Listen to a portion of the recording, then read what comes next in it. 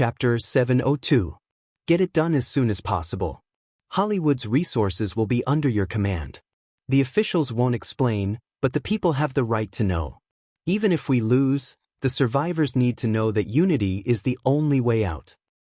Don't worry, little Thea. We'll win. Miss Hacker didn't care if it was Blue Fatty or Purple Fatty who came to Earth. She hugged Thea and said with a determined gaze. In order to fulfill her friend's request, Felicity ordered everyone in Hollywood to go in circles. She selected actors and set up the scenes. Within 3 months, they had to shoot The Avenger.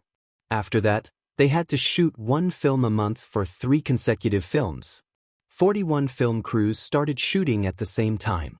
What, you're a famous director? You want to pursue style and personality? Sorry, we don't need those things at all.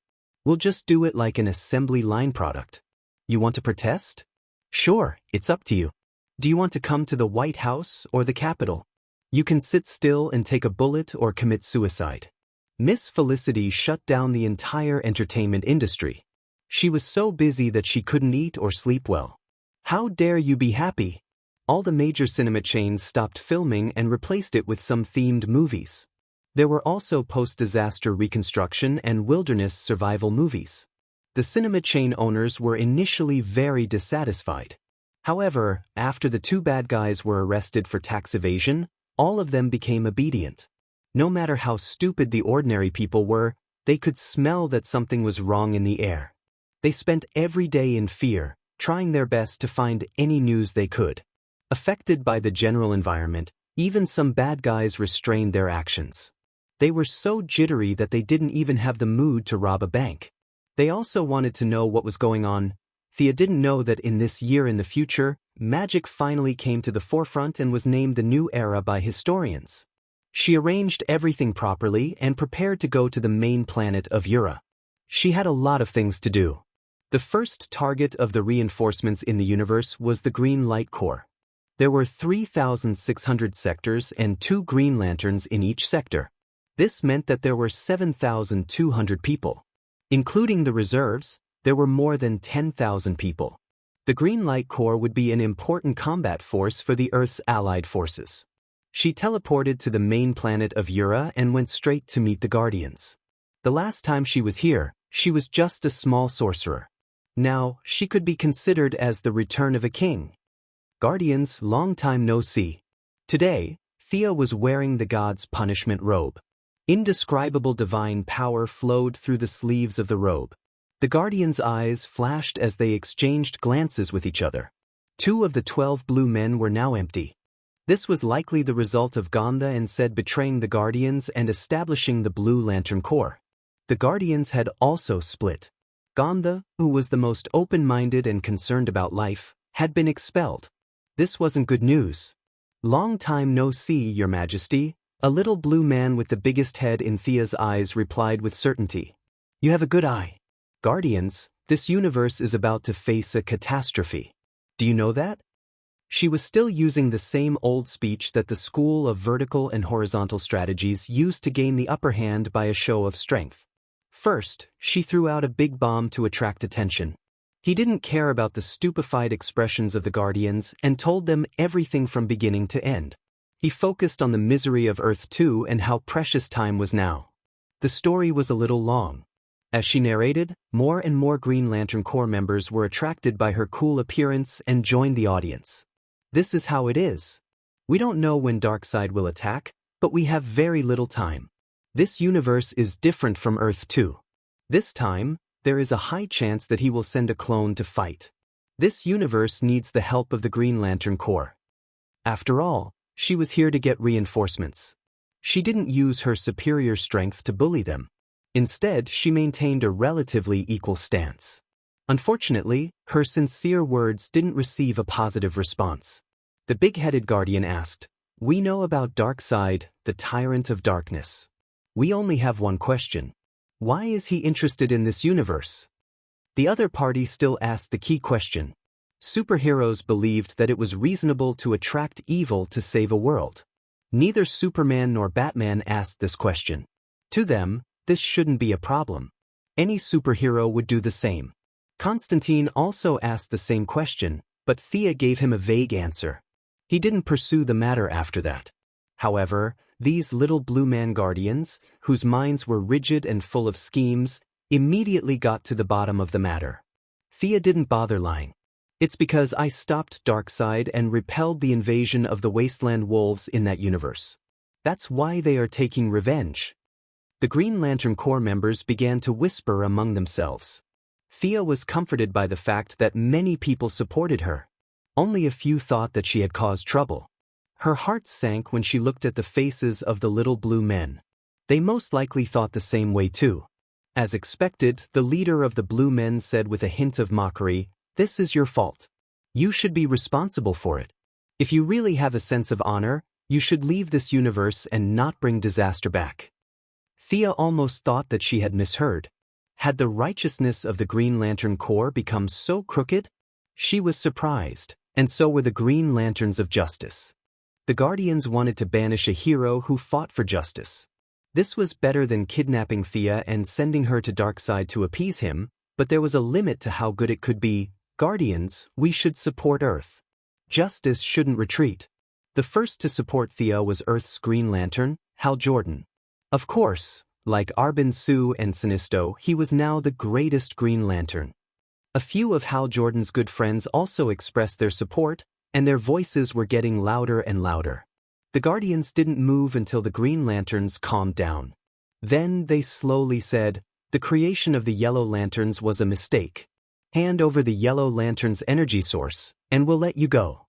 You can fight Darkseid however you want." The square, which could hold thousands of people, fell silent. Thanks to Sinisto, the Yellow Lanterns and the Green Lanterns had indeed fought a few times. The Green Lanterns didn't dare to act rashly on this issue. Thea's expression was ugly. "Not only are you not responding to my call for help, but you also want my Yellow Lantern's energy source? Did I hear wrongly? Is the Yellow Lanterns more important than the universe? Hand over the energy source and we'll let you go." The 10 Guardians spread out and surrounded Thea. "You're no match for us. Hand over the energy source, and we'll let you go." The leader continued to emphasize. Then he turned to the Green Lanterns and said, "Prepare for battle." The Green Lanterns were a little confused. Weren't they talking about fighting the evil Lord? How did it become a battle between the Green and Yellow Lanterns in the blink of an eye? Most of the Green Lanterns obeyed the order instinctively and summoned their lanterns. Only Hal Jordan and a few of his friends chose to stand by and watch. I'm dying of laughter. You Guardians seem to have a good tradition of bragging." Thea was so angry that her face turned pale. She couldn't take it that someone still dared to treat her like a weakling. Green and Yellow Lanterns? To me, they're all evil. You don't understand the true meaning of power. Do you think I'm using the Yellow Lanterns to stop Darkseid? Thea's soul power surged wildly, and the 2 eyes under the silver hood flashed with a deep and lonely gray light. Thea's aura changed. The tip of the whip danced wildly, and the grayish-white soulfire gave off a sense of death that drifted in all directions. Chapter 703. The sky of Ura's main planet, which was originally dark red with a few spots of green, was gradually covered by gray soulfire. Whispers could be heard in the wind, and the air seemed to become heavier. A faint mist covered the entire battlefield. Green Lantern Corps, tech. This is the power of evil. The Guardian with the head was very cunning. He floated to the rear and let the Green Lanterns attack. The power of evil ghosts? Ignorant. Thea would not let the Guardian accuse her. Your soul is evil? If you have a soul in your body, does that mean you're evil too? Even the Heavenly Father did not dare to call her evil. Of course, he might have chosen to ignore her because he was afraid that she would run over to Darkseid's side. The big boss did not even say anything. Who do you think you are? Countless Green Lanterns attacked her. The large ones were all kinds of spaceships and unknown machines, while the small ones were all kinds of cold weapons. There were all kinds of guns and cannons. Thea glanced at them casually. She had long since passed the point where she could fight against others. These attacks were indefensible in the eyes of ordinary people, but they were nothing to the new gods. As if to mock the Green Lanterns, she used the soul power around her to form a soul armor. Those with strong beliefs would be resisted by the soul, while those with weak beliefs would be absorbed and become a part of the soul. As long as she mastered the 7 emotions, she could use the deity's seat of soul to form the deity's seat of emotions. Originally, it was just a vague thought, but now that she had obtained the deity's seat of soul, her thoughts became clearer.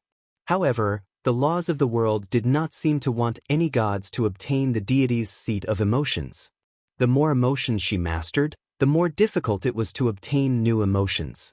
She had already mastered the anger emotion, but after obtaining the hope emotion, her progress fell by more than half. Fortunately, the laws of the world did not completely restrict her. In theory, she could still obtain the deity's seat of emotions, but it would take more effort. The attacks of the Green Lanterns came to an end. Thea did not fight back. She vaguely understood the intentions of these guardians. She had overestimated their sense of justice.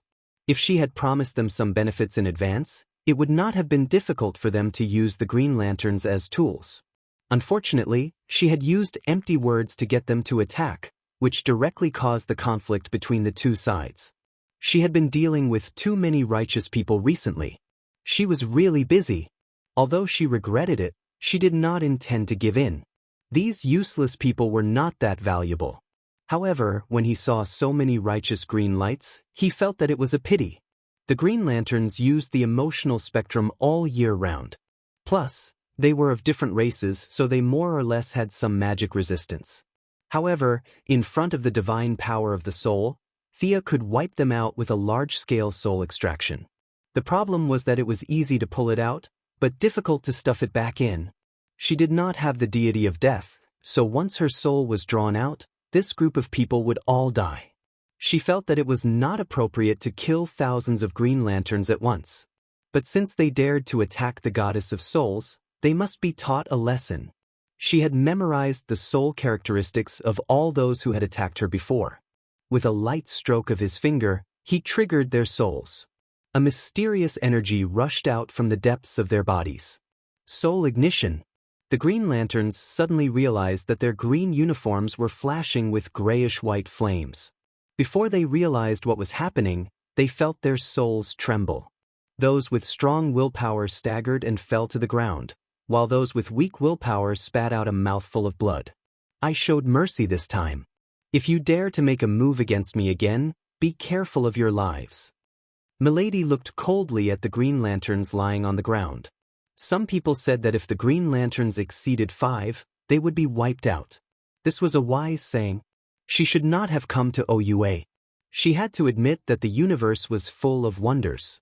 The Green Lantern Corps that recruited fighters from all over the universe had a few weirdos. She was surprised to see a few guys who were almost unaffected by soul ignition. One guy seemed to have the talent to turn himself into stone and resisted most of soul ignition by transforming. There were also a few guys who looked like plants that turned into liquid water and resisted soul ignition. The ones worth paying attention to were the little blue guardians. They were the least affected. Thea observed carefully. The more she looked, the more surprised she was. You guys not only abandoned your emotions, but also your willpower? Emotions are shackles. Willpower represents desire, the big-headed guardian said with some pride. So you guys exiled Gonda?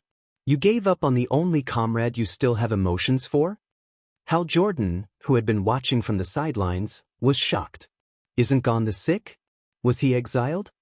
The remaining Green Lanterns who had interacted with Gonda also had unnatural expressions. Gonda could be said to be the most humane guardian. If he was really exiled, they couldn't help but imagine.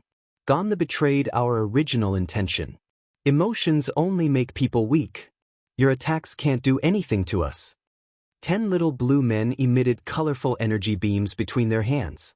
They blocked Thea's escape route. You guys are quite confident. You underestimated the power of the soul.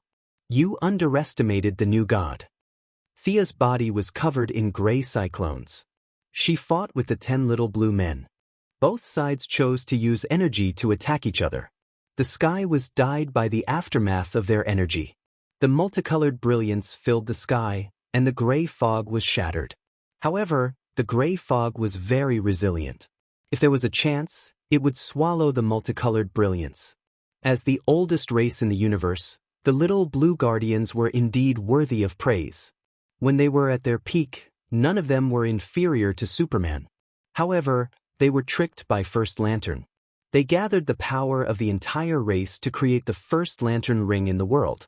It cost them more than half of their original power. Thea had magic in her left hand and a soft whip in her right. Numerous elemental spells were cast. The flame of the soul kept moving between the little blue men. The different types of energy caused explosions from time to time. The space of the battlefield began to expand. A bunch of Green Lanterns had to move away from the center of the battlefield. The Guardians are this powerful? This was the first reaction of many Green Lanterns. They originally thought that the Guardians were just a bunch of decorative mascots. The Green Lanterns relied on them to maintain the peace of the universe. Now, the energy of the Guardians made them realize how wrong they were. "Your Earthling, do you need to help her?" Hal Jordan's friend, Kilowog, who had a hippopotamus head, asked in a dull voice. After many years of experience, Hal Jordan now had the temperament of a leader. He was no longer as impatient as he was when he was young. He carefully observed the battlefield. Although Thea was fighting 1 against 10, he really couldn't tell who was winning. "Let's wait and see. Will you go and help Earth?" Kilowog asked quietly. However, his head and mouth were big. His vocal cords were different from ordinary people.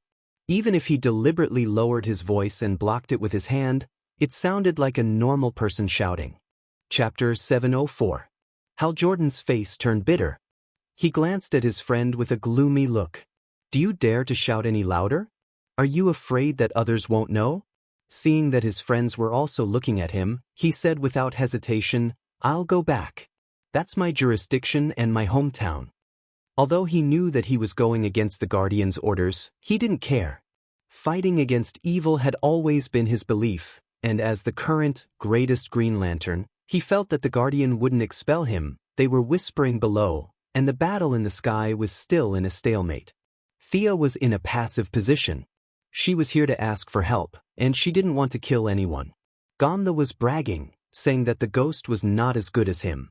Although he was exaggerating, the Guardian's strength was not to be underestimated. Now it was 10 against 1, and Thea couldn't kill them.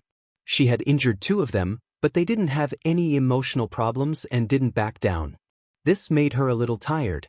The Guardian with the big head saw that they couldn't take down Thea, even if they were deprived of emotions, and felt a little embarrassed. He shouted, "Mogo!" The Green Lantern's expressions changed, and Hal Jordan's face was full of horror. The little blue people stopped attacking at the same time, as if victory was in their hands. Thea also stopped her magic, wanting to see what they were up to. A shadow covered the sky and covered the main planet of Ura. Thea looked up at the sky, and the more she looked, the more surprised she was. She saw a planet about 1/3 the size of Earth flying in from afar. It looked slow, but it was actually very fast.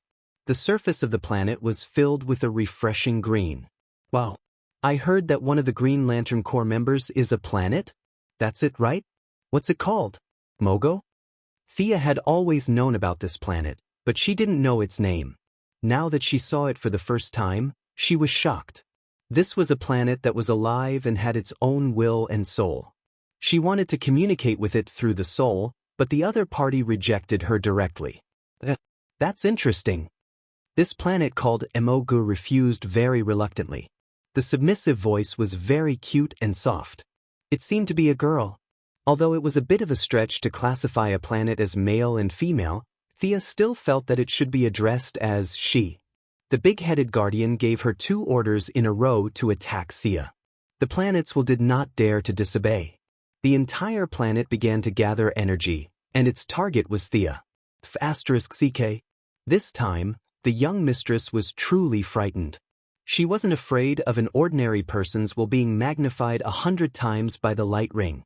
That was because the main body's will was limited.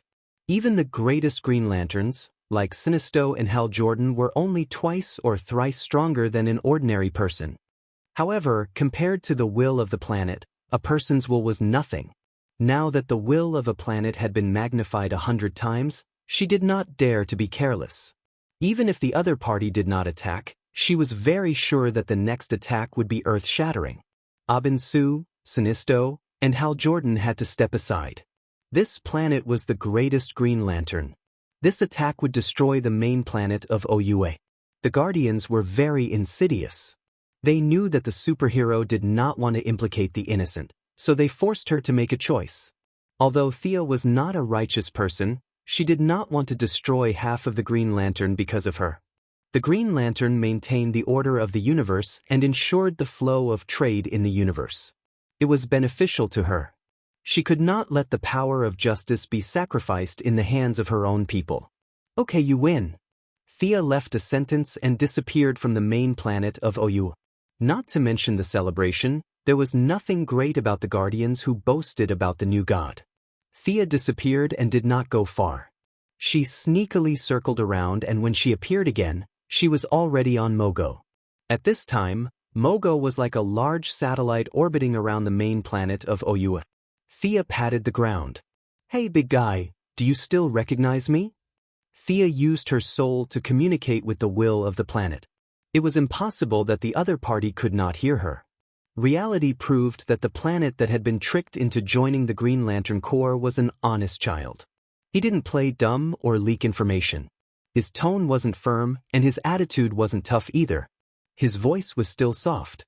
The Guardian said that you are not a good person. How can that be? I am fighting for the welfare of all intelligent life in the universe. They are slandering me. Thea patted her large chest and said firmly. She felt that this time, she was fighting against Darkseid selflessly. She was more passionate than Batman and devoted herself to the cause of justice. The Guardians had no right to judge her. Perhaps it was because of her off-the-charts charm attribute, or perhaps it was because of the conversation between the two of them, but Mogo's hostility towards her quickly disappeared. Thea rambled on for a long time and finally revealed her purpose. Big guy, are you interested in changing your allegiance? What courage do you need for a planet? What do you think of the yellow light of fear? Doesn't it suit you? What, you don't like the yellow light? How about the green light of compassion? The yellow light was rejected. This was not surprising. This planet was too kind, and it was difficult for her to impose fear on others. When Thea took out the green light, Mogo was a little tempted. Between a planet full of courage and a planet full of compassion, the latter was obviously more suitable for her. However, he still rejected Thea, indicating that he did not want to leave the Green Lantern Corps. Very picky. Is it because compassion is too tolerant and you don't like evil? Then you will definitely like the blue light of hope. Thea did not have a blue light ring, and she did not know if Gonda had established a blue light corps. She wanted to give it a try, so she used her own light of hope to create a blue light ring on the spot. The result was a little frustrating, and the creation failed. There was only one reason for this result, and that was that the energy source of hope in this universe had already been established. Gonda had already cut off the possibility of others creating blue lights at the source. Although he did this to prevent his former colleagues, it also stopped Thea. What kind of light is this? Mogo absorbed the remaining blue light in the air into the ground and asked carefully. Sigh, it's a long story.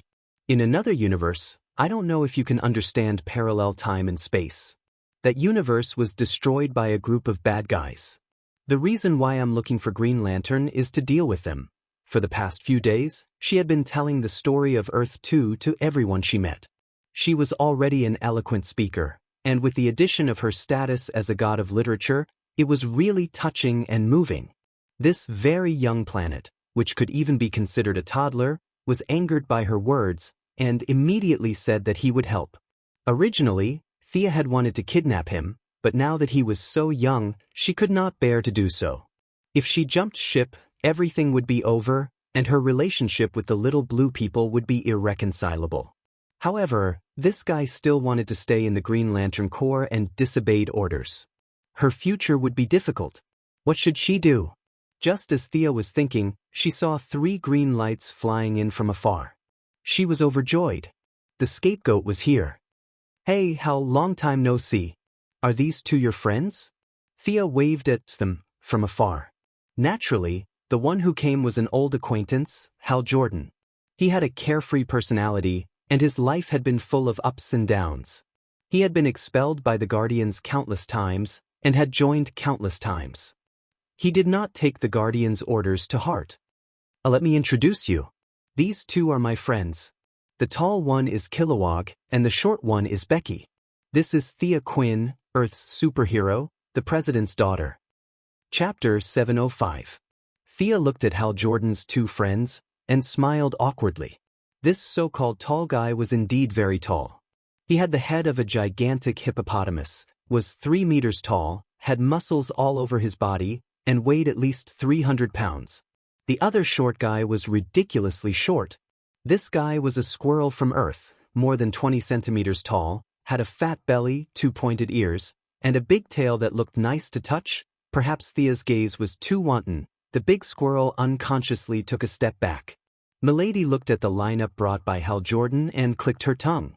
This guy had a fat brother and a squirrel as a pet. He was tall and handsome, had many adventures, and had some decisiveness. This was the model of a proper main character. The two easily reached an agreement to save Earth. As for the Guardians' orders? What was that? Never heard of it.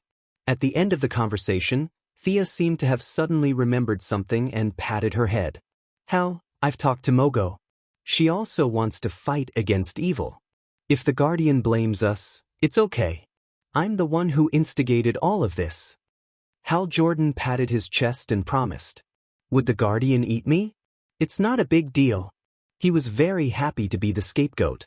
That's great. With all of you joining us, our chances of defending Earth have increased by a few %. Hua Hua also expressed her gratitude to the few heroes who had pulled out their swords to help. Hal Jordan, Fatty Kilowog, Squirrel Becky, Planet Mogo, 1, 2, 3, and 4 Green Lanterns. Thea was relieved that they didn't break the 5. She briefly introduced Earth's defense and focused on the New World project. Before Thea left, she thought of a question. Hal, what's your relationship with Carol Ferris now? What relationship? Don't play dumb. Batman has seen the footage of your battle. I control the yellow and green lanterns. I know that Carol is a member of the Purple Lanterns. Earth needs every bit of power. No matter what you do, pull her to Earth. If you can pull all the Purple Lanterns to Earth, even better. Thea gave Hal an extremely difficult task. Whether he had to kneel on the washboard or use the keyboard in front of his ex-girlfriend, he could do whatever he wanted as long as he could get her to join the war. Thea then left Emogu Planet under Hal's bitter gaze. Most of Greenlight's troops were not fooled, and there were not many who dared to ignore the Guardian's orders. Sia could only look for reinforcements elsewhere. The Red Lanterns were driven mad by hatred. Each of them looked ferocious. They did not look like friends of justice. Orange Lantern was all alone, and he was also a bad guy with pus running all over his body, so he was also abandoned. Both the Yellow and Green Lanterns were not a problem. Hal Jordan could also convince the Purple Lanterns. The only option left was the Blue Lanterns. The Blue Lantern's power source had been established. She just did not know how far Old Man Ganser had progressed. Thea still felt that she should give Emogu a Blue Lantern ring. If she did not want to leave Green Lantern, she could just wear another Blue Lantern. Ordinary people were limited by their mental strength and willpower. Except for a few geniuses, they could not wear 2 rings at the same time. But for the planet's will, that mental burden was nothing. Emogu might be young, but her willpower was many times stronger than a human's. Thea felt that Emogu was more honest and did not like negative emotions. Otherwise, she would have been the first to wear the rainbow ring. Kyle Rayner would have had anything to do with it. Where was the Blue Lantern's base? Thea searched her Yellow and Green Lantern rings. There was no record of it. She returned to the main planet of Ura and asked the Guardian. Even if they knew, they would not tell her. She could only look for it herself. Fortunately, she also had hope. From time to time, she would use her soul to ask the ancestral spirits. Finally, after 4 days, she found some traces. This was a planet on the verge of extinction. The sky was blood red. Raging hurricanes destroyed houses and fields from time to time. They also carried a large amount of debris and destroyed the fragile ecological environment. The Earth was also spewing lava and seawater was constantly flowing. Many intelligent life forms left their homes one after another, running here and there in an attempt to find a chance of survival. Sector 1? Estonia? I've come to such a remote place. There were 3,600 sectors in the universe. Earth belonged to Sector 2814, and this place belonged to Sector 1. It was far enough from Earth. Thea's eyes swept across the void and found her target. 2 guardians in white with blue sleeves were looking down from the void. Lord Ganser, it's been a few years. Thea looked at the little old man Ganser. He also had a guardian beside him. It was his lover. The little old man Ganser looked at her for a long time. As if he suddenly realized something, he bowed slightly. Your Majesty, you've finally reached this step. The guardians knew about Darkside and had seen the new god before. This was not surprising. She was curious about what these two were looking at. She asked her question. Ganser gave his answer without hesitation. Waiting for the arrival of hope. The familiar sense of absurdity surged in her heart. Thea asked tentatively, "How's your Blue Lantern Corps?" Said answered, "We've collected the total energy. However, the first light has not been born among the intelligent beings. This planet is the place where the light of hope is most likely to appear," said hesitated. Ganser continued for her. Said peeked at the Book of Ura. The book prophesied the arrival of the night of darkness. We were banished because of that. The book mentioned that the light of hope would descend on this planet. I believe it deeply. Sia looked at the fleeing crowd on the ground, and her face twitched a little.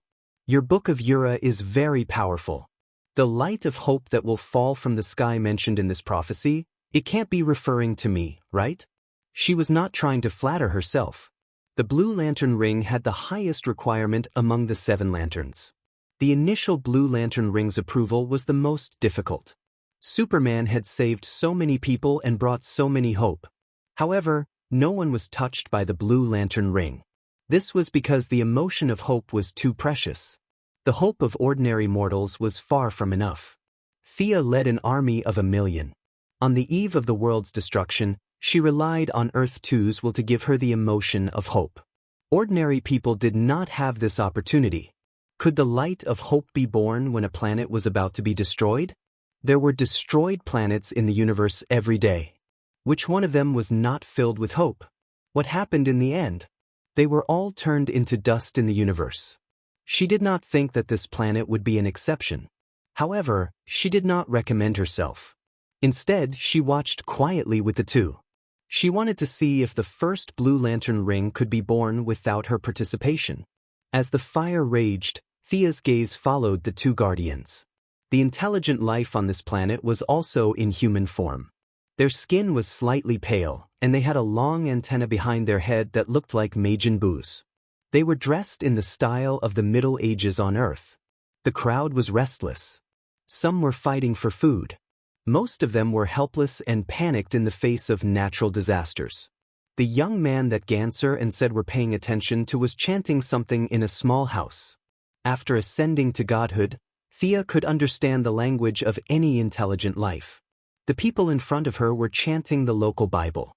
The young man in front of her believed in many doubts and said that a savior would appear to save everyone. Stay here first. The Bible says that when death lights up the sky and the sea begins to boil, the Messiah will descend. He will be found by his believers at the peak of Mount Surlius. The young man raised the Bible in his hand and said loudly, Chapter 706. It seemed to be the young man's father. An old man pulled him back. No one has ever reached the peak of Mount Surlius alive. It will take a few days, and we don't have much time. Let's take refuge in the Dili district now. I heard there's still some food there. Before the old man could finish, he was interrupted by the young man. Father, God will protect us. Please believe in me. The old man's eyes were filled with doubt, but he still chose to believe in his son.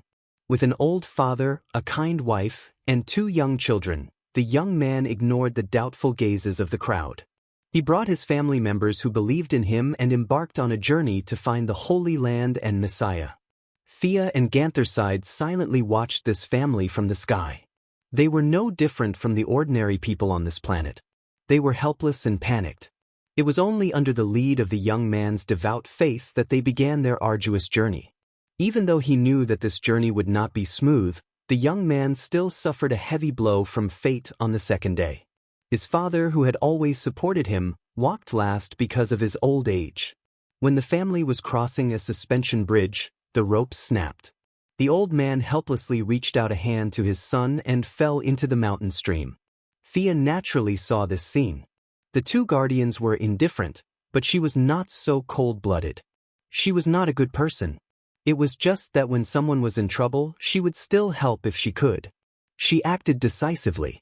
The moment the old man was about to land on the ground, she switched places with him. God, save us. Please save our planet. The old man was able to educate the young man. He was also an extremely devout and loving person.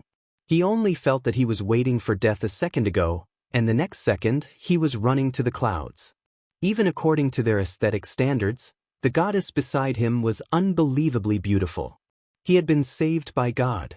He could not think of any other option. He wanted to kneel, but he was in the clouds. He was afraid that he would fall if he moved, so he could only plead with words.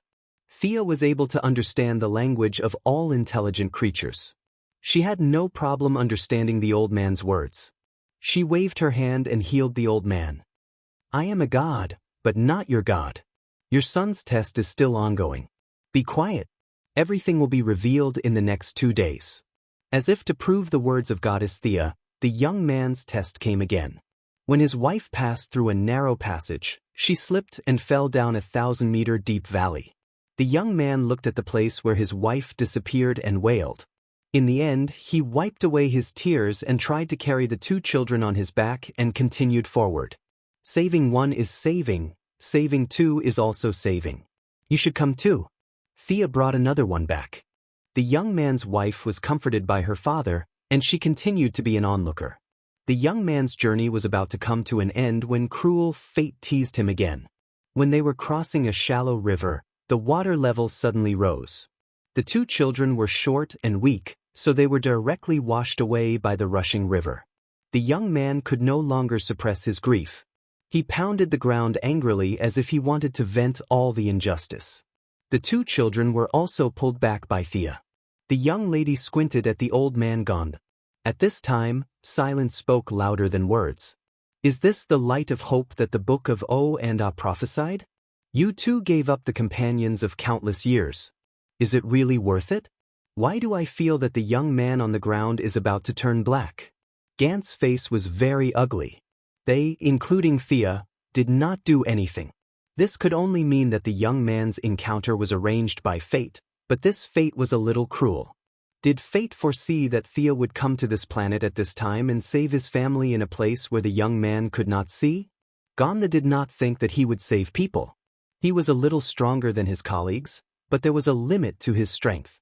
Not to mention a few ordinary people, even if the entire planet exploded in front of him, he would not blink. Ganda quickly glanced at Thea, then continued to look down with a poker face.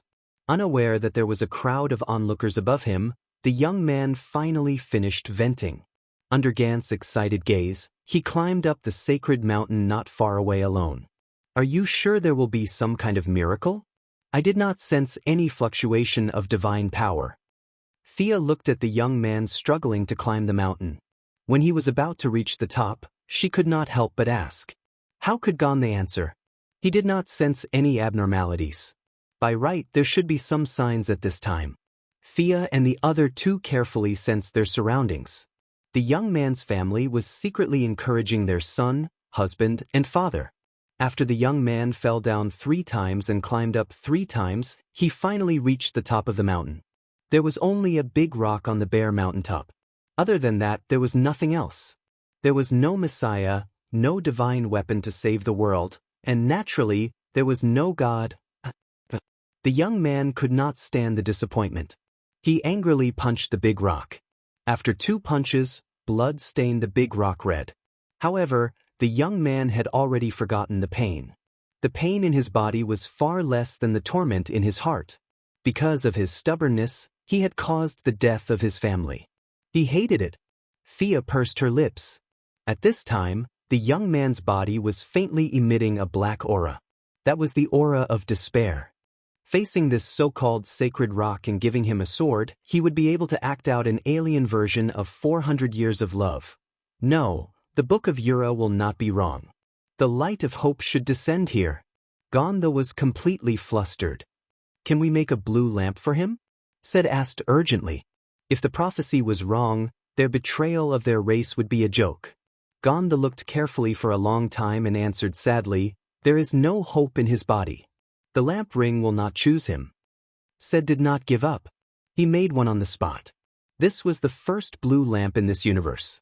Unfortunately, the lamp ring did not care about the young man.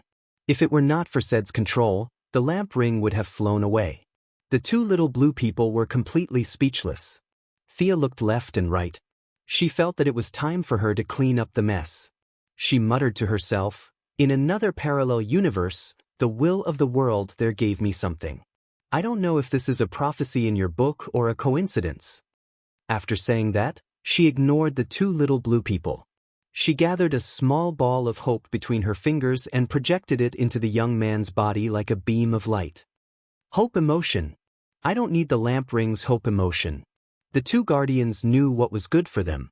The two of them watched as the pure emotional energy entered the young man's heart.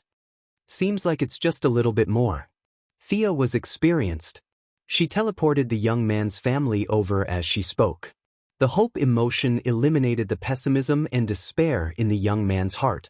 The family that he thought had passed away reappeared in front of him. The young man's emotions were completely unleashed. Chapter 707. As expected, the blue light ring that was hovering in the sky chose him.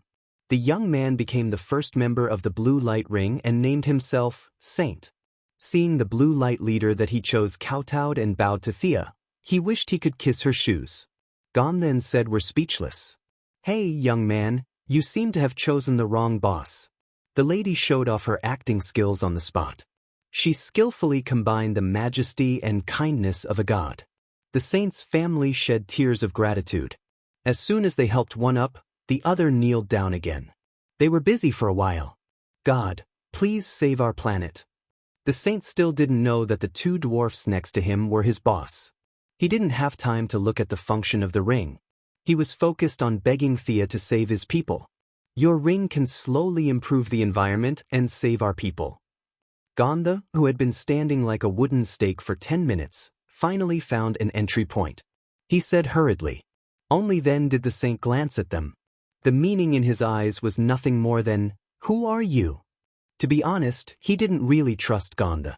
The saint got Thea's hope and emotions, so he was naturally close to the lady. He turned to ask for her opinion. The two dwarfs almost vomited blood. Thea didn't embarrass them too much. She observed carefully. The core of the planet was seriously damaged. It was beyond saving. Even a god like her couldn't do anything, let alone the light ring. But facing the expectant eyes of the family, she cast a spell. Her eyes flashed and finally, a complicated seal was cast deep into the planet's core. I have sealed the severely damaged core of the planet. The destruction of this planet has been delayed for about 1,000 years. You have enough time to migrate. When the saint's family heard that the planet had been saved, they once again paid their respects to her. It was very comfortable to be with such a kind person. Thea stayed on the planet for 3 more days. The saint finally realized the existence of the lantern ring, but the two high and mighty guardians couldn't give much constructive advice on how to use the lantern ring. They treated the lantern ring as a tool, so why would they study how to use it? The saint, who was eager to gain power to help his people, turned around and asked Thea for help. Experience in using the lantern ring? Facing the saint's question, the young miss was a little surprised. Do I have any experience in using the lantern ring? I'm too knowledgeable. I've trained hundreds and thousands of light ring users. She reached out and tapped on the saint's forehead, giving him a copy of the idiot's version of the lamp ring. The saint did not know that Thea had already prepared for this. He was excited and felt that the gods were omnipotent. After another 2 days, Old Man Ganser could not take it anymore. The charm of the goddess of wealth was too high. The saint's worship of Thea was growing rapidly every day. Perhaps in another 2 days, this follower that he had chosen would be pulled to her side. Although he knew that he would be at a disadvantage if he spoke first, he still decided to get straight to the point with Thea. Your Majesty, why have you come to this planet? Old Ganser's words implied that she was just passing by. If you have something to do, hurry up and go do it. Thea coughed softly and said, You know Amway? No, do you know that a catastrophe is about to befall this universe? She did not know how many times she had said this, but she repeated it word for word. Originally, she only wanted to pull in the blue lanterns, but now it seemed that she could get 2 more helpers. Thea ended the speech by saying, The world needs your help. Then she looked at Ganser with a piercing gaze as if saying, If you don't agree, I'll stay here. The old man thought about it. If Darkseid conquered this universe, he would not be able to escape. In the end, he nodded and agreed. Thea was overjoyed. As an ancient race, the Guardians were not to be trifled with. She had experienced the 10 versus 1 a few days ago. Their individual strength was weaker than Superman's, but the difference was not huge. Both sides agreed that when Darkseid arrived, Ganser and Zed would lead the Blue Lanterns into battle. Before she left, she remembered her original purpose. Do you know Mogo of the Green Lantern Corps? The old man glared at her. I was just exiled. My memory was not erased. How could I not know? He nodded sulkily to show that he knew. Actually, I think that Mogo is a planet's consciousness. Wearing the green light of courage is not very suitable. A planet with courage? How strange. Don't you think the blue lanterns suit her? Seeing that Ganser's attention was drawn, she continued, Absorbing Mogo into the blue lanterns will solve the problem of the Saint and the other's future planet. Isn't this the best of both worlds? Old Ganser only thought about it for a second before he agreed to the idea of poaching his former colleague. His only condition was that he had to do it himself. Thea looked at him with a half-smile. This old man was eager to save his reputation in front of the Saint and help her solve her future problems. He could indeed gain her loyalty, but the price was naturally the anger of his former colleague. Thea also did not want to fall out with the Green Lanterns. After all, maintaining order in the universe was a big deal. This universe could not do without the Green Lantern Corps. Now that Ganser, the traitor, was in front of her, she would be more at ease. What happened next was logical. Ganser took the Saint to see Mogo. The submissive planet's consciousness did not know that there was a split between the Guardians. Facing Ganser's recruitment, she thought that it was an internal personnel change. Without hesitation, she gave up on the Green Lantern and put on a Blue Lantern ring. Thea originally planned to let Mogo wear 2 rings. Unfortunately, the Guardians were too strict with the Green Lanterns. Ganser wanted to cut off the Green Lantern's restraint on Mogo, so he could only let her wear 1 Blue Lantern. The result was not bad. Hope's emotions were more suitable for her. After a few days of simple contact, she became good friends with the pure-hearted Saint. Thea's trip to the universe finally came to an end. She had found all the reinforcements she needed. The Green Lanterns and Orange Lanterns were both bad guys. There was no need to rope them in, so she returned to Earth directly. After being away for almost half a month, the atmosphere on Earth became more and more tense. Large amounts of resources would always leave traces. It was impossible not to be discovered. Later on, the higher-ups did not hide it anymore. They just did not give a direct response. Botanist mysteriously disappeared for 45 days. Plumbers and welders are in high demand. They may be the new job choice next year. Many movie companies' stocks plummeted. It is suspected that there is a mastermind behind the scenes. Many news media carefully probed and found that the government did not respond at all. They became bolder and bolder. Many speculations were slowly approaching the terrifying truth. Not long after returning to Earth, Batman invited her to the Batcave for a chat. He said that he had caught an apocalyptic demon soldier in the new world that Thea had described. Chapter 708. That's right. Its outer shell is made of super alloy, and its internal muscles and bones are connected by mechanical nerves. This is the basic combat unit of the Apocalypse Star. They have already begun to infiltrate this place. The war is coming faster than I expected, Thea said worriedly as she looked at the Apocalypse demon in the cage. If we can study the characteristics of this thing, then perhaps. Batman wanted to say something, but Thea interrupted him. I've thought about this before, but their original bodies are not of a single race. They are captives left behind by Darkseid when they conquered many planets. They are mechanically modified creatures. If you want to use some kind of special sound wave or resonance to try and get rid of all the enemies once and for all, I can only say that it will be very difficult because they are of different races. Thea took out a thick stack of documents and handed them to Batman. These are the data I collected and the records of the dissection. Take them for reference. Seeing Batman flip through the documents, and when he reached a certain page, his expression changed drastically. Thea was pleased. Let you study the anti-Thea armor? I'll make you so worried that you can't sleep for 3 days. Not only had she handed over her own records and Mitron's records to Batman, she had even mixed in the old Batman Thomas Wayne's experiment records from Earth 2. Seeing the familiar handwriting, even someone as shrewd as Batman couldn't help but throw the apocalyptic demon aside and read the piece of paper 3 times. Then, he quickly took out the piece of paper and stuffed it into his wrist guard. Thea coughed twice and pretended not to see his little action. When you captured this soldier, he should have a square box with him. That is the mother box that the new gods use to travel to the parallel universe. If you want, you can go to these coordinates to take a look. She then left the coordinates of Earth 2. As for whether Batman wanted to see the familiar stranger, that was his own business. After taking her small revenge, Thea was about to go home when a woman in black walked in. Yo, Zatanna, long time no see. You guys have something to talk about, I'll take my leave first. Thea glanced at the woman who was still wearing fishnet stockings in the middle of winter.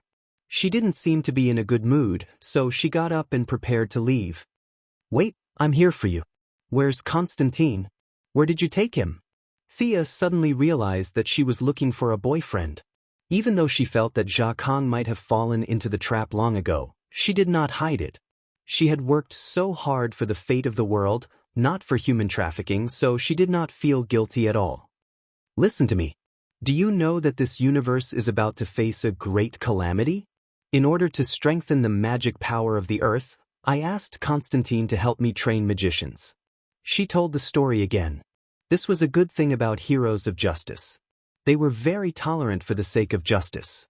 Zatanna, who was originally unhappy, immediately calmed down. Perhaps in her heart, she felt proud that a piece of trash like Constantine could do something beneficial to the world. After that, Zatanna mentioned that she wanted to go to the New World to observe and contribute to the cause of justice. Batman, who had a premonition that something terrible was about to happen, also came over to watch the show. Perhaps he was also unhappy that Constantine, his childhood sweetheart, was kidnapped. After turning off the anti-teleportation device in the Batcave, the 3 of them went to the New World. Constantine was really the son of magic. When the 3 of them arrived, they didn't see any restricted images. This guy was lying on a soft chair and sleeping soundly. Why did you lose so much weight? Wake up. Zatanna went up and gave him 2 loud slaps to wake him up. Thea looked over and was speechless. She went to the main planet of Ura and then went to look for the blue lamp. It was only half a month, and Constantine was visibly thinner than the last time she saw him. The yellow windbreaker didn't fit him well, and now it was even looser. His eyes were blurred from excessive alcohol and women. Zatanna shouted for a long time before he slowly woke up. The scene was a bit too horrible to look at. Thea covered her mouth, afraid that she would laugh out loud. Did this guy not rest for the past 10 days or so? He sacrificed a lot for the cause of justice. The tough guy who could laugh and talk freely in heaven and hell, and who could go in and out 7 times, was now like a lamp that ran out of oil. None of the people present were 1 or 2 years old. If they couldn't see the reason for Jia Kang's appearance, they would have lived in vain. I heard that you were teaching? Zatanna's voice was so cold that it could condense frost. Comrade Jia Kang was indeed a brave man with a tough mouth. He insisted that he had worked his heart out, and that he had collapsed from exhaustion from his teaching duties. John, come and see my new dance. His big lie didn't even last 3 seconds before it was brilliantly exposed. A woman who looked hot and was actually hot ran in. She definitely didn't know Zatanna, but she knew Batman, who stood like a javelin, and Thea, the first daughter. the government and superheroes came to rescue us? This idea came and went quickly. She directly rejected it. It was the government's doing to throw them into this desolate wilderness. This was their current consensus. A normal businessman wouldn't be able to cover the sky with one hand and sweep Hollywood clean. Moreover, she had experienced extraordinary power. If she was asked to go back to that indoor art film, she might not be willing to go back. John? You call me so intimately. Zatanna looked at the porn star. Her expression was full of displeasure. However, the other party did indeed have magic in her body. This made her very surprised. Magic was too precious. Even if her family was a direct descendant of Da Vinci and continuously married into several big magic families, less than 1/5 of her family members could awaken magic talent. The porn star in front of her didn't look like she had inherited magic from her bloodline. Thea gently patted her on the shoulder. Let's go. Let's see the results of Constantine's teaching. They walked into the House of Mystery, which was divided into hundreds of rooms. Many students had already abandoned their celebrity status and worked hard for fear of being left behind. They didn't know their fate of being provided food, accommodation, and distribution. They still thought about the problem according to the logic of the previous modern society. In their opinion, this should be a precious opportunity. If they didn't seize it, they would regret it for the rest of their lives. Thea and the others saw that everyone was working so hard that they almost forgot to eat and sleep, almost to the point of madness. The porn star led them into the room, took off her coat to reveal her professional attire, and began to dance around a steel pipe. The originally faint magic was swaying according to a special rhythm. The air temperature in the room began to rise, and there was a faint sound. Zatanna suppressed her displeasure and tried to identify the spell. Chaos spell? It seems to be mixed with human charm and a slight morale-boosting effect. This spell is very powerful. Is the learning threshold high?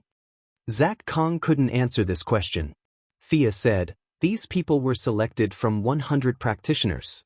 Their qualifications are the best. Zatanna nodded. The learning threshold of this new inheritance was far lower than that of traditional mages. It was suitable for ordinary people, but its shortcomings were also obvious. There was no potential for improvement, and the user had no defensive abilities. Thea didn't expect them to use haste to fight the apocalyptic demon, nor did she expect them to be proficient in everything. Based on their current profession, they would be qualified if they could help a little. Chapter 709. Just as she was about to turn and leave, Zach Kong stopped her. Sister, you don't even have a school building? You're occupying my house now. School building. She had indeed forgotten about this problem. If it were another teacher who did not have a magical tool like the mysterious house, they would have already come to her. Thea thought about it. A magic school was imperative. Not to mention the people in front of her, the new generation of magicians also needed systematic scientific education. The previous master-apprentice relationship was not suitable for modern times. And from a long-term perspective, building a magic school in the New World could also effectively block high-level attacks. She taught magic to the people on Earth in the hope that the magicians could protect Earth, not enslave Earth. Magic was a talent, but it was more of a responsibility. People who learned magic should have the ambition to protect the world. That was what she thought, and that was what she did. How about this? Oliver brought the people from Quinn's construction department to the New World. You know him, don't you? Ask him to lend some people to help you build a school. There will be more and more students in the future.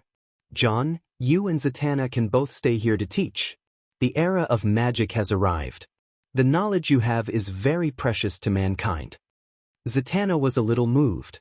As for whether she wanted to spy on Zach Kong, Thea did not care. She clenched her right fist and punched her left palm. I'll also bring Midnight and Mr. E from Cold Flame here. The 4 of you will each build a school in the school. In the future, even 10-year-old children who have awakened magic talent can come here to learn magic. What do you think? The more Thea thought about it, the more she felt it was feasible. She even thought of a name for the school. It would be called Hogwarts School of Magic. To give the two space to solve their personal problems and to let them think about her proposal, Thea pulled Batman, who still wanted to continue to observe the mysteries of the magic world, back to Earth. The next day, Thea called Mr. E and Mr. E to the new world again. Constantine had been here for more than half a month and had already figured out the situation. This place was slightly higher than Earth's plane and would be the first stop to intercept all threats from other dimensions. It could be said that if they could guard this place, Earth would be safe. Under his persuasion, Zatanna also gave up on the principle of keeping magic a secret and set up a grassroots team. The four of them had no objections at all. Midnight and Mr. E were her subordinates, and Constantine and Zatanna's fists were not as big as hers. What's more, the first miss was always talking about the approval of the Ministry of Education and the White House.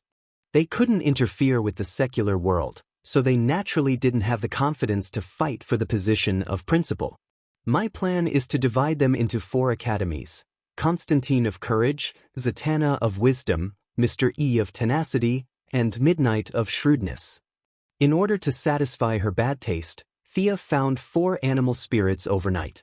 As she had the divine position of the soul, those animal spirits did not dare to resist her at all. They were all dragged to the new world by her after promising her some benefits. This golden lion is Gryffindor, the blue eagle is Ravenclaw, the gray badger is Hufflepuff, and the black snake is Slytherin. Their combat power is not bad. Usually, they can stay in the school as guardians. If you are in trouble, you can also summon them across space to fight. With the approval of the government, the construction of the school building will be under me. As for the teaching and enrollment, you will be responsible for it. Midnight and Mr. E had no objections. Slag Kong and Zatanna had received some benefits and were spurred on by a sense of mission, so they also agreed. The 4 of them had been in the magic world for many years, and finding some students was not a problem. The most important thing was that the air in the new world was rich in magic.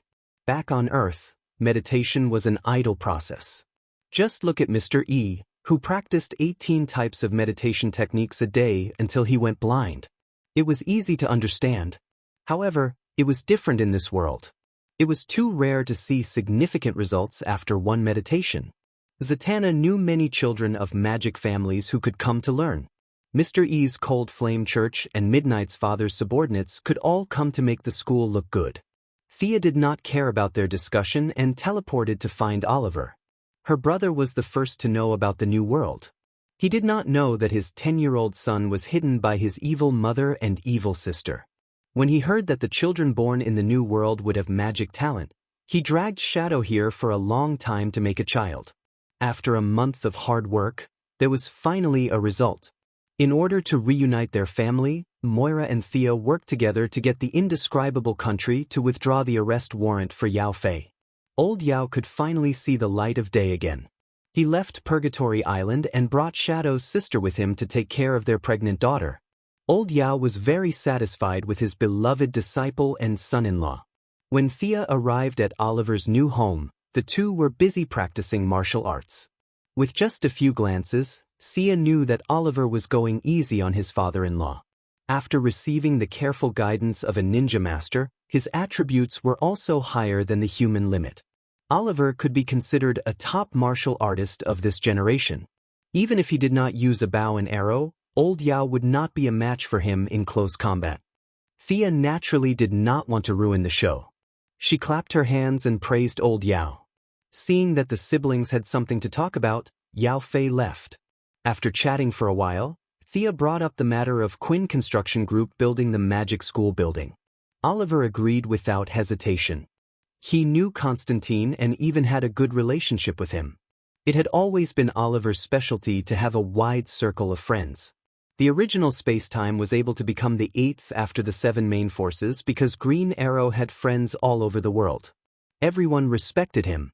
Even Hal Jordan, who rarely returned to Earth, had a deep friendship with him, not to mention Zack Kong and the Flash. This was Oliver's personal charm. Give it to Shadow. As soon as the invasion begins, ask her to return to Earth. Thea handed Oliver a special teleportation gem. Even if the Sorcerers of Apocalypse stars sealed the space, the gem could still teleport Shadow away. As for asking Oliver not to participate in the war and run back to Earth with his wife, she would not do it. She wouldn't say that, and her brother wouldn't agree to it either. How confident are you? In the face of an unknown battle, it would be nonsense to say that Oliver was not afraid.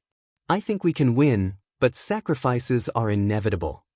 Thea thought about it and said seriously. Even the 7 heroes of the original space-time could win.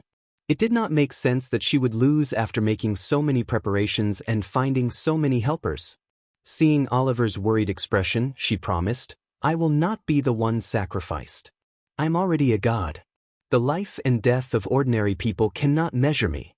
At most, I will be beaten to death. As long as there are souls and wealth in the universe, I will not die. What I am worried about is..." Forget it.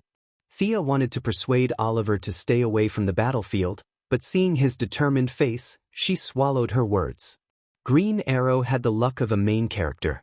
With the special power armor and skilled martial arts, even if he was in danger, the Flash or Green Lantern would be able to help him. Chapter 710. Preparations for war were in full swing. The good news was that only one apocalyptic demon had been found, and it was captured by Batman. Darkseid's infiltration had just begun. 2 days later, Fiora told her the good news. The god of death, whom we have been looking for months, has been captured by them. Fiora called Thea to a deserted planet where Lightning Lady and Jared were. The 3 of them spent a lot of effort to find the god of death, who had disappeared for many years. After that, they were teleported to another planet. After a tough battle, they finally defeated the first king of Atlantis. An old zombie. Thea sighed when she saw the guy's appearance. Gray hair, ferocious face, and a tattered body armor with only a layer of skin wrapped around his bones. He could play the role of the king of the dead without any makeup. The god of death was furious when he was awakened in his long slumber. The 3 of them attacked him together and threw out all kinds of control skills. In the end, it was Fiora who knocked the old zombie out. "Can you read his memory?" Thea asked. The gorilla nodded. Jared then began to show the god of death's life to Thea through their spiritual connection. Thea quickly went through the memory of the god of death. He was ambitious when he was young. He unified the 4 seas in his middle age. He was betrayed by his family in his later years and sank Atlantis. He is still hiding something. "Continue to investigate," she ordered. The gorilla increased the level of control. After repeated searches 4 times, Thea finally saw what she was looking for in the depths of the god of death's memory. "Tiske, this guy is so wasteful. He actually squandered Poseidon's origin." Thea felt sorry for him. As the chosen of Poseidon, their attributes were exactly the same. In order to live for a long time, the god of death was ruthless to Poseidon, who was in a deep slumber after sinking Atlantis. It was different from when Thea absorbed Black Adam's divine power to increase the upper limit of her own divine power and enhance the essence of life. The god of death had used the same attributes as Poseidon to artificially downgrade his divine power. Like a hamster going through winter, he stored his divine power to sustain his own consumption. Sia watched for a long time and clicked her tongue. The god of death's technique was far from brilliant. Just by looking at how old he was now, she knew that he did not understand the mystery of divine power at all. Instead, he used it as a power on the same level as magic power. It was a waste of the essence of Poseidon's divine power. The original essence of Poseidon's divine power was squandered away.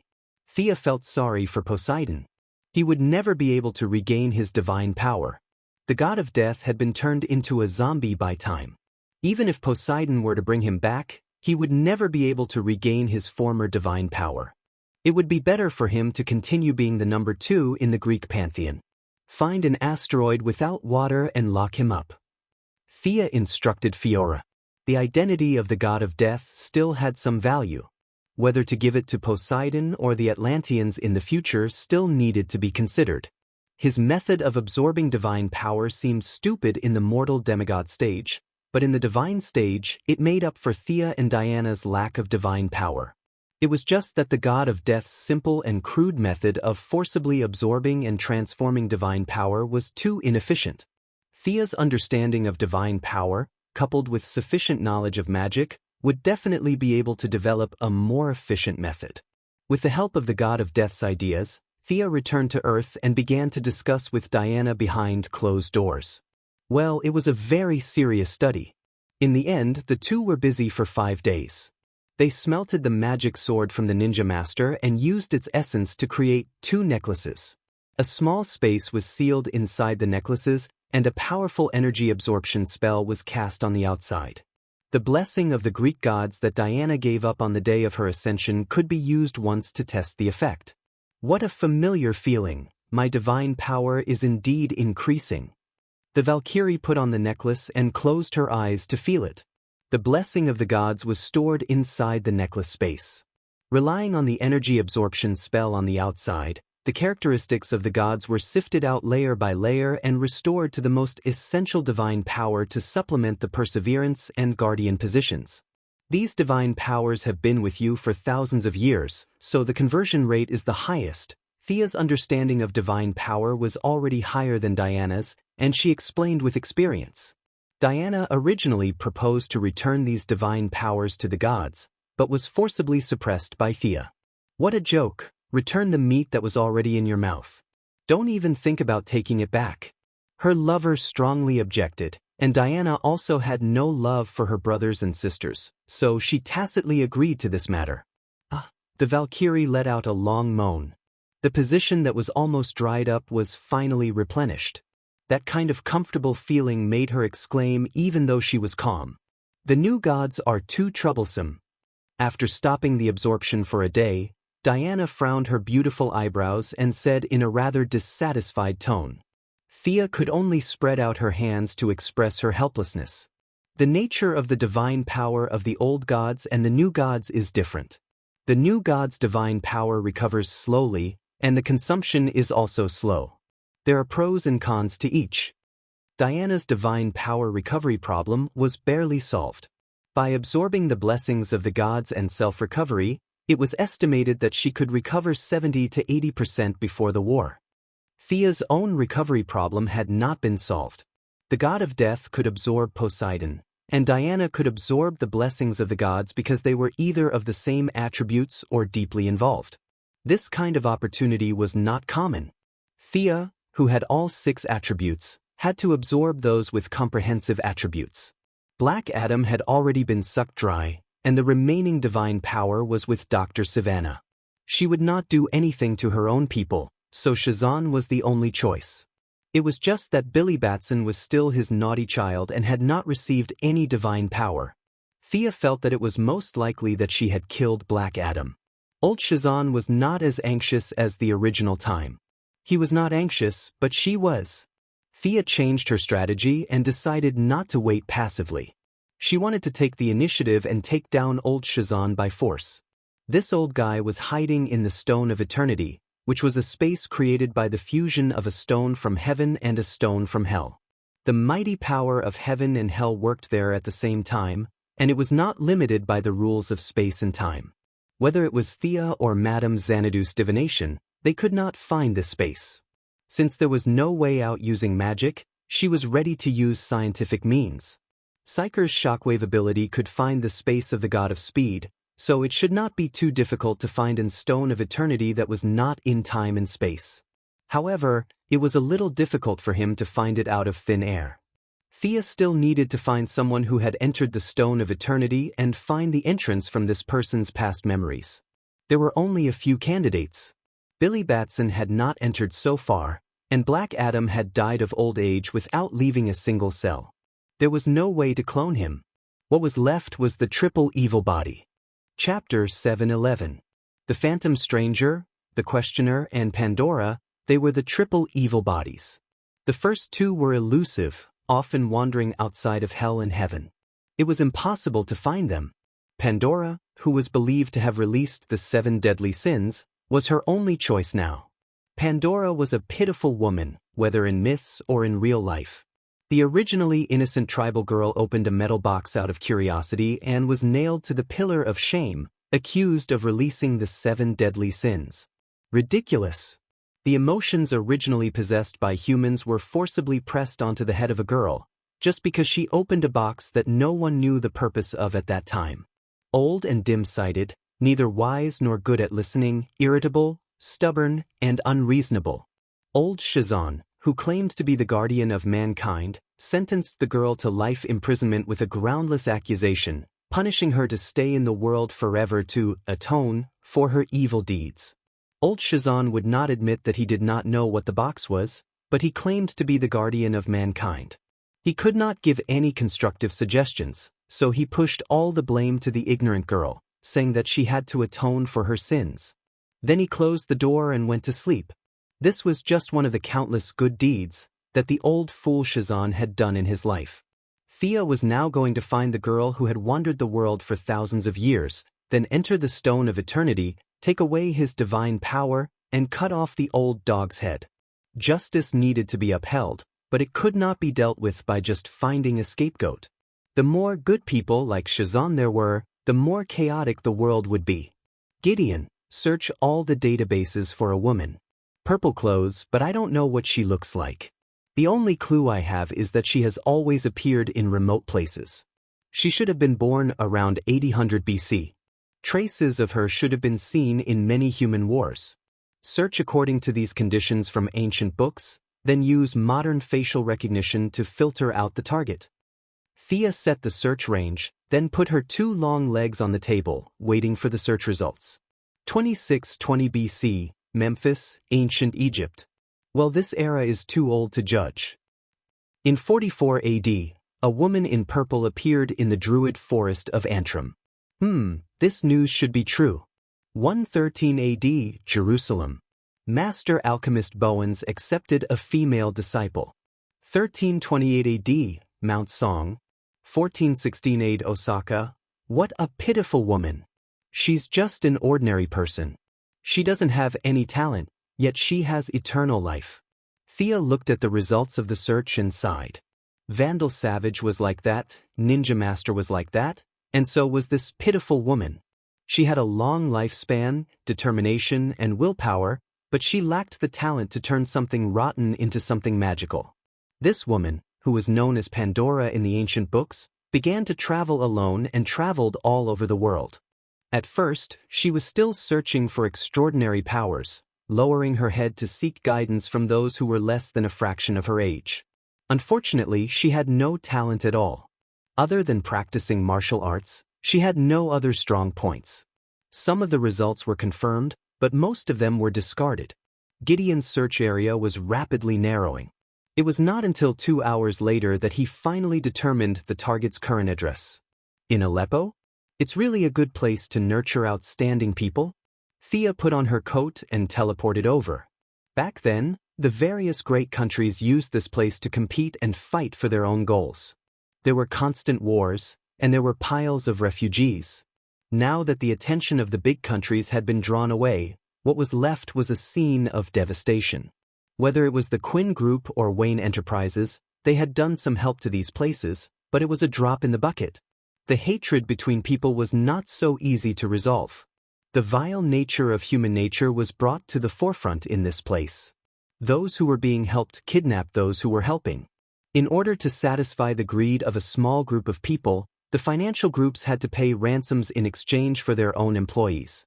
As time passed, no one was willing to help here. The once war-torn places only returned to peace on the surface. All kinds of interests were still surging in the dark. Sinful souls. Thea did not like this place. She could see without a trial that people were dying here every day. However, the killers were not necessarily bad people, and the dead were not good people. Everything was chaotic. She did not pay much attention to this place. Compared to the disaster in Darkside, this was nothing. She released her psychic power and searched for the people with the strongest vitality in the city. Soon, she found something strange in the northwest corner of the city. She flew over. "Hi, I'm Thea Quinn. I need your help." The young lady descended from the sky and stopped Pandora in her tracks. The woman in the purple windbreaker was startled by her sudden greeting from the sky. She nimbly did a backflip in an attempt to increase the distance between them. The moment she landed, she pulled out 2 pistols. She had lived for tens of thousands of years, but she could only fight with pistols.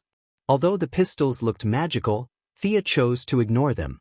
When the woman landed on the ground, her hood fell off, revealing a face that was not too beautiful. Sia felt that she should be at least 70 points. She had blue hair, and her eyes were tired. The only thing worth mentioning was that there were 3 lightning bolts on her cheeks, arranged in parallel. From afar, she looked like Naruto's relatives. Thea raised her hands and waved them gently, indicating that she was unarmed. "I know who you are. Why are you looking for me?" The woman quickly put away her gun and questioned Thea with an unfriendly expression. I read some of your records. I want to find a way to enter the Stone of Eternity." "You don't know about the Stone of Eternity? It's the place that turned you into this state of immortality." The woman pulled out her gun again, pointed it at Sia, and asked coldly, "How do you know about this? What's your relationship with them?" Thea ignored the gun. "Them? Old Shazan has accomplices? She could easily teleport a sorcerer like Constantine, let alone a pistol." The woman was waiting for her answer. Suddenly, she realized that her gun was in Thea's hand. "Good gun, enchanted metal. Is this the Jewish alchemy you learned from Master Bowens? The barrel is engraved with Sanskrit, and the bullets are silver. You're really a hodgepodge." Thea chuckled and threw the pistol back to the woman. "I have nothing to do with that old guy. I just need a little bit of your memory. What happens after has nothing to do with you." Thea said sincerely. The woman was very reasonable. Maybe she was shocked by Thea's power, so she nodded and agreed. Chapter 712. Just as Thea was about to drag her to Central City to look for Psyker, Pandora's expression changed drastically. She pulled out her gun and fired a shot at Thea. "Who taught you this spear technique? You missed, right?" Thea's supervision told her that the bullet was off course. It could even be said that it was ridiculously off course.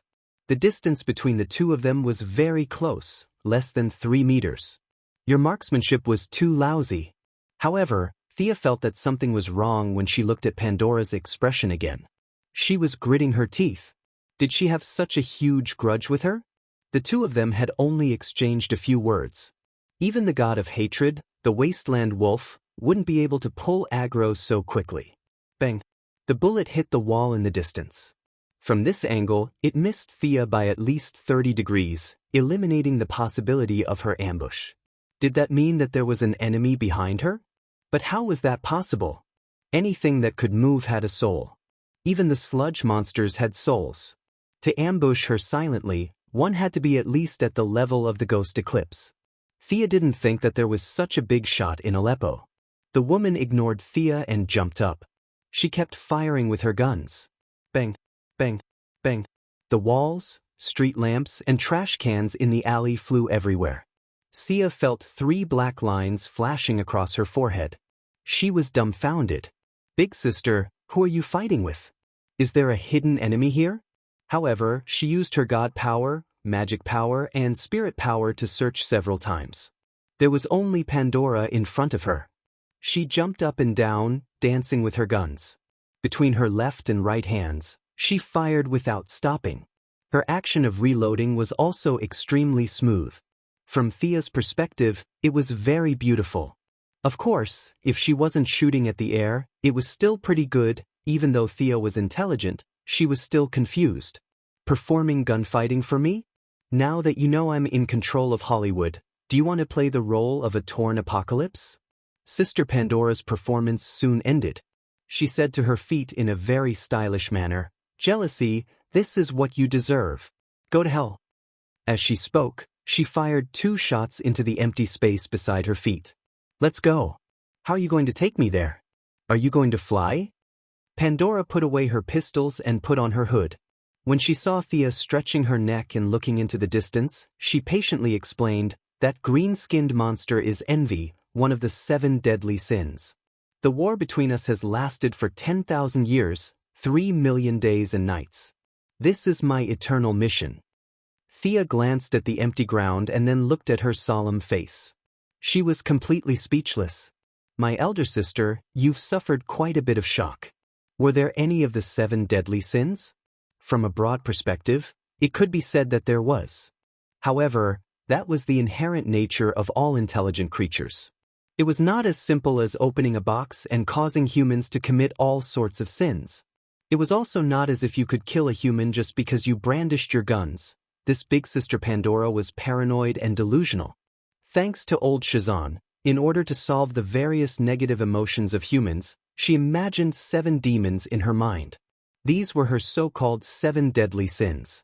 However, as her thoughts continued, the demons in her mind would always exist. She fell into a vicious cycle of eating, sleeping, and fighting the 7 deadly sins. The war between humans had nothing to do with Ares. Greed also had nothing to do with the 7 demons in her mind. She was a pitiful woman who fell into her own world. The so-called Pandora's box was actually a technological creation on Earth. Due to the disorder of time and space, it was thrown into the ancient times of this world. It had nothing to do with magic, and it could not release any of the 7 deadly sins. Old Shazan was usually a fool. He did not understand the purpose of the box at all. Pandora, who was a tribal girl in a primitive society, could only rely on her own understanding and her own worldview to do this. Normal people's delusions could be cured, but she could not. This illusion had lasted for tens of thousands of years. Once she was told that it was all fake and that the 7 deadly sins in her mind did not exist, even if she could accept it rationally, the mental pressure would cause her to collapse. This part of the memory was so deeply rooted that even Thea did not dare to erase it easily. She could only sigh and maintain the status quo for now. After teleporting to Central City, Thea was afraid that Pandora would perform gunfighting in public and scare the Flash's friends. She called Psyker out. "You want me to shock a place that is not in time and space? Is there such a place in this universe?" Psyker was shocked by Miss Pandora's high request. "Isn't it the seraphic space? I heard from Barry last time that you blocked the seraphic space for nearly 2 milliseconds. You just need to help me find the coordinates. I can go in myself." Thea felt that this was not difficult. However, Psyker did not dare to speak in front of Pandora. After trembling in fear for half an hour, he still did not find anything. This kind of past that can't be sensed so deeply through clothes. Psyker's shocking words made Miss Pandora roll her eyes. What did he mean? You can't do it through clothes and you want to communicate deeply? So that's how you are, Psyker. Reality proved that her thoughts were a little dirty. Psyker was still a good kid. The 3 of them had to return to the Advanced Technology Laboratory. He had to make 2 brainwave readers, 1 for each of them. Only then could they investigate deeply. "Oh, so many people. I hope I'm not disturbing you." Thea entered the laboratory and found that there were surprisingly many people. The Flash Barry Allen, Black Girl Ayers, and her father were all there. There was also a black young man beside them. Apparently he was Ayers' younger brother, Wally West. Dr. Wales and Jesse Fatker, whom Sia had met on Earth 2, were also there. Jesse Fatker had been flirting with the black lad. From afar, it looked like the parents of both sides were meeting to discuss something important. "We're fine." "Thea, what's the matter?" The Flash hurriedly stood up. Nothing. You guys continue chatting. I need Psyker's help." "Dr. Wales, how did you guys get here?" The skinny old man sighed, and the chubby girl beside him told him everything that had happened. The story was very simple. The war on Earth 2 had ended, and the humans had reclaimed the city. Before they rewarded the merit points, they had to do one more thing, and that was to punish the culprits. Catch the Great Plains wolf and shoot it? They did not have the ability to do so, so they could only find someone from Earth to take the blame.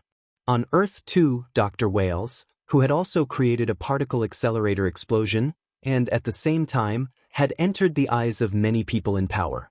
Many ordinary people had obtained abilities because of his experiments, so the wasteland wolves were also lured out by him.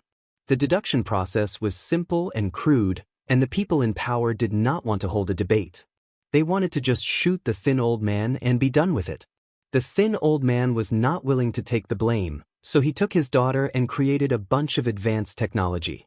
Using the space rift left by Thea and Darkseid, he escaped to Earth 1. There was no difference between fleeing and being shot. The politicians on Earth 2 put all the blame on him and then blew up the passage on the other side. The father and daughter were completely left on Earth 1. Thea expressed limited sympathy. Seeing that they were living a good life and got along well, she decided to let them stay if they wanted to. While they were talking, Pandora seemed to have found traces of the 7 deadly sins. She stood up, pulled out 2 guns, and performed gunfighting in the cutting-edge laboratory. Chapter 713. Pandora's sudden outburst made them tremble in fear. Caitlin was not here today, and the only one who could fight in the laboratory was Barry. The rest were all ordinary people. Sia winked and made small gestures. She pointed at Pandora and then pointed at her head. Only then did she manage to appease these people. Psyker, who had some thoughts about the royal lady, had a bitter expression. She looked pretty, but was actually a mental patient? He had to get rid of this plague as soon as possible. With the help of Dr. Wells, he worked quickly and created 2 brainwave readers. Pandora, who was not mentally ill, was very polite. She put on the reader and tried hard to recall the horrible scene. She was carefree when she was in the tribe, but the world had changed. Skyscrapers had long been erected in the tribe's territory. She had changed from a savage to a cold and elegant royal lady. Even after 10,000 years, she was still full of hope for the life she had in the past, because that was her home, a home she could never return to. Her memories changed rapidly, and finally she reached that fateful moment. She was picking wild fruits alone when she saw a golden light flashing in the weeds. She pushed the weeds aside out of curiosity and found that it was a golden skull. Under the gray sky, a strange wave knocked Pandora unconscious. When she woke up, she was already in the stone castle. A very imposing old man questioned her sternly, as if she had done something unforgivable. In the outside world, an hour had passed. Psyker sat up with a face full of sympathy. Pandora's eyes were a little wet. Recalling this memory was not pleasant. I won't guarantee anything, but I will help you seek justice for what happened to you back then. Thea knew that this memory had hurt her again. She would feel at ease if she sought justice for her. Pandora's face was full of struggle. No matter how much she lied to herself, saying that she had released evil and that the 7 deadly sins had wreaked havoc in the world, her subconscious mind and the accumulation of 10,000 years of knowledge made her vaguely understand that she was nothing. Those extraordinary wizards could change the color of the sky with a wave of their hands, and the sun and moon would lose their light. The druids in the forest could communicate with the will of the world. Their wisdom was as deep as the sea. Even if they did not do anything to destroy the world, she was just a girl from a primitive tribe. Releasing evil? Am I really that capable? This thought was very vague and had long been suppressed to the deepest part of his memory. In the past, it wouldn't have appeared at all, but today, with the help of Psyker's brainwave reader, it finally appeared. I don't know if what he did was right, but I don't think I should be punished like this.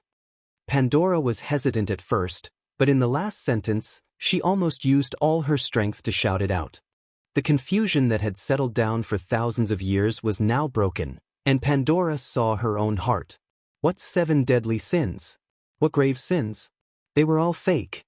She spat out a mouthful of blood and fell to the ground with a thud. Psyker, who was still connected to her mentally, turned pale as well. The group of people busied themselves again. Miss Thea, the medical authority of the current era, checked both of them.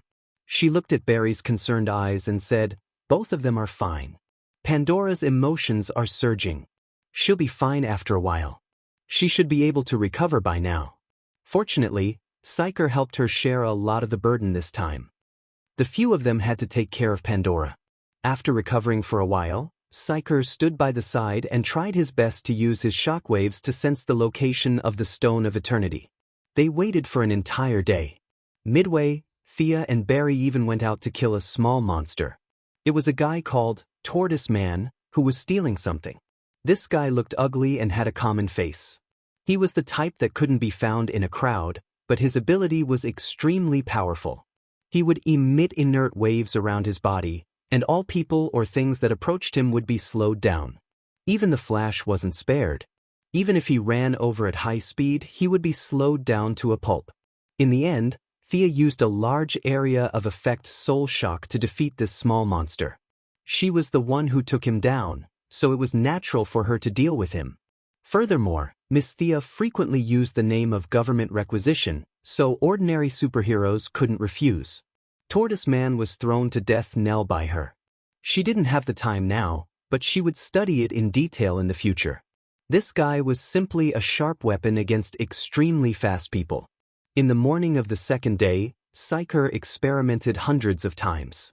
He used a lot of advanced technology that made Thea dizzy just by looking at it, and combined with his own ability, he finally found the entrance to the Stone of Eternity.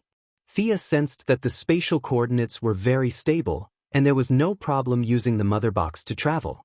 Thank you for your hard work. Let Pandora rest with you for a few more days. Thea didn't say her purpose, and the few of them wisely didn't ask. In the part of the memory that Psyker saw, the old man who caused Sister Pandora to be so miserable must be a bastard. Room. With a loud bang, an orange passage opened. Thea stepped out and touched the ground again. She was already in a rather magnificent underground palace. The energy of heaven and hell neutralized? Thea felt a sense of relief when she entered the underground palace. The two extreme forces maintained a balance here. Space couldn't be limited here, and time had to stop here. It was called the Stone of Eternity, and it wasn't wrong to call it that. Lightning-shaped decorations appeared on the ground and walls from time to time. Eastern-style pillars with dragon carvings and ancient lamps in the dragon's mouth.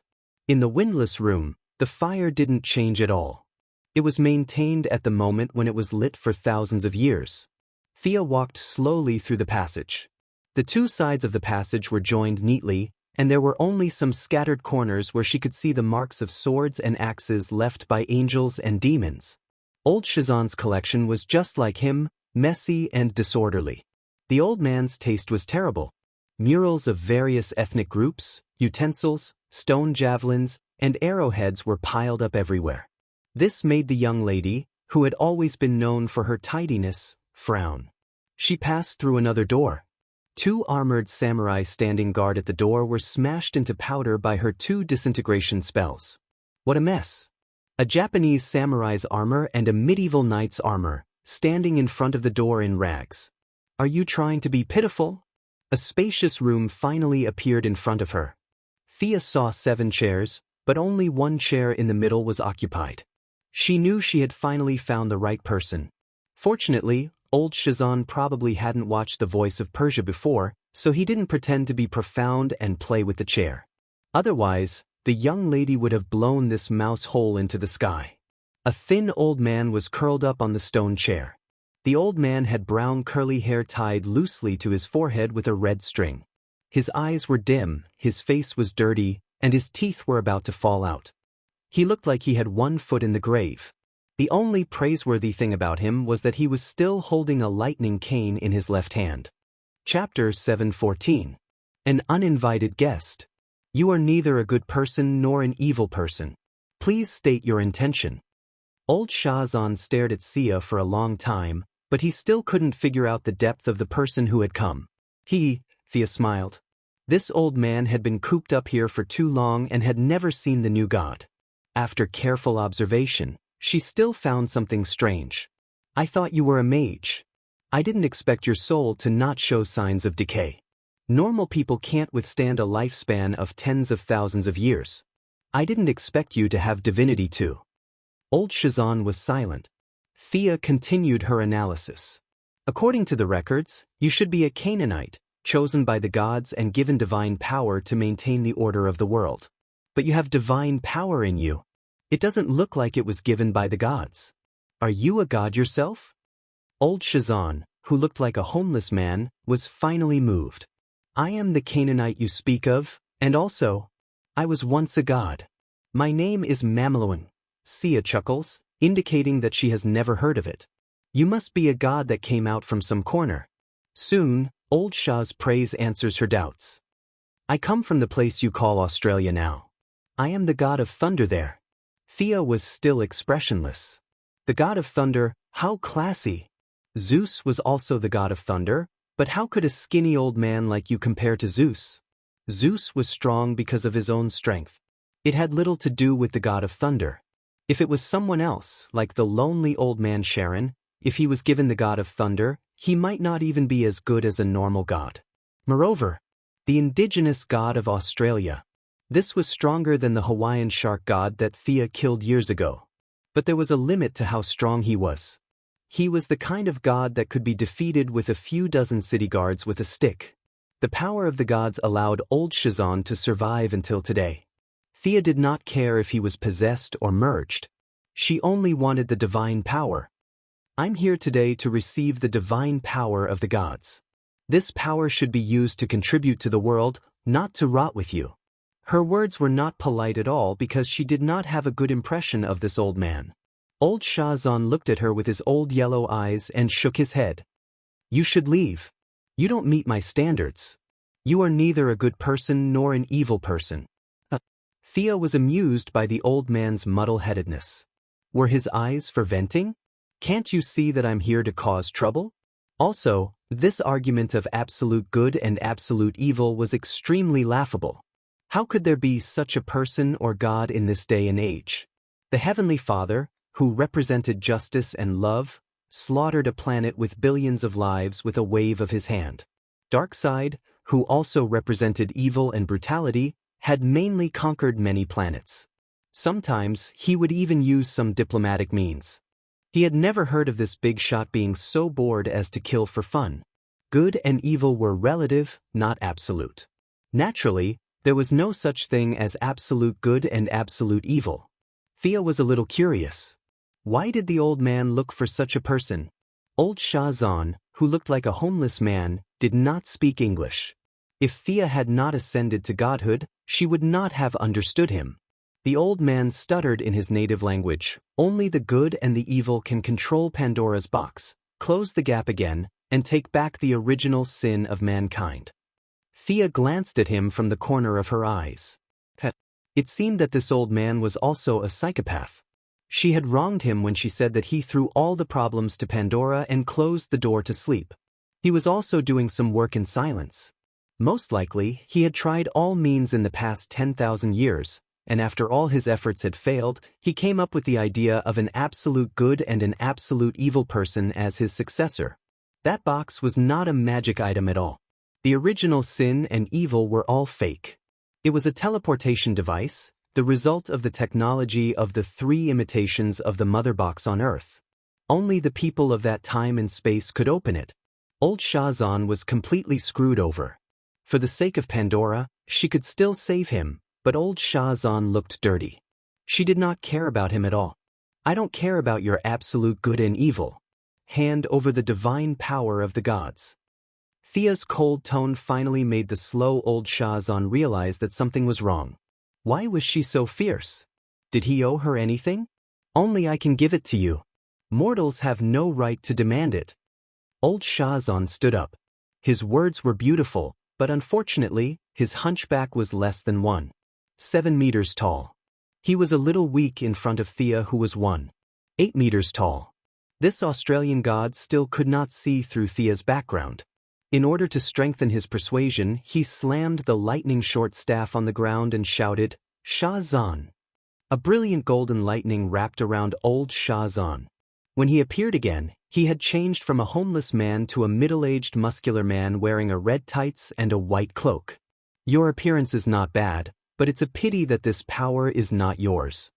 Thea took out her holy sword and rushed out like an arrow. The sword was slanted towards Shazan's head. Clang! A crisp sound was heard. Old Shazan held his staff with both hands and blocked the sword. Old Shazan was not used to Thea's style of fighting. He had just completed his transformation and had a lot of lines to say. Why did she rush over? Young people nowadays were too impatient. But no matter how dissatisfied he was, Thea's big sword was aimed at his vital points, and each strike was faster than the last. Old Shazan was a herdsman back then, and then he stayed at home for thousands of years. Occasionally, he would fight with his divine power to crush the enemy. Old Shazan had almost no experience in fighting an enemy. Faced with Sia's holy sword, he could only stupidly block left and right. His flashy tight clothes and large cloak became a burden, and he was slashed twice by Sia's sword as if he was a sandbag. What do you want? I want the divine power in your body. Old Shazan had no way to deal with such a tough opponent. Without his divine power, he would die. With only the divine power of the Australian gods, he could not have lived until today. There was nothing else to say. Let's continue fighting. Thunder and lightning.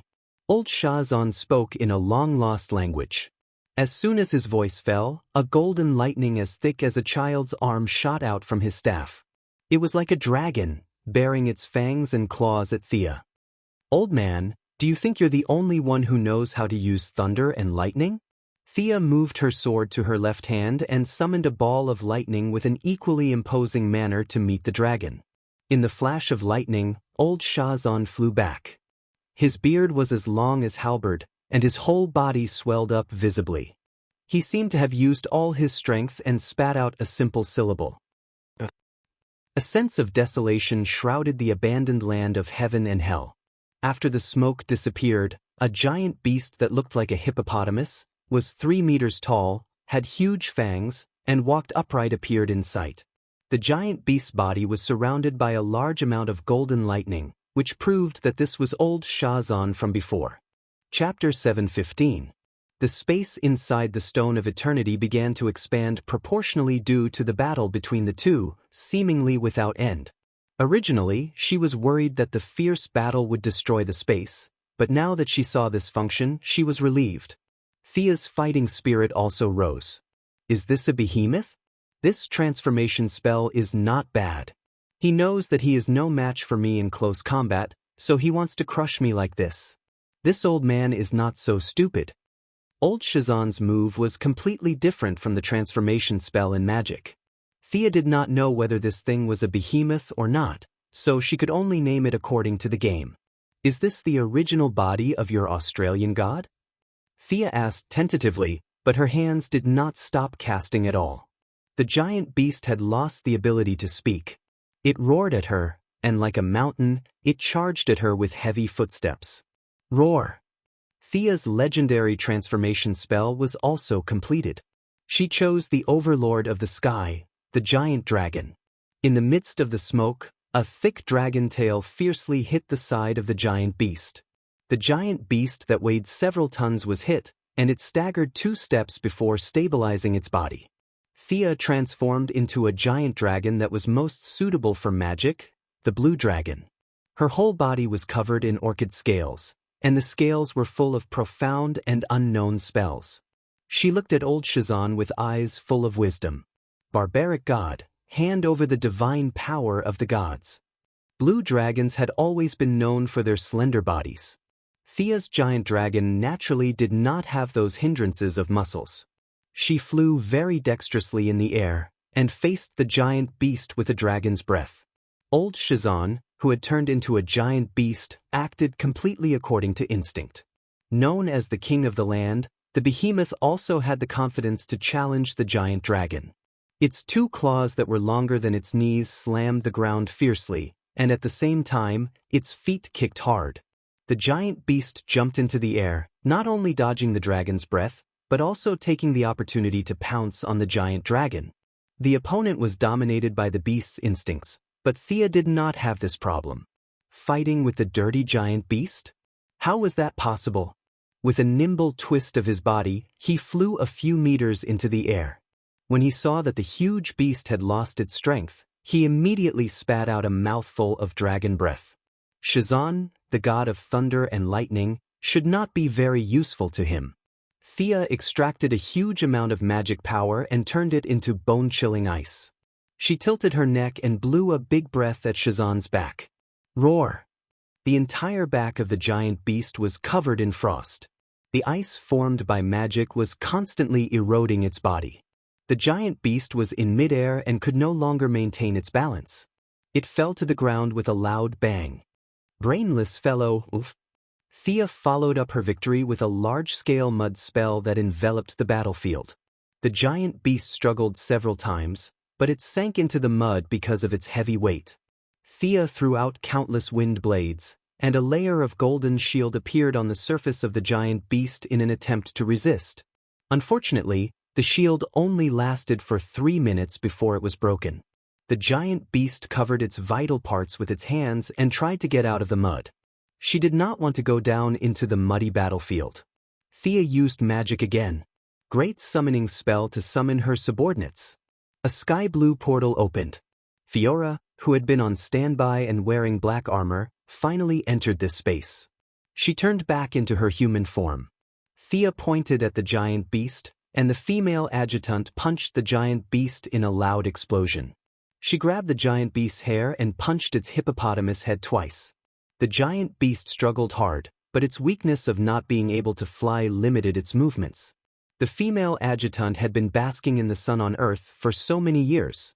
Even if she was not as good as Superman, she was not far behind. This kind of pure physical attack was simply fearless. The giant beast seemed to be irritated by the flying insect. It roared again, and its two giant claws kept dancing. The giant beast wanted to catch Fiora and drag her into its battle rhythm. However, as the leader of the younger generation on Krypton, Fiora's combat skills were also tempered by the Kryptonians. They were simple and effective. Fiora's talent in combat might not be as good as Kara's, but he had made up for the gap with years of hard work. The giant beast's combat instinct was far worse.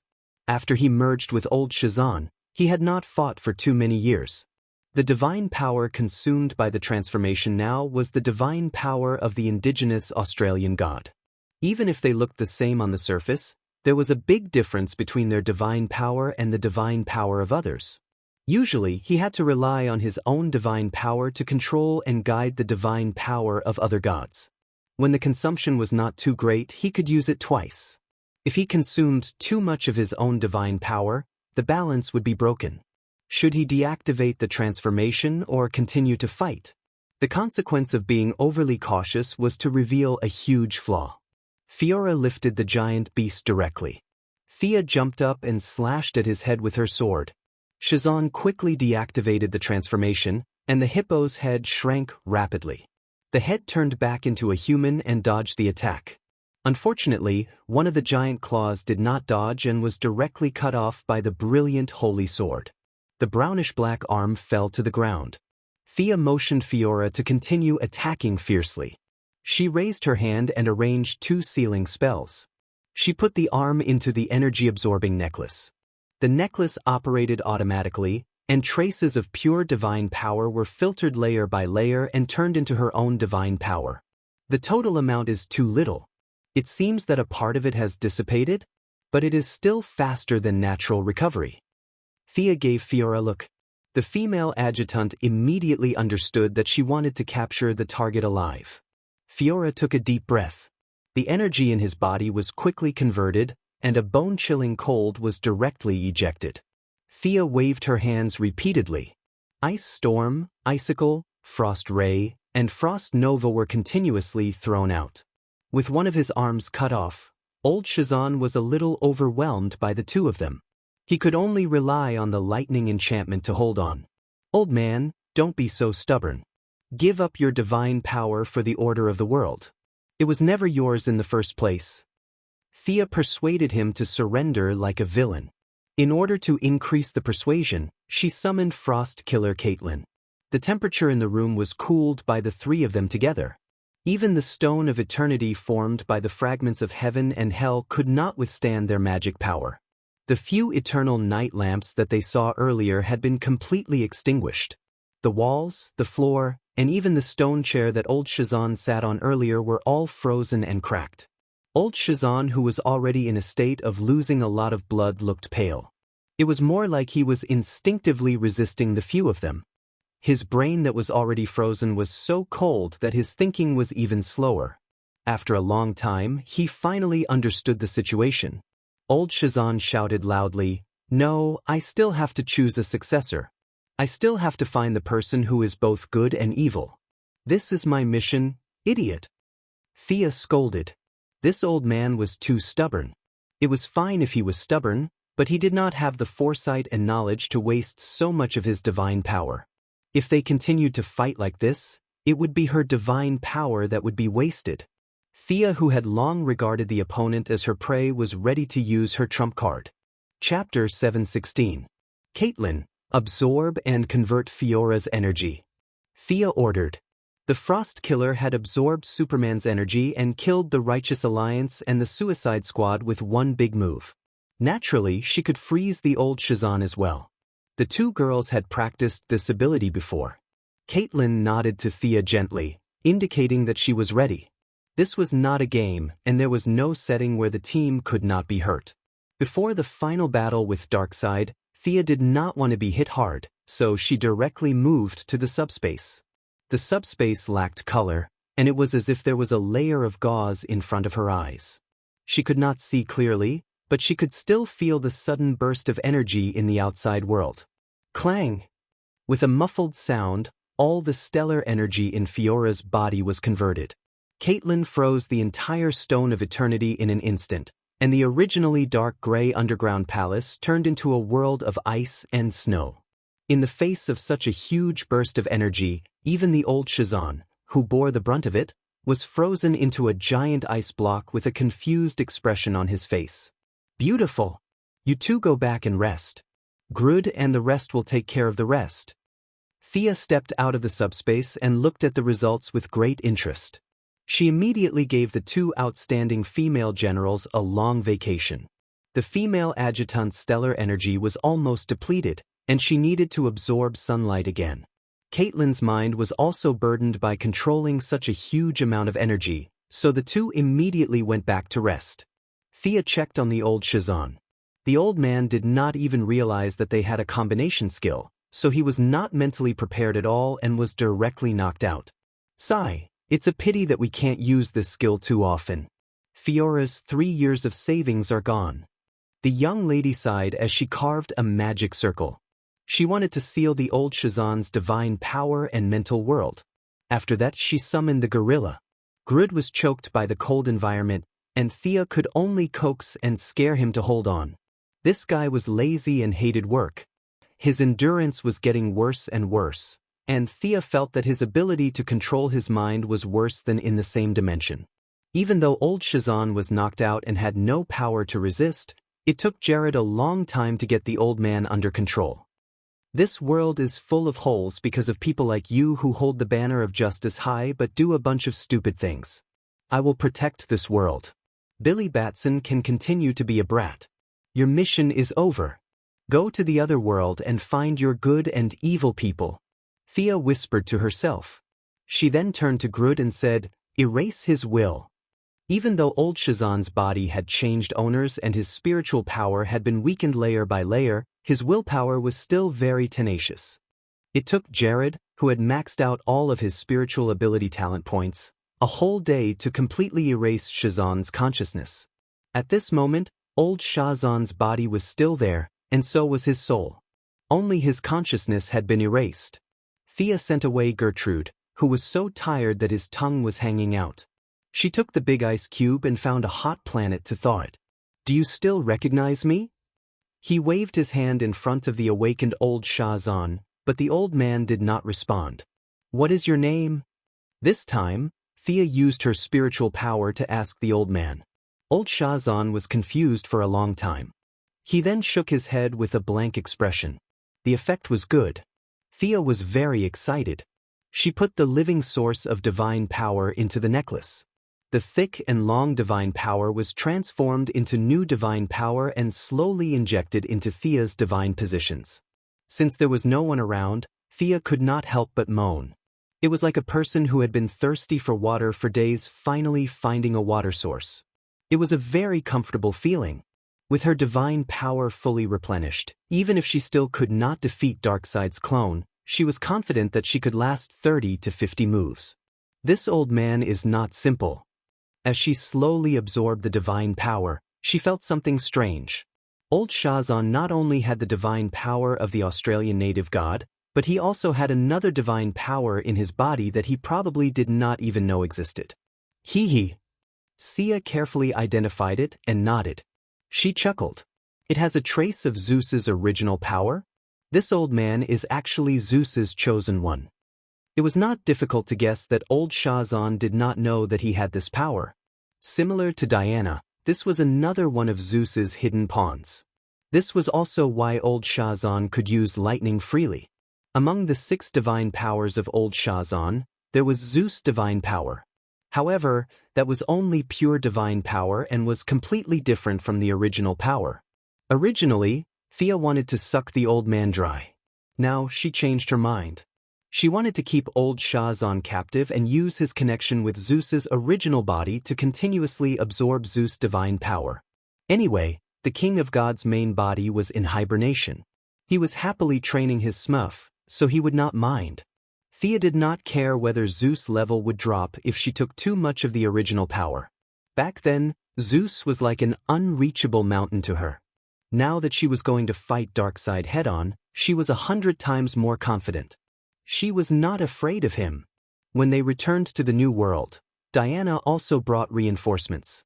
There were 500 Amazons, 500 Minotaurs, and 200 Death Knights. Hercules, the god of strength, who was suffering in Mount Olympus, also came to the New World. At this time, he was competing with the Valkyrie. Hera was busy arguing with Athena and could not leave, so she sent god of wine, Dionysus to help her. Thea did not know how to deal with this weakling who was good at eating, drinking, and having fun. After all, he was here to help, so she could only treat him well. We can't continue like this. The ordinary people are too nervous. We need to adjust our strategy. When she returned to the White House, her mother told her this news. She then handed her a few reports. The ordinary people had all kinds of guesses. Some said that the Earth was going to explode, some said that it was going to be World War III, and of course, the most common was that it was an alien invasion. Thea scratched her head. She also realized that she had been too nervous during this period. The pressure of shouldering the fate of the entire world was only part of the reason. More importantly, it was the influence of the divine position of the soul on her. 99% of the souls were filled with resentment. Being in charge of the divine position was not optimistic at all. Announce the truth. The people have the right to know what happened. Moira sat behind the president's desk and deeply felt that it was not easy for her predecessor. I'll do as you say. I'll make some adjustments accordingly.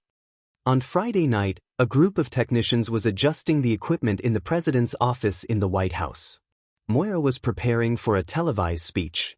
This was not the traditional fireside chat, so it would take a long time to prepare. Milady was more low-key in the White House. She found a chair and sat by the side, watching a group of people busying themselves.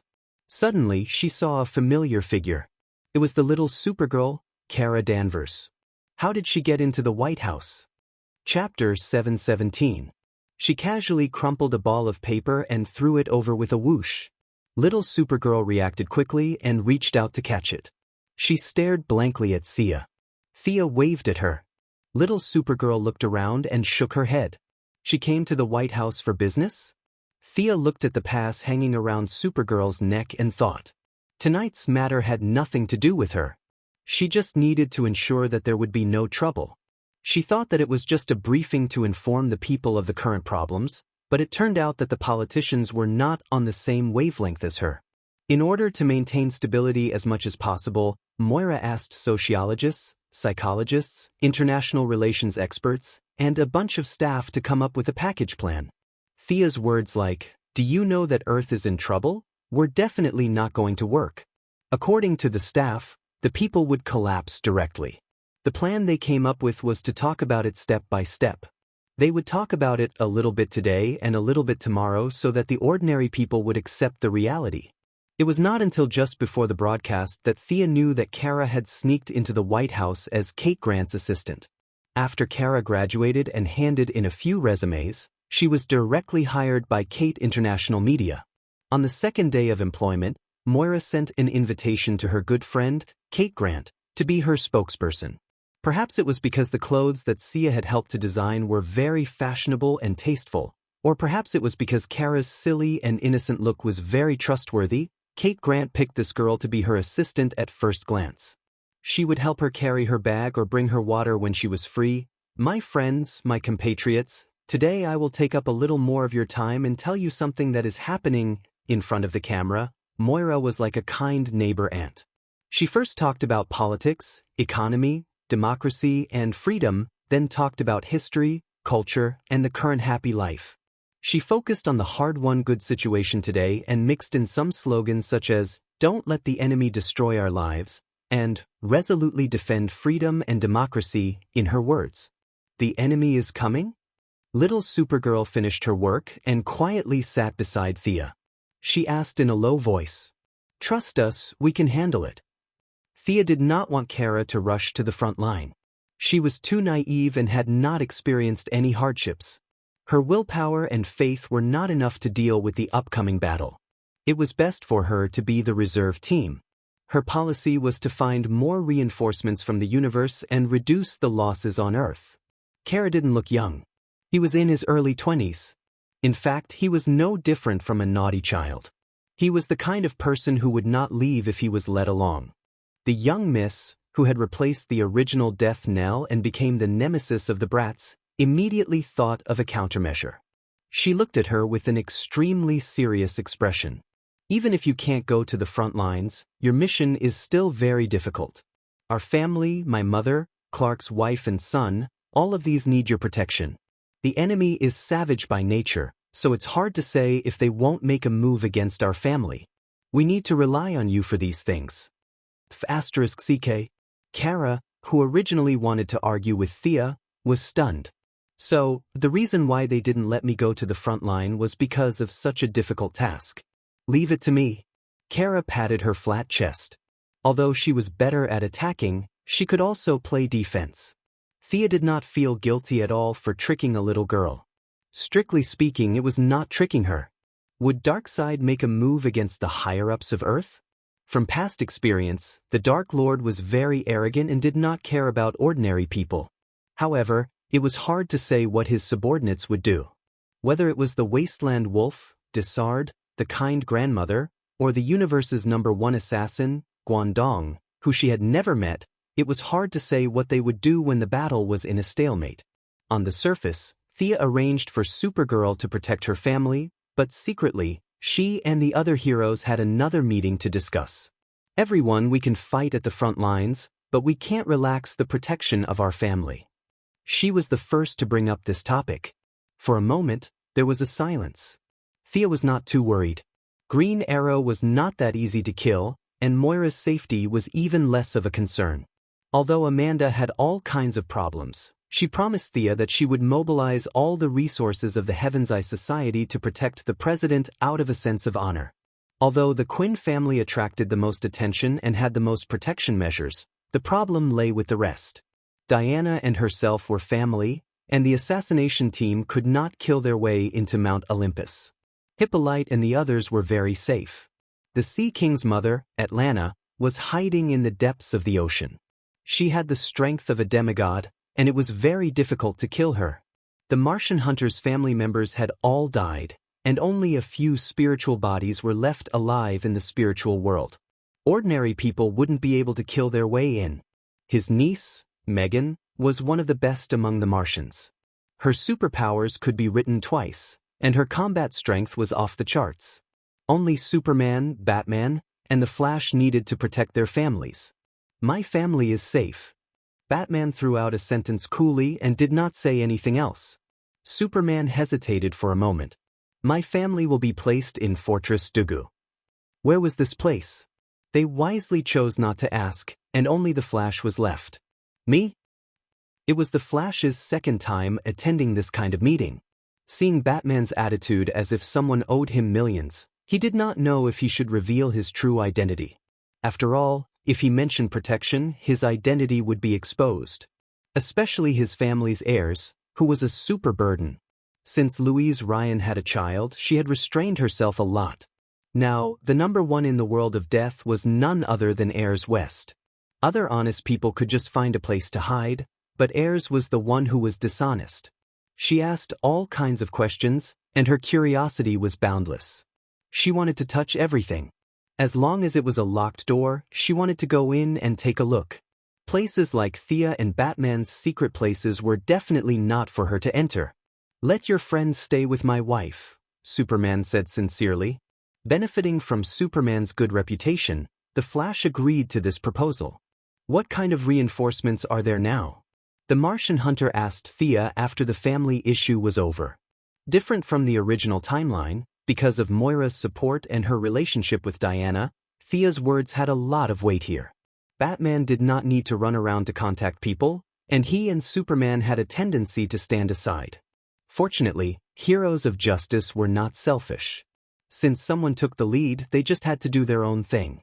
There will be a few green lanterns, purple lanterns, blue lanterns, yellow lanterns, and green lanterns.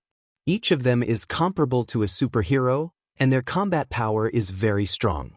There may also be some space mercenaries participating in the battle, about 3,000 people. In addition, green of all things, red of all things, and black of decay will help us to a certain extent. Chapter 7:18. With the control of the Neutral Business Alliance, it was not difficult to find some mercenaries. However, in order to take care of the impression of these heroes, they had to choose those who looked better. This gave Death Nell, who was in charge of extraterrestrial affairs, a headache for a long time. Diana also talked about the reinforcements she had brought, and the rest of the people looked at the Sea King. Atlantis sent 10,000 troops. The Sea King was a little embarrassed. "You're kidding," Batman said gloomily. "How dare you talk to me like that? We have our own difficulties." Arthur Curry's temper was as bad as ever. Needless to say, it was their family's **T problem. As the nominal host, Thea had to come out and smooth things over. "Shut up, Atlantis sent too few troops. At present, the estimated number of troops dispatched by the various countries on the ground has reached 7 million. There will be a similar number of troops mobilized later. In 2 months, 10 million elite troops will be stationed in the New World. Your 10,000 people are too few." The Sea King turned his head away as if he did not want to say anything. The heroes were all helpless. Thea rubbed her head, thought for a while and said, "I won't comment on your political system. If I help you get the priests, can your royal family suppress the elders? How many troops can you send?" "Should be about 1 million with all the equipment. The people of Mira will also send 3,000, the Sea King thought and said. Thea sighed. "Okay, I'll solve this." She threw the god of death to Poseidon and let him send an oracle to urge the priests to cooperate with the deployment of troops. The problem of Atlantis was solved very smoothly. With the support of the priests, Atlantis dismissed 3 elders in one breath and replaced them with her own confidants. She very happily said that she would personally lead 2 million troops to join the war. The ground was on the verge of panic. Moira changed the tradition of only giving a speech on Friday and brainwashed the citizens every night for 3 days in a row. The fireside talk this time was much more heated than Roosevelt's New Deal and the Gulf War. Even though she made light of the situation, many people were still shocked. According to a social media website, they were not afraid of dealing with the Earthlings, but a large-scale alien invasion? Could they hide in the countryside? In the movies, the aliens were like retards and were often fooled by the protagonists. If it was in the cinema, it would be fun, but to turn it into reality? It was simply unimaginable. Even after so many years of work by the Earth's Extraterrestrial Administrative Committee, it was still impossible to eliminate everyone's misgivings. There was a very representative point of view among ordinary people. Most people believed that the aliens on Earth were weak chickens, equivalent to the level of the Native Americans. But this time, who would be coming? Their ships were sturdy and their cannons were sharp. They were armed with weapons that had been advanced for who knows how many years. How could they still fight? The Quinn Group, the Wayne Group, and the Luther Group, which was no longer what it used to be, all instructed the media they controlled to publish various articles to boost morale.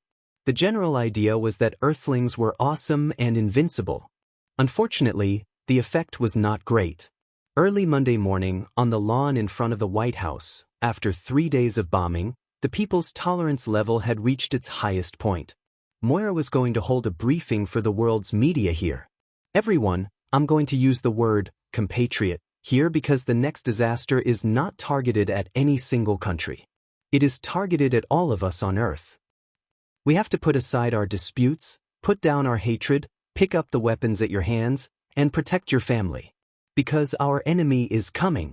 He is powerful and cunning, and if someone is lucky, then his future will only be filled with pain. Perhaps there are some people who don't believe it and even use the viewpoint of conspiracy theories to think that I want to seize power. For such people who still have malice in the face of the survival of mankind, I can only say that they should take care of themselves because I can't care so much. Myself, my son, and daughter will all join this battle. As an ordinary mother, I am proud and worried. If they die on the battlefield, what rights do I, a poor old woman, need? Moira's talent for acting pitiful was already maxed out. Many reporters at the scene were infected by her tragedy. For example, Kara Danvers, an honest child, had red eyes. Moira saw that the effect was good and changed the topic. But if you believe me, I will fight to the end. Some people may have doubts about whether diplomatic means can be used, whether a certain price can be paid to avoid a war. We are not militaristic people, but the situation is not optimistic. A few superheroes risked their lives to film the brutality of the enemy. Now, let me show it to you. Moira then signaled for the staff to show it. There was no big screen in front of the lawn. Thea had given the White House an external starlight projector. It was not suitable to show the tragedy of Earth 2 to ordinary people. She had to spend a lot of time explaining the parallel universe. She edited a few videos of Darkseid's army conquering other planets. These videos were also used in the new planet of creation as teaching material. She showed them to newborns when she had nothing to do. The shooting angle was almost perfect, and it fully showed the characteristic of Darkseid leaving nothing alive in its wake. The advanced projector made everyone gasp, but their attention was soon diverted. They looked at the blood-red sky, the ruined city, and countless monsters burning, killing, and looting. Blood flowed like a river, and broken limbs were everywhere. Ordinary people who were born in a peaceful era could not accept it. This is a movie, right? Some people said things that they didn't quite believe. A White House staff member hurriedly covered his mouth when he saw the brutal scene, afraid that he would scream. What a vicious enemy! When a certain bearded reporter saw the apocalypse demon tearing apart an alien child that looked like a child, he couldn't help but curse in anger. Moira saw that it was about time, and signaled the staff to stop the screening. She pointed at the bearded reporter and said, "This reporter is right. How can we negotiate with such a brutal enemy? Do we use the flesh and blood of our citizens to satisfy their cruel desires? What if they ask us to hand over a large number of people as slaves? The will of freedom and democracy does not allow me to do that. For my children, for my family, I will fight to the end." Moira shouted at the top of her lungs. There was a round of applause. No one was born out of a crack in a rock. Moira's use of her family as a breakthrough was very much in line with the ordinary people's wishes. After the general direction, Moira left the stage amidst the applause. It was Defense Minister Leon's turn to talk about the deployment of their troops. At first, the old man was afraid that the enemy would learn about the intelligence, but Thea dispelled his worries. Darkseid did not care who the enemy was. He only cared about where the enemy was. Without a god like him at the front, billions of troops would be useless. Don't worry, the enemy does not care about the deployment of their troops. Chapter 719. Old Man Leon had multiplied the actual 10 million soldiers by several times. In front of the reporters, he claimed that Earth had already gathered 50 million regular soldiers, vowing to defend democracy and freedom. Of course, if ordinary people could join the army, that would be even better. Where is our battlefield? Will it destroy the current city and cause great harm to ordinary people? A reporter asked a question that many people were concerned about. Ordinary people were really scared by the previous 2 battles in the metropolis. Several heroes and enemies flew in the sky, sometimes in the east and sometimes in the west. Ordinary people could only run on the ground like headless flies. If they were lucky, they could survive. If they were unlucky, a brick might fly from somewhere and smash them to death. Having this kind of experience twice in one's life was enough to be proud of and bragging. Don't let it happen a third time. Before the news conference, several people had unified their statements. They definitely couldn't say that magic had built a continent. That was too fantastical. Ryan used scientific words and vaguely said, "It's a new continent that we have discovered." The old man wasn't in charge of answering questions. He just rambled on and on about the size of their army. How many troops they had, how many battleships and mechas they had. In short, it was the same thing. Don't be fooled by how brutal the enemy was. They weren't weak either. The last bit of time was given to Kate Grant, the media woman who was known for her sharp tongue. At first, she was not very used to the role of a news spokesperson. She scolded the reporters on the scene until they wanted to hit the wall. After that, she restrained herself a little, but she also scolded a few guys who tried to change the topic. After a busy morning, many reporters did not have time to eat the White House's working lunch and hurriedly began to publish.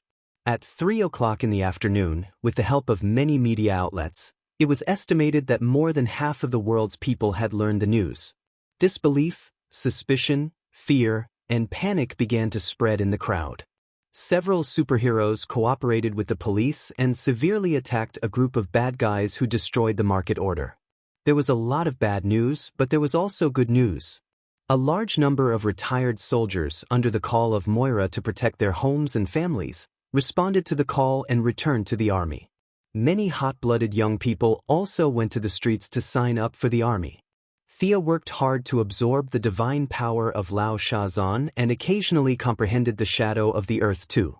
The current queen of Hollywood, Miss Felicity, directly launched the Avenger Alliance. An all-star cast, highly invested and highly efficient production team, and released at the same time around the world. The ordinary people who were originally extremely nervous finally heaved a sigh of relief. Many people watched it over and over again because there was nothing else to watch. The theater owners were really scared of the tax checks. Since everyone is showing this, I'll show it too. After that, he miraculously discovered that the scene of him losing everything he had imagined did not happen. His losses were not that great, and some of the cinema chains even made 20% more profits than the same period. The main actors were as tired as donkeys and were dragged around the world by Felicity to do publicity. In the face of the reporters' overwhelming questions, they fully displayed their acting skills. Their faces were full of righteousness as they expressed that they would definitely win. They were very confident. Thea didn't know if the release of the Avenger Alliance had awakened the public's sense of unity. However, the morale of the ordinary people still improved a lot. This was not a movie world. They had real superheroes. It was not a movie or an actor. There was no need for special effects, and there was no need for computer-generated effects. They were superheroes who could fly and run with lasers in their eyes. With this group of people in front of them, the rationality of the ordinary people finally returned to normal. The emotions of the people were like a roller coaster. With a swoosh, it directly fell to the bottom and then slowly climbed until it surpassed the original level. This made the politicians sigh in relief. After all, they couldn't let the fat members of parliament fight with their lives on the line with submachine guns. The soldiers were ordinary people, and their emotional stability was more important than anything else. Time passed. In the process of preparing weapons, transporting supplies, and building a frontier military base in the New World, a month passed quickly. With the Fat Brothers and pets, Hal Jordan, who was dressed like a protagonist, rushed to Earth. Together with him was Carol Ferris of the Purple Lantern Corps. This former airline executive was wearing a purple combat suit with a deep V that reached to her belly button. Her elbows and calves were tightly wrapped, and her thighs and shoulders were exposed. Thea pouted. This suit was comparable to the uniform of the Blue Lantern Corps. The Purple Lantern was indeed the symbol of love. It was indeed hot. To be honest, Hal Jordan's personality was a little flamboyant, especially now that he was already the greatest Green Lantern. Thea was afraid that a fight would break out between the superheroes to introduce him at a hero convention. In the battle that followed, Thea had to fight Darkseid head-on, so she didn't have the energy to command. The superheroes didn't have it easy either. Intentionally or unintentionally, they left the command to Batman. After all, he was just an ordinary person. With 127 types of martial arts, he might be able to kill a random soldier with a little effort, but that was all he could do. It was better to leave such a big shot to the rear and come up with ideas. Thea introduced Hal Jordan to him. In fact, they had met a few years ago when they were fighting the Parallax monsters. However, so many years had passed, so there was no problem in introducing him again. After the introduction, she stood at the back, ready to watch a good show. As expected, as the current greatest Green Lantern, Hal Jordan was very proud. When he heard that he was going to cooperate with Batman, he exploded. After living alone in the universe for a few years, Hal Jordan's knowledge and vision were no longer what it used to be. He looked at Batman with a scrutinizing gaze. What abilities do you have? Can you fly? Super strength? Hal Jordan looked at Thea in disbelief. You're not just an ordinary person in a bat suit, are you? Batman stared at Hal Jordan with a fierce expression. His eyes seemed to emit omega rays as he stared at Hal Jordan. The greatest Green Lantern was a little confused. Just as he was wondering why Batman's gaze was so ferocious, the green light on his body suddenly extinguished. His transformation was deactivated. An emerald ring was in Batman's hand. Master Bruce smiled happily. I can help you focus. Carol Ferris, Hal Jordan's ex-girlfriend, laughed happily when she saw Hal Jordan being taken advantage of. Batman looked at the ring and threw it back to him. The enemy's vanguard is infiltrating more and more. I need you and your partners to join the hunt. After that, Batman picked up a square mother box. We need to gather these things together so that the enemy will appear on the battlefield we designed in advance. After sending Hal Jordan, who had brought his own food, away, Batman sighed. Thea was busy improving herself, and he had to coordinate everything. It was tiring for him. Hold on a little longer. We only have a month at most. Thea was racing against time to convert her divine power. She really did not have the energy to care about chores. She was not the only one. Diana and Superman were also working hard to make use of every minute and second to train. With the three of them working together, she was confident that she could take down Darkseid's clone even if the Heavenly Father did not come. If the Dark Lord himself joined the battle, then she would have to lead the retreat. Time seemed to pass quickly, but also slowly. Half a month later, Ganther side of the Blue Lantern Corps brought the Holy Walker and the baby planet Mogo to Earth. In order to teleport Mogo to the New World, Thea brought 300 Blue Lanterns and used her teleportation circle. It took a lot of effort to get Mogo to the New World. Qing Nu led the Blue Lanterns and stationed them there. The only regret was that the Firstborn did not respond to her call. Otherwise, the Alliance would have gained another powerful force. As for the Yellow Lanterns, they also picked 500 of the less ferocious-looking ones and rushed to Earth under Akilo's lead. Green Lanterns, Yellow Lanterns, Blue Lanterns, Violet Lanterns, no matter how many there were, they were all gathered together. Even with Thea's deliberate suppression, Hal Jordan almost got into a fight with the Yellow Lanterns. Because of this, she could only appoint the Holy Walker, who looked neutral but actually treated her like a god, to be the leader of the Blue Lanterns. It was the most difficult to obtain among the 7 lanterns. When the Blue Lantern was present, it could strengthen any lantern ring. It was the strongest lantern besides the White Lanterns and the Black Lanterns. Chapter 720. Qing Nu was as insignificant as a monk, and Carol Ferris was the only Purple Lantern who came. The symbolic meaning was greater than the actual meaning. The few of them nodded and agreed to let the Holy Walker be the temporary leader. In order to not be left alone, Hal Jordan ran back to the main planet of Ura. Relying on his high reputation under Thea's surprised gaze, he pulled over 100 Green Lanterns and barely managed to maintain a stalemate with the Yellow Lanterns. Batman had not returned to Gotham for half a month. He was as busy as a spinning top every day. However, his busyness was very valuable. After his coordination, the lanterns were mobilized more than 300 times, and their footprints were all over the New World. They captured 91 Apocalypse demons alive, and the rest self-destructed. They also collected 22 mother boxes, and the enemy's main force would definitely appear here. The task of setting up the battlefield was also handed over to him. Moira signed a special pardon order and released Lex Luthor. The condition was that he had to atone for his crimes by doing good deeds, or else he would sit in prison until he died. Batman hee. The middle-aged Luthor with a bald head looked at Batman with a faint smile. This guy knew his true identity. This thought appeared in Batman's mind, but the two smart people did not expose him. Instead, they talked about the mission in front of them. Is there anything I can help with? We plan to set up the battlefield in District East 12. It's near the sea, and the space is wide. Atlantis and the human navy can attack from the water, and the human army can attack from the land. Then we can set up some traps. The two of them were the smartest people on Earth, and they checked each other's mistakes. Soon, a problem appeared in front of them. Could there be people on Earth who are colluding with them? Luther had a deep understanding of this. Back then, the knowledge of doomsday was secretly taught to him by the wasteland wolf. Putting himself in Luther's shoes, he felt that there must be such people. After self-studying more than 10 psychological books, Batman had more right to speak. We can't stop them. There must be spies, and the number won't be small. We can't track them down with our current methods. Magic, abilities, and technological equipment can all be brainwashed. There are too many methods. In addition, whether it's important officials, soldiers, or even civilians, they can all be controlled. There are too many options, so it's impossible to filter them out. Batman wasn't bullshitting. He had talked about this with Thea before. She couldn't do anything about it. Magic wasn't omnipotent.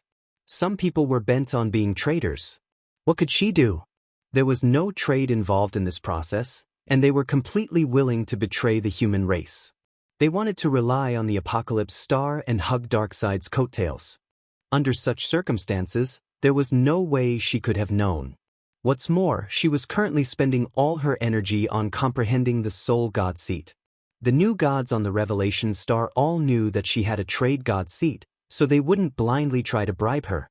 She wouldn't be able to sense other people's secret transactions.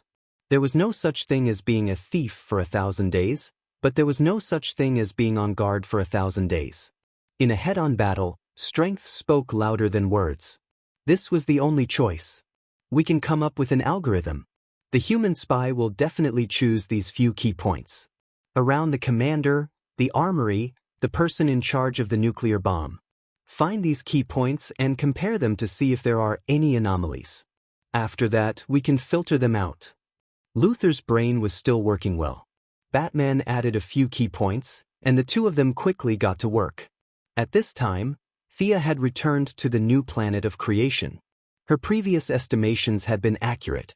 The Heavenly Father couldn't help her anymore. This was because Darkseid's main body had personally led a large army to the new planet of creation. They had set up camp on a small planet less than 8,000 kilometers away.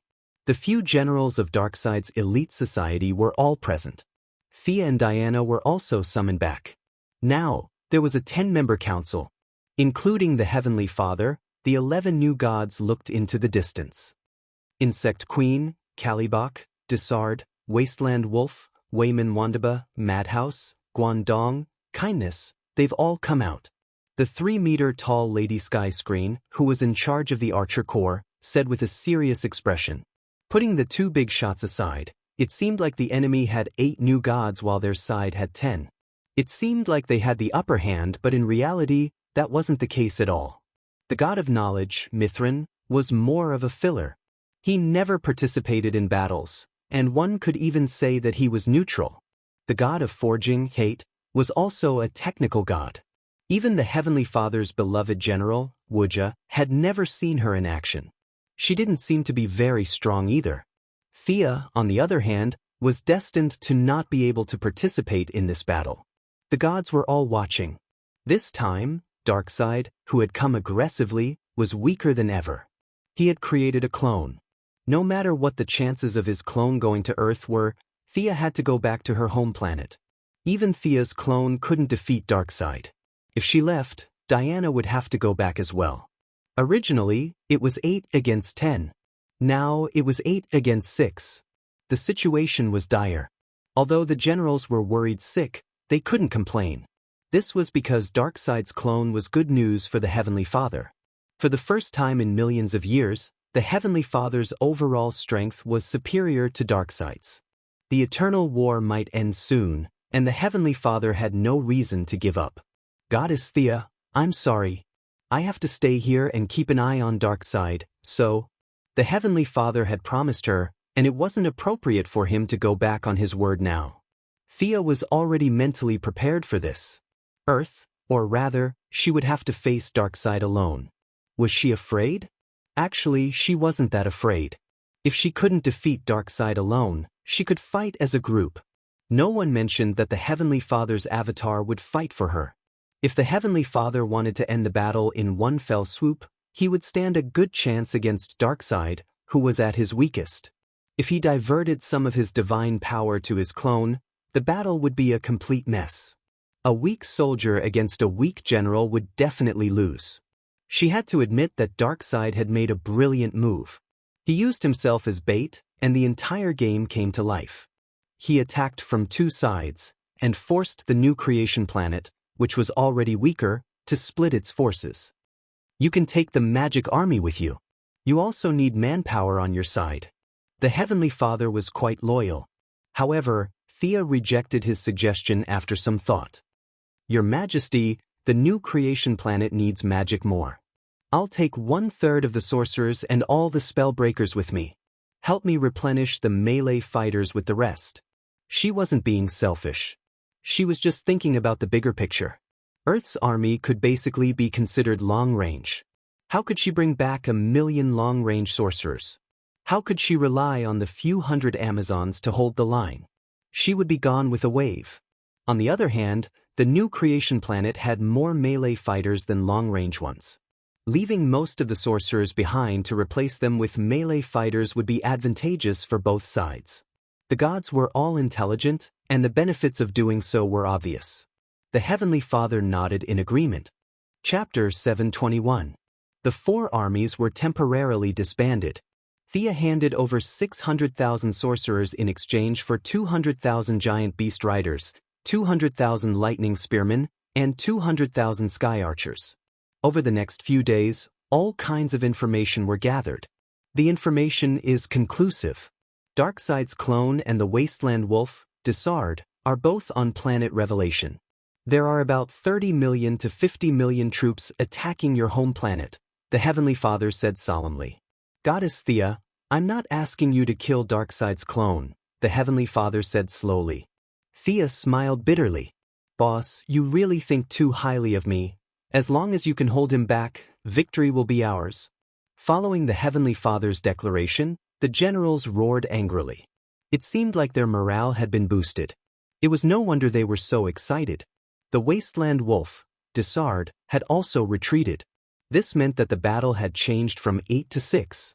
The generals who were prepared to fight to the death to repay the Heavenly Father's kindness secretly sighed in relief. Thea did not care about the situation. The Wasteland Wolf, Daoist, was not a big deal.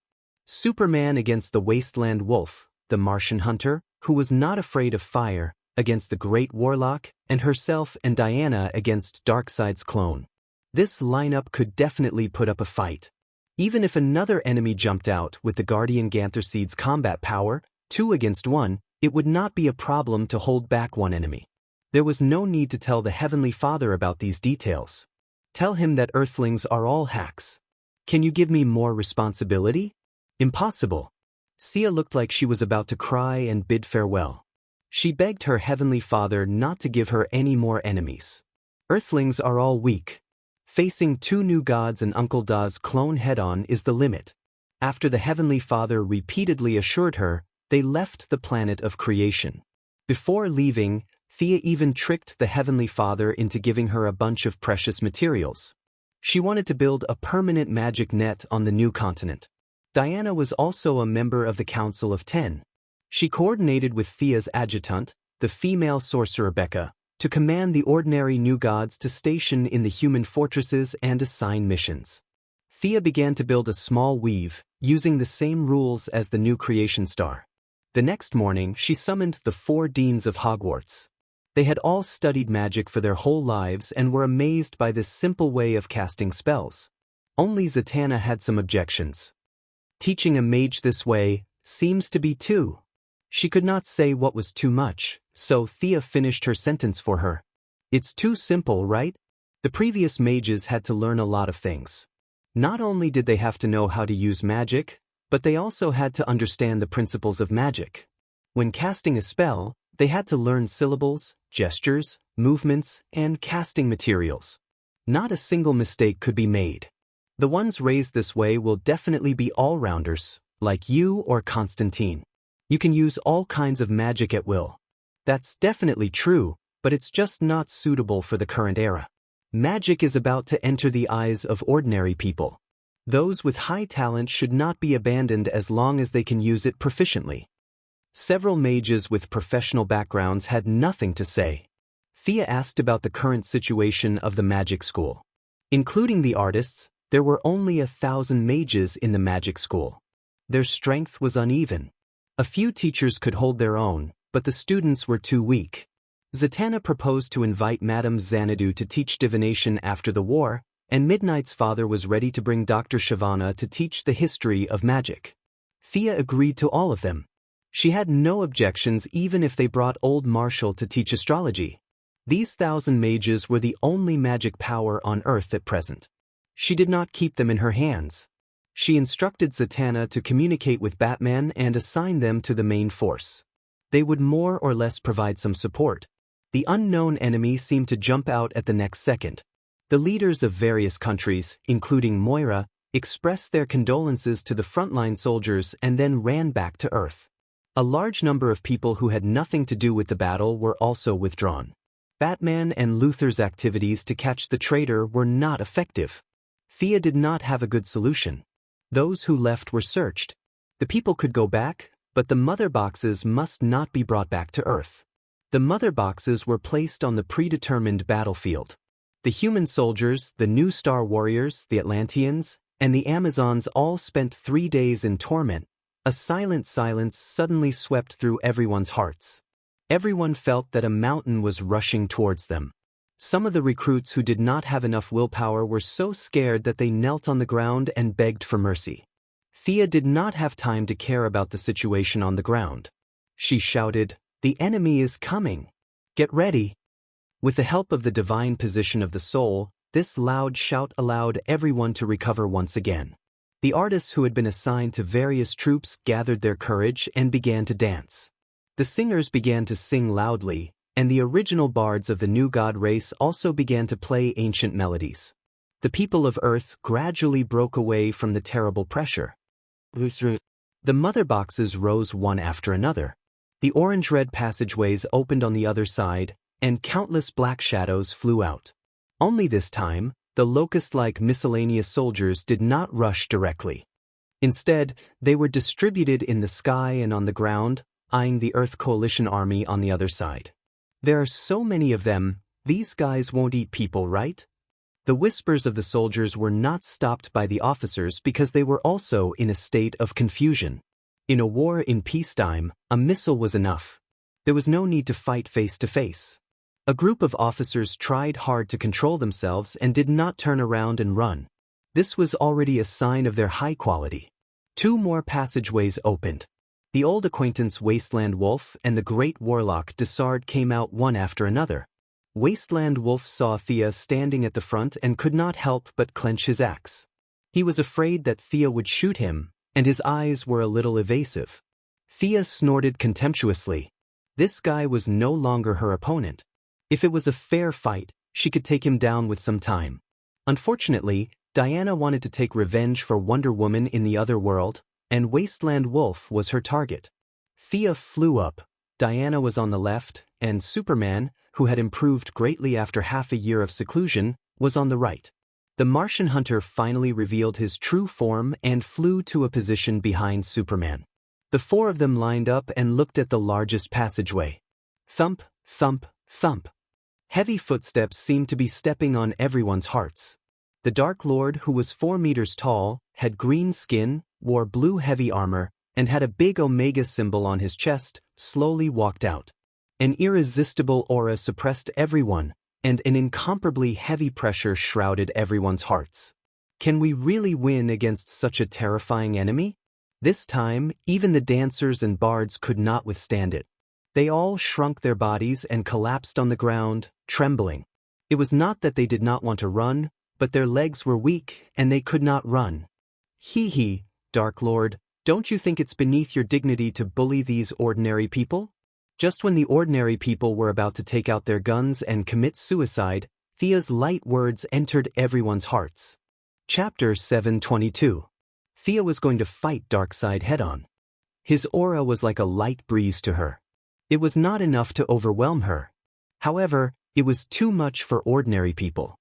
She had no choice but to use some of her soul's divine power to break Darkseid's mental suppression. However, Darkseid had only released his aura, and she had to use her divine power to deal with it. The difference in their strength aside, the difference in their understanding of divine power was obvious. Darkseid hovered in the air, his hands behind his back as he looked at her coldly. His eyes were filled with killing intent and coldness. "What's the matter, Your Majesty? Do you want to fight again?" Thea asked tentatively.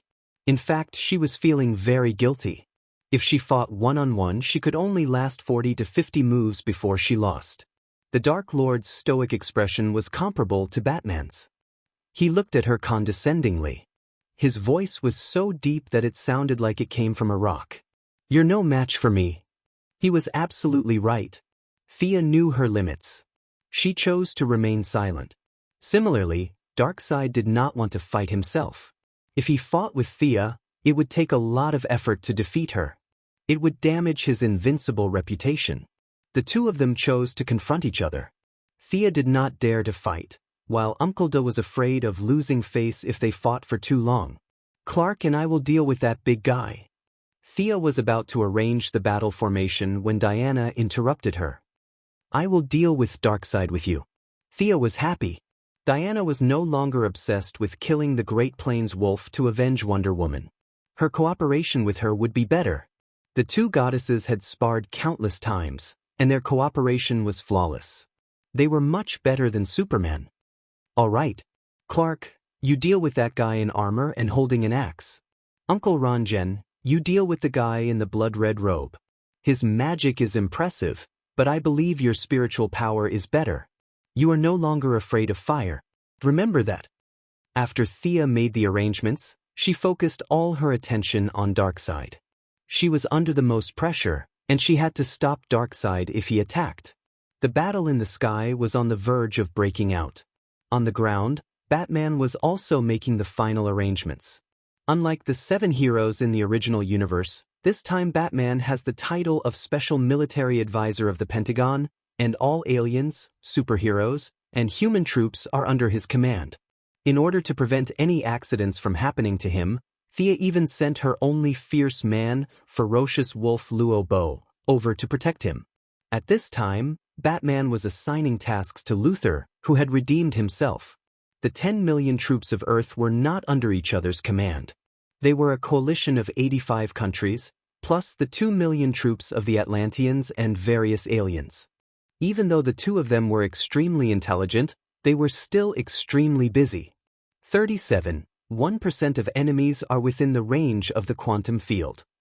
11.5% of the enemies have entered the range of the electromagnetic cannon.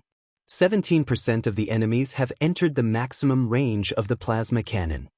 For this battle, be it Thea or Batman, the Heaven's Eye Society had brought out many advanced weapons. The enemy had the advantage in numbers, and the people of Earth were confident that they could eliminate 1/3 of the enemy with the preset battlefield. However, the sky had not attacked yet, and the relevant personnel on the ground could not make a decision. They would rather not fight if they could. That was the voice of many people. After the information was gathered, the command center fell into a brief silence. Even Batman was silent. If he did not give the order, there was still hope for peace. If he gave the order, humans might enter an era of war. Faced with such a choice, he only felt immense pressure. This was completely different from fighting the criminals in Gotham. The responsibility was as heavy as a mountain. However, he was Batman after all, and he directly abandoned the possibility of peace. Without informing anyone, he went to Earth 2 and took a look at old Thomas from afar. The tragic state of that Earth was still vivid in his mind. Peace? How was that possible? War is coming, don't hesitate. Fire. His voice was transmitted to everyone's ears through the command system. Some pressed the switch directly, some hesitated, and some chose a different path. All kinds of energy weapons landed on the Apocalypse demons, and countless pre-installed traps were activated. 5 motherships opened fire at the same time. 40 giant mechs began to clear the Apocalypse demons on the periphery, and even more small mechs opened up a path for the ground troops. The 100,000 spellbreakers and new Protoss warriors all picked up their weapons and charged into the apocalypse demons, causing waves of blood. The behemoth cavalry demonstrated what it meant to go on a rampage. Just like their commander, Wuxia, these rough-looking warriors wielded giant hammers and rode their behemoths into the enemy's midst, leaving behind a trail of broken limbs. The lightning lancers and sky archers cooperated well, one in close combat and one in long range. Any enemy that entered their attack range did not survive for more than 3 seconds. They were either pierced in the chest or shot in the throat. It was efficient and fatal, completely different from the behemoth cavalry. The spellbreakers who held long swords and kite shields marched in an orderly manner. Following their commander's orders, a rain of swords rained down. They were like an iron wall that constantly compressed the front line. The remaining Taurens, fully armed Amazon warriors, and Death Knights were also killing their own enemies. Realizing the strength of their allies, many of the human armies finally abandoned their worries, picked up their weapons, and joined the war in an organized manner. In the command center, Batman kept looking at the feedback from various parts of the battlefield. The human alliance's morale was high, and all kinds of preset traps had been activated. The situation was completely within his expectations. However, his heart still clenched. The danger premonition that he had honed over the years was attacking his brain. Soon, something bad would happen. After 20 years of fighting in Gotham, he trusted his intuition very much. How many enemies are there on the battlefield now? Seeing a few generals in the command center rejoicing, Batman was furious. Do you think you've won? What a joke. The statistics were calculated very quickly. A staff member reported loudly, "There are now 25 million enemies on the battlefield. The original number should be less than 30 million, but the Human Alliance has eliminated more than 1 million enemies in just 1 minute."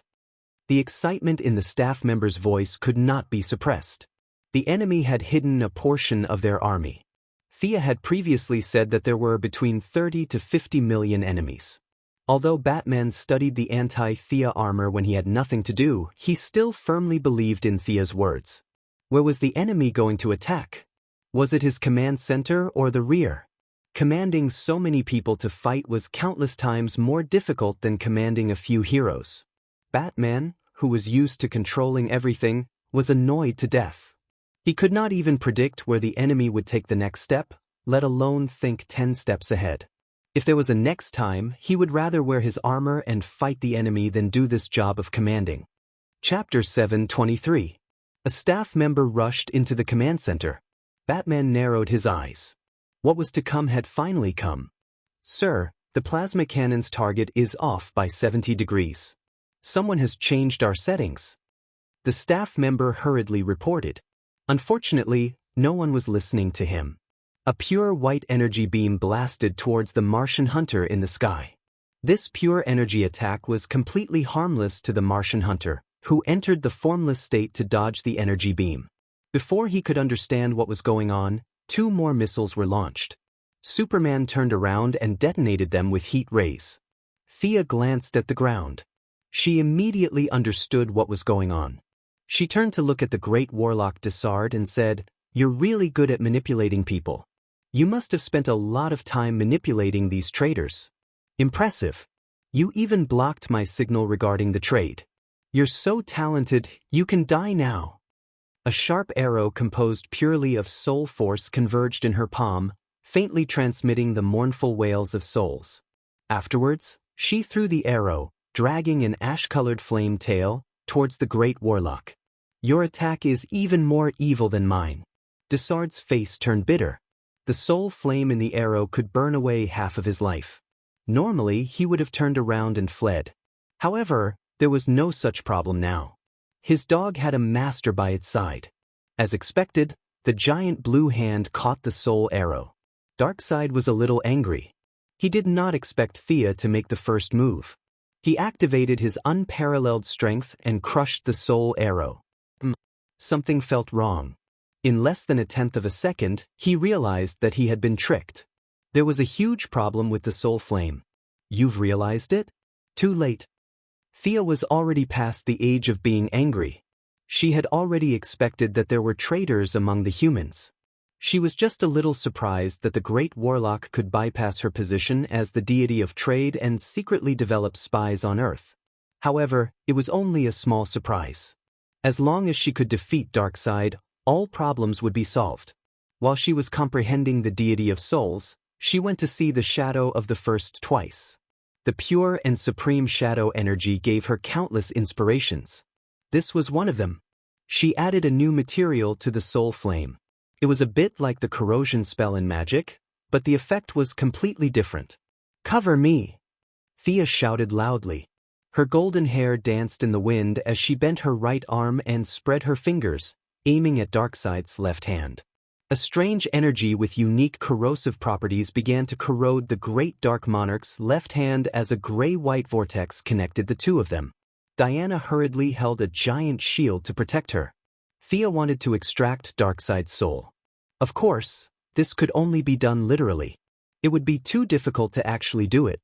Instant kill of Darkseid? Even Ghost and the others couldn't do it, let alone Missy. However, whether or not she could do it was one thing, and whether or not she could do it was another. Even if she couldn't do it, she wanted to disgust Darkseid.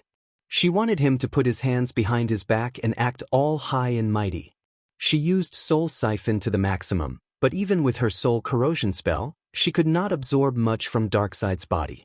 Darkseid was like a towering mountain. Her soul siphon was like using a rope to drag the mountain. Even after using all her strength, she could only drag some soil away. It had no effect on the mountain at all. Thea was not disheartened. This was within her expectations. If the mountain did not come looking for her, she would go looking for the mountain herself. Her right hand continued soul siphon, and her left hand used what she had absorbed earlier to create a purple chain of light. Darkseid was in an awkward position. He had been ambushed at the beginning, and if he had cut off his left hand, none of this would have happened. But how could that be? Even if it was just a clone, it was still Darkseid's clone. If he cut off his hand in front of everyone, it would be embarrassing. Darkseid chose to take it head-on. With the support of a greater god, Thea could not do anything to him. After all, there was still a big gap between their levels. However, Missy kept coming up with strange moves. She used Soul Siphon with her right hand and Life Siphon with her left. She used what little she had absorbed from Darkseid's soul, mixed it with shadow power and a small part of his own life force. A black monster was slowly being shaped by her. Darkseid's eyes were sharp. He only needed one glance to understand her intention. He no longer cared about his dignity and raised his fist, which was several times bigger than a pot, to attack her. Diana was not just for show. Her body glowed with golden light as she held up her shield and took the punch head-on. If it had been Darkseid himself, she would not have been able to withstand it. But now it was just a clone. The Valkyrie relied on her divine armor and her position as the guardian deity to barely withstand Darkseid's attack. The Dark Lord attacked again and again, but he could not take down Diana. In fact, because he was too anxious, he was hit by her sword. Kill her. His two henchmen, Desolate Wolf and Dissad, saw that their boss had been hit by a sword. Regardless of how much damage was done, they were definitely embarrassed. The two of them rushed forward anxiously. Of course, Superman and the Martian Manhunter would not just stand by and watch. They each found an opponent to fight. Desolate Wolf had seen Superman from Earth 2 before. Superman was strong, fast, and had great endurance.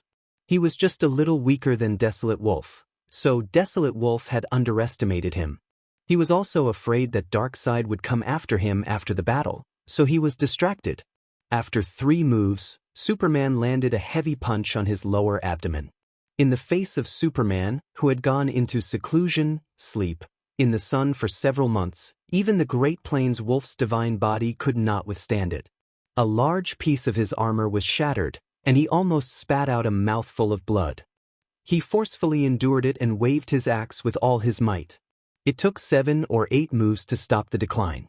After being beaten up by Batman for 3 days, it was impossible for Desolate Wolf to have any profound martial arts skills. However, Superman's talent in combat and his well-honed martial arts skills made the two of them greater than 1 + 1.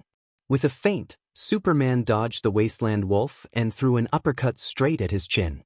The Wasteland Wolf's martial arts, which had been practiced for countless years, were also not bad. He slightly retreated to avoid the uppercut, and at the same time he swung his axe at Superman's waist.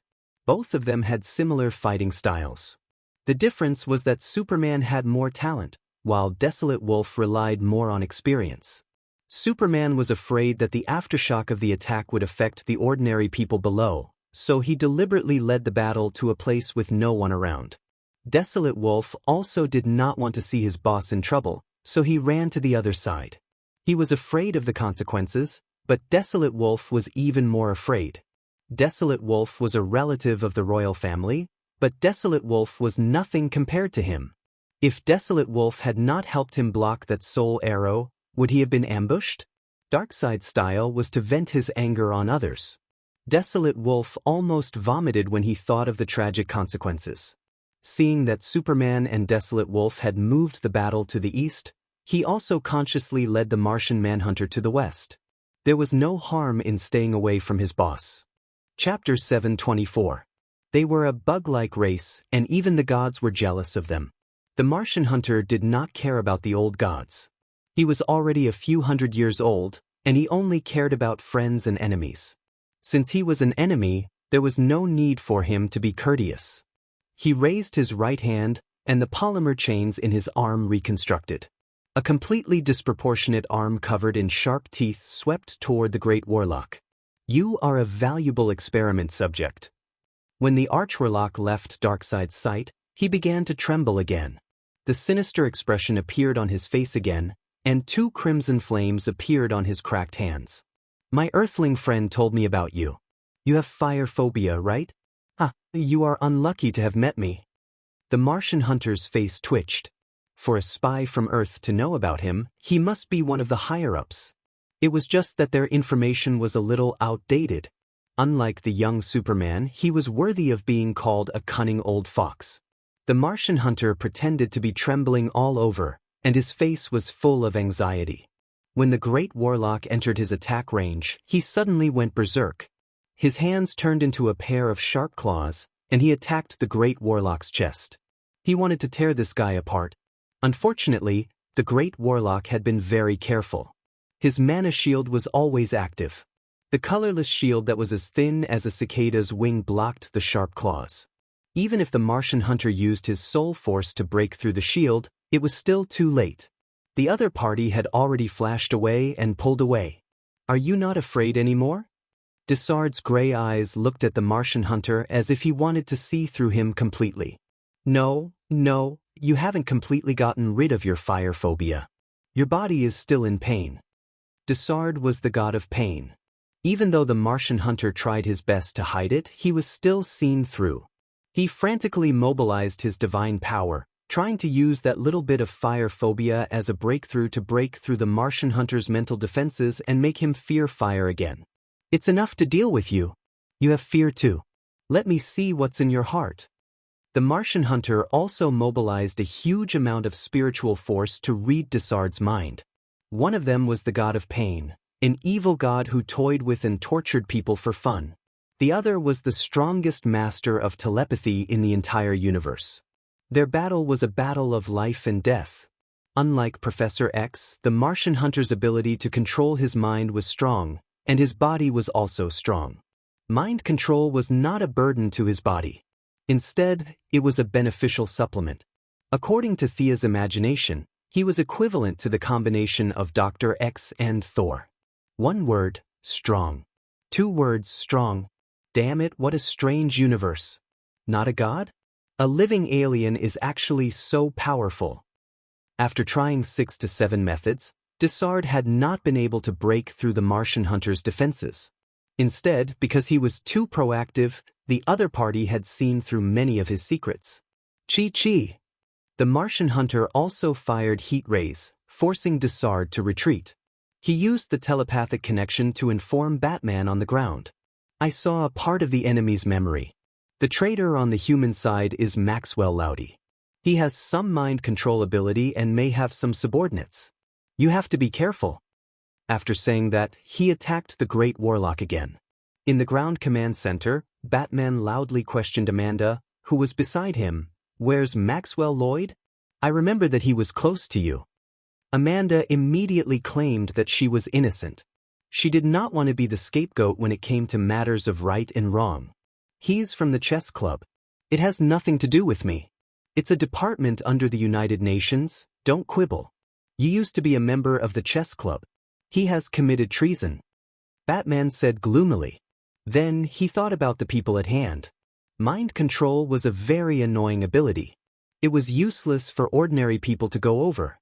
He turned around and instructed Qin Nu, please go and catch that guy. The green lamp ring was very domineering. Its ability to distort values was unparalleled. As long as the green lamp was with them, they would be automatically immune to mind control. The green lamp was good at teleportation, so they were the most suitable. Why are you letting them go? Let me tell you, the strongest in the universe is our green lamp.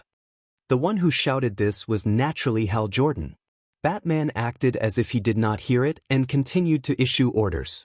Control the scene of the positive ion cannon in Area 15. Order Firestorm to follow the ground forces in the East District. Green Arrow to the West District. Your Excellency Hercules, the battle in the North District is the fiercest.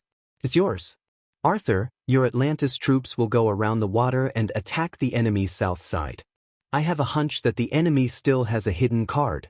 We have to quickly annihilate the enemy here. A few superheroes were sent out by him to help. He then looked at the Flash. I'll leave the battlefield communications to you. The enemy's technological level is higher than ours. Many orders need to be conveyed by you. He then looked at a bunch of colorful lanterns. You guys will be the mobile soldiers. Before he could finish his words, he saw a violent explosion not far from the headquarters. Batman glanced at Flash, who ran out with a whoosh. When he ran back 2 seconds later, he was holding a woman. She had a double ponytail, wore a red and blue coat, and a pair of long legs wrapped in silk stockings. The woman was carried by the Flash. At first, she was a little stunned. Then, when she saw Batman, her eyes lit up. Stinky Bat. Ugly girl. The two Gotham fellows reluctantly gave an unfriendly greeting. Batman looked at the Flash and waited for him to explain. That Maxwell Lauder took a lot of his men and blew up Base 22. After that, he controlled a few strangely dressed people. Those few Green Lanterns were fighting fiercely. I saved her, who was standing on the side in a daze. She's a good person, right? Flash looked at Batman's fierce face and asked tentatively. Hee hee. The ugly girl let out a seductive laugh. The meaning was self-evident. Batman heard from Thea that the ugly girl was extremely resistant to mind control. An ordinary Earthling like Maxwell couldn't control her. However, the other members of the Suicide Squad, according to the Flash, were all trapped. The rear can't be messed up. Lanterns, all of you press forward. I'll send the mages from the Magic Academy to build a spiritual wall for you. Batman sent out a lot of combat power. In his calculations, against an agent who knew mind control, plus some ordinary soldiers and the Suicide Squad who couldn't use their full strength, the Lanterns could crush them. However, the situation changed so quickly that he was a little caught off guard. The greatest Green Lantern, Hal Jordan, who was full of anger, directly conjured and tied up Killer Croc. On the other side, Zatanna and Midnight Daddy joined forces to capture the revenge demon Chatter Santana. The only ones who were still firing were the mind-controlled Death Archer and a lot of well-equipped soldiers. A middle-aged man wearing a tactical vest and holding a pistol diagonally looked at the battlefield. He was dressed like an ordinary agent. There was no panic in his expression. He was Dessard's insider, the traitor Maxwell Lauder. His public identity was the leader of the chess club, codenamed King. Chapter 725. Beside Maxwell stood an old man with a dignified demeanor. The old man, who used to boast of being a descendant of nobility, was sweating all over his face. He held a cane in one hand, and the veins on the back of his hand, which had age spots, were bulging, showing the nervousness in his heart. Can we really win? I'm betting everything of my family. Don't worry. Didn't you see the power of Sir Dessard? He personally promised that Earth will be ruled by the Morgan family in the future. How can you not take any risks? Maxwell was comforting them verbally, but in fact he despised them in his heart. These greedy old bastards, pouncing on the slightest benefit like dogs. They were a disgrace to humanity. He looked at Thea, who was fighting with Darkseid at the highest altitude. He wanted to reach that height too. For this goal, he could abandon any human honor. Earth? It has nothing to do with me. His comforting words had almost no effect. Any of the lanterns had the combat power of a superhero. What's more, with the blue lantern present, everyone's lantern rings could be doubled. Against a group of ordinary people, even if they were elites trained by the Morgan family, they were no match for them. The mechanical power armor made by the Morgan family was directly dismantled, and the energy guns were like children's toys in front of the lantern rings. I'm going to find reinforcements. I'll leave this to you. The old man saw his own armed forces being cut down like wheat and panicked. He wanted to leave Maxwell to buy himself time. Unfortunately, there was a gunshot, and the old man only felt a warm liquid flowing over his old face. After that, he fell to the ground and did not know anything. Hee, old dog, you're still not honest even when you're about to die. Maxwell put away his gun and pulled down the curtain with a smile on his face. A 3-meter-tall box stood there.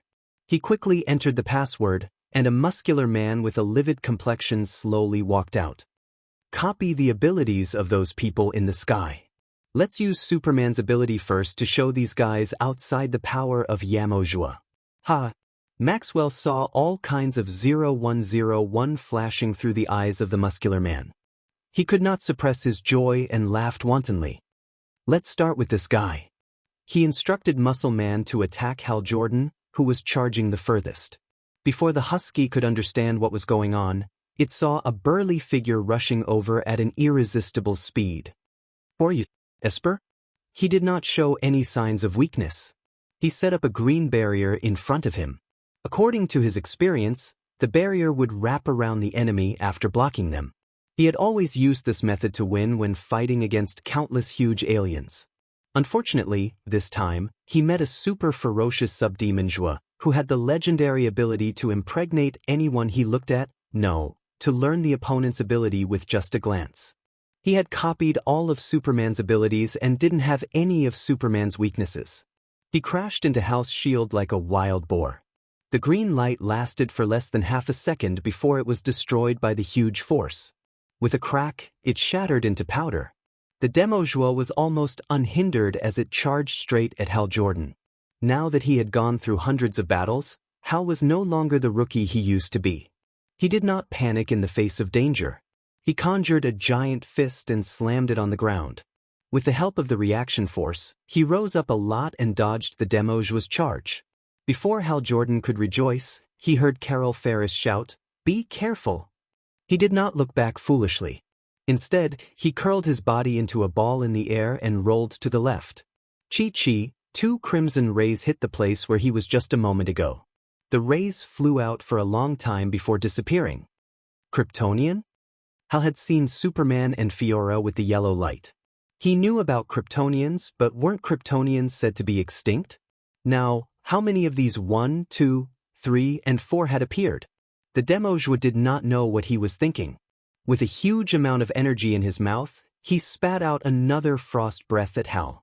Damn it. Big guy, let me show you this. Hal dodged the frost breath. The green light on his ring shone brightly, and a giant emerald sword was created out of thin air. Simulating kryptonite waves was something only a few Green Lanterns could do. It required a strong emotional ability and fine structural ability. The seemingly careless Hal Jordan had specially practiced this move. According to his estimation, it was impossible to simulate it 100%. It should be at least 60% or 70% similar. Just as he was waiting for his opponent to wail and fall to the ground so that he could fly over and brag, he saw the green lightsaber pierce the Demojua's rock-like chest.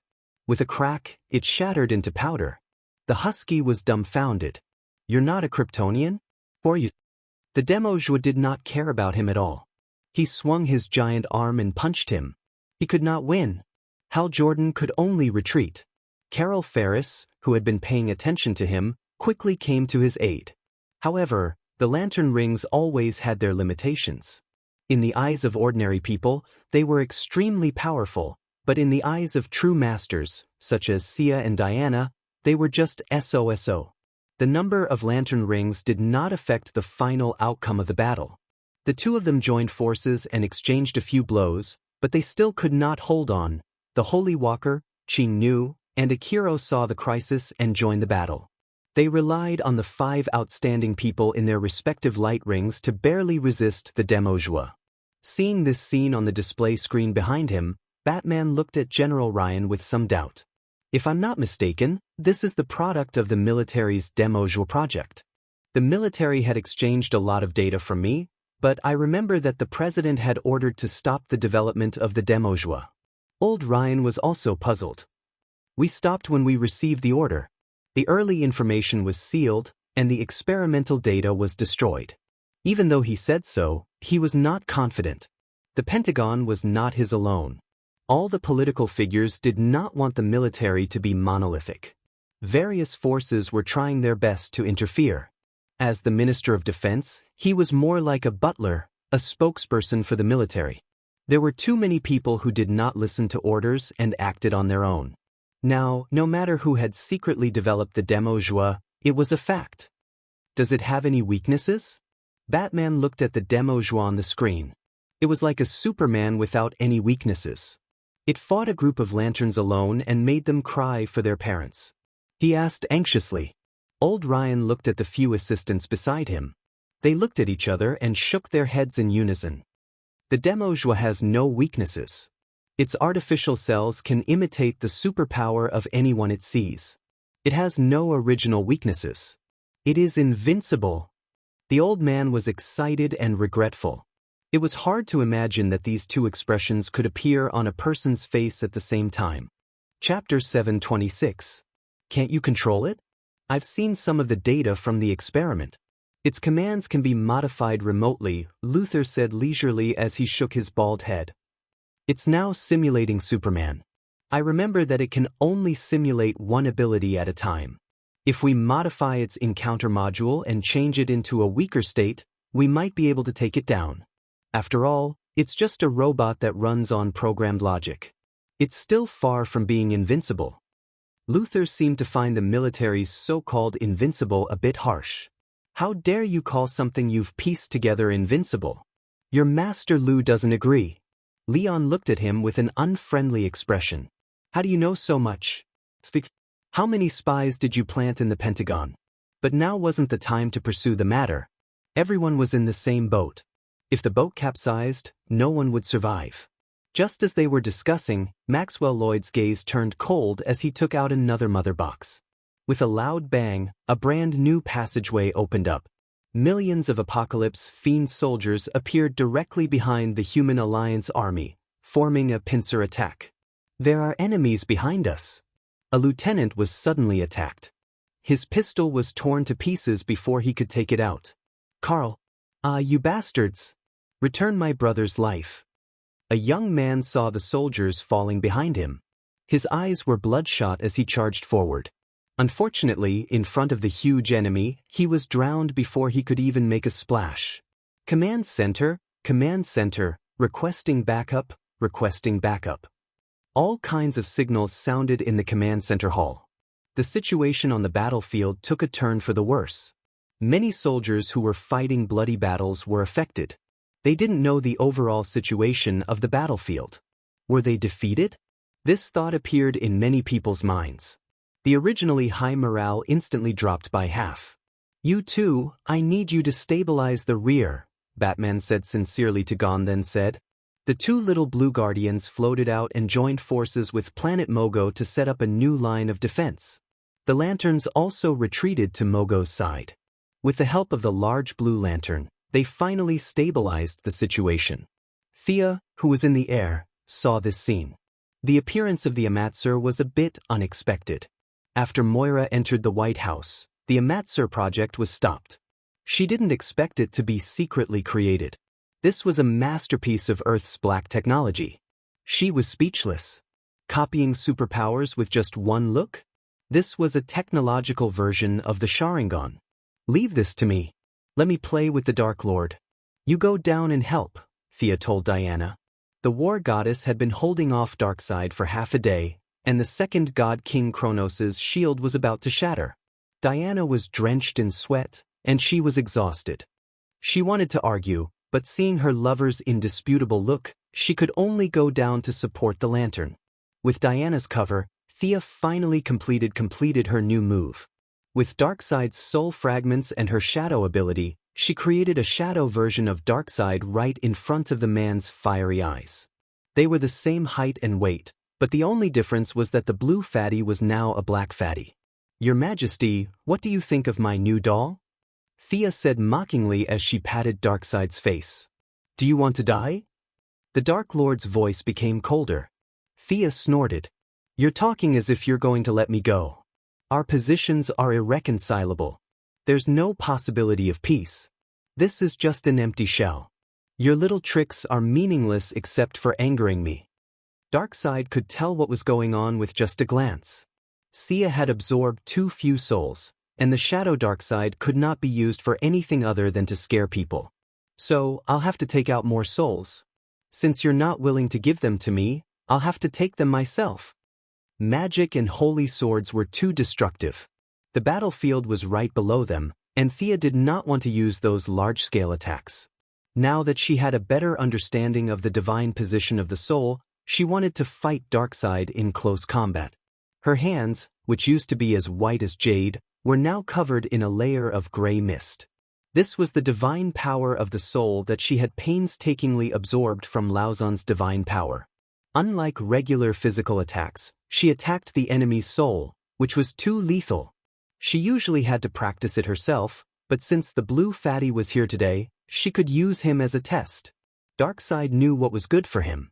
Even though he was stronger than Thea, he was not someone who could be defeated in a few moves. He finally became serious. However, he was on high alert. He still looked at Darkseid from the corner of his eyes. What was the use of this thing? He believed that his vision was much better than Sia's, but the Dark Lord was still confused because he couldn't see the use of this. He could shatter it with a single punch.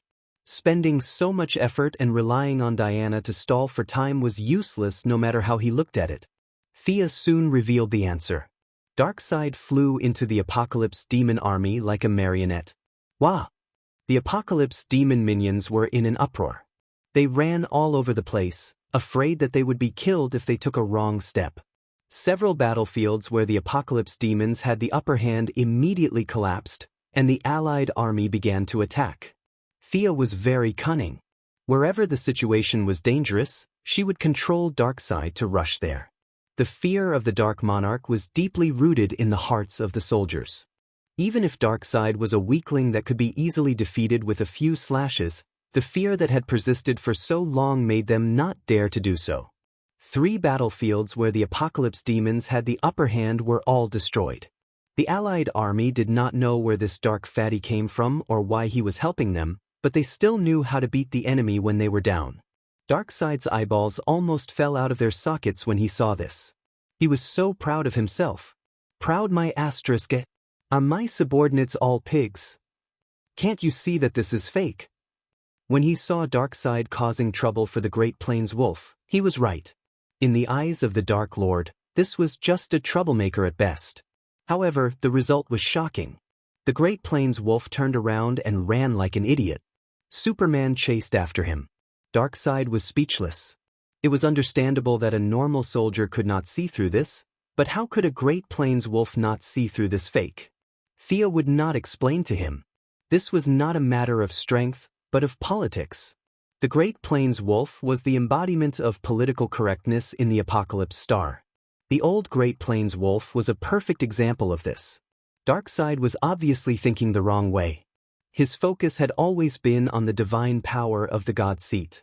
Thea did not waste any more time. She started attacking with lines. Chapter 727. This guy was really strong. The two had only exchanged a single blow, but Thea already felt as if her fingers were grabbing onto steel. Darkseid's arm was thicker than her waist, and she could feel a faint murderous aura from his counterattack. This guy's mastery of soul power was really deep. Thea instantly understood that Darkseid also wanted to get his hands on the soul godhood. Unfortunately, she had taken it first, and all his preparations had gone to waste. The conflict between the two was even more irreconcilable. Thea used her small size to grab his wrist with her left hand and his arm with her right. She activated her soul power and extracted another strand of Darkseid's soul. The price she had to pay was a backhanded slap from the Dark Lord. Thea looked at the soul in her hand and threw it to the fatty in the distance. She wiped the golden blood from the corner of her mouth and said, "Your Majesty, your doppelganger is not strong enough. Why don't you summon more from your main body? You will definitely fall here today." Let's try again. Thea began to attack crazily without caring about the consumption of her divine power. Darkseid was not used to this kind of crazy fighting style and was a little embarrassed for a while. However, the Dark Lord was finally annoyed after being caught twice. "Do you think I'm a sick cat if I don't show my might?" The Dark Lord was finally serious. Even though it was only a doppelganger, it quickly turned the tables and forced Thea to retreat. At this moment, Diana, who had returned to the surface, had already exchanged blows with the inferior demon Jua. She had replaced the lanterns and guardians while simultaneously facing the tide of miscellaneous soldiers and inferior demon Jua. The two guardians couldn't take it anymore. Now that the inferior demon Jua was blocked by Diana, they were only facing some miscellaneous soldiers. Even if the other party's numbers were several hundred times greater than theirs, it was still enough to deal with them. Yamo Jua and Diana exchanged more than 10 blows. It could see that Diana was a close-range fighter, so it cancelled its imitation of Superman and switched to the lantern's fighting style. At this time, Yamo Jua was imitating Mogo from the baby planet. It was wantonly squandering its emotions like the ocean. Diana could not get close to it even after using all her skills. "Batman, hurry up. Thea won't be able to hold on for long." Valkyrie's two treasured swords danced up and down. Unfortunately, Yamo Jua's AI was very high. Even if he didn't fight her head-on, she wouldn't be able to do anything for a while. "We're working hard." Batman quickly hung up. His plan was to hand over the rear to the lanterns with outstanding combat power to intercept, gather the enemy's main force in the front, and then turn around to attack the enemy behind. On the western battlefield, Green Arrow in his power armor was covered in blood. What was the principle of not killing? To hell with it.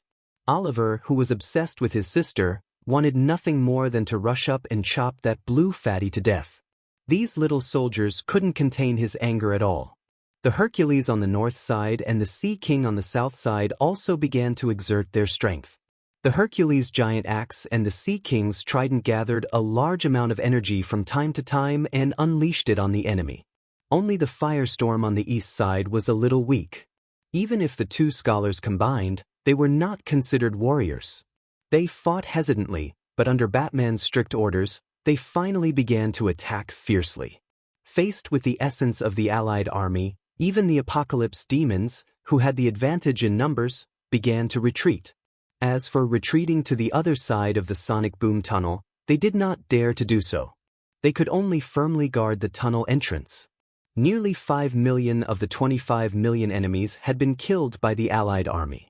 Now, less than 20 million were still holding on, and this number was decreasing by the minute. Without a commander or a core figure holding the fort, it was only a matter of time before they were all wiped out. Diana dealt with the enemy in front of her while looking at the sky. After exchanging a few blows with Darkseid, she knew that the Dark Lord was far stronger than her. When she saw Thea trying her best to deal with him, her heart almost jumped out of her chest. "This bunch of trash from Earth, are we fighting so hard for ourselves?" She looked at Maxvier Laudy in the distance with fire in her eyes. He was still waving at her in high spirits. She tried to rush over and kill this treacherous person several times, but she was firmly stopped by Yamo Jua. Ordinary people could not get close to Maxvier. The Apocalypse Star had used a device to increase his mind control. The closer he was, the stronger his mind control was. In a small area, only a few people were immune to his mind control, except for Diana. Maxvier firmly guarded the sonic boom tunnel, and countless Apocalypse demons flew out of it every second. The lanterns had already joined forces and were desperately trying to stop them. Even the two guardians, Ganzid, were on the front line. Mogo would occasionally send out a beam of light to help clear the area. More than 1,000 lanterns were fighting against 1,000,000 apocalypse demons. They used all their strength to barely hold the line. However, there were more and more enemies, and their lantern rings needed to be recharged. Bearing so much emotional energy was also a heavy burden on their minds. Even with the blue lanterns recovering their minds and the green lanterns healing their injuries, it was inevitable that they would lose members. 2 yellow lanterns and 1 green lantern were emotionally exhausted and drowned by the enemies. Diana tried to break through Yamojua's blockade several times, but unfortunately, her movements had been calculated by the AI hundreds of times. She racked her brains but still could not kill her way out. Just as she was about to lose her patience, she heard a muffled boom. A motorcycle with 20-foot-long tires broke through the wall and stopped in front of Diana. "Wow, Wonder Lady? My arms have always been open for you. I can give you hugs and hot kisses too." The crazy clown girl still had her hair in 2 ponytails. She rushed to the scene on a Batmobile. The motorcycle stopped in front of Diana and even blew her a kiss. This person was one of the few people who was not afraid of mind control. "Next time, we have to be good friends, best friends." The clown girl acted like they were close friends and wanted to pat Diana's shoulder, but the Valkyrie hurriedly dodged. The clown girl did not have any self-awareness and did not realize that there was still a battle going on. She watched as Diana swung her sword and hacked at Yamojua, who was also retaliating with a large number of blue lights. Seeing that no one was paying attention to her, the clown girl seemed to be very depressed. She turned to look at Yamojua. "Blockhead, you should smile more. This is medical advice." After saying that, she took out a bomb with a clown pattern on it and threw it over with a whoosh. Yamojua hurriedly used materialization to block it. With a bang, there was no gunpowder at all as he imagined. Instead, colorful paper pieces flew all over the ground. That's right, these were the colorful paper fireworks used during weddings. Who knew what the clown girl was doing with these things for no reason? Yamojua, who was hazy and had already gained some self-awareness, was instantly attracted. These things looked pretty good. Seeing that it was effective, the clown girl did not know if it was because she remembered Batman's request for her to pull it away or because she simply felt that it was fun. She took out a bucket of spray ribbons and sprayed them at Yamojua for a long time. Finally, she took out a spray can and drew a smiley face on Yamojua's ashen chest. Chapter 728. Feeling that the mission was almost complete, the ugly girl rode the motorcycle and sped away. As she ran, she took out her submachine gun and fired another shot at Yamojua. Yamojua's attention was completely attracted. It felt that this spray was very interesting. Unfortunately, the black technology that developed it was too high-end.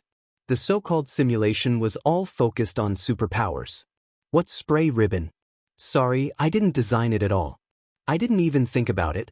Ignoring Diana, it stayed in place for 2 seconds and realized that it couldn't simulate this thing.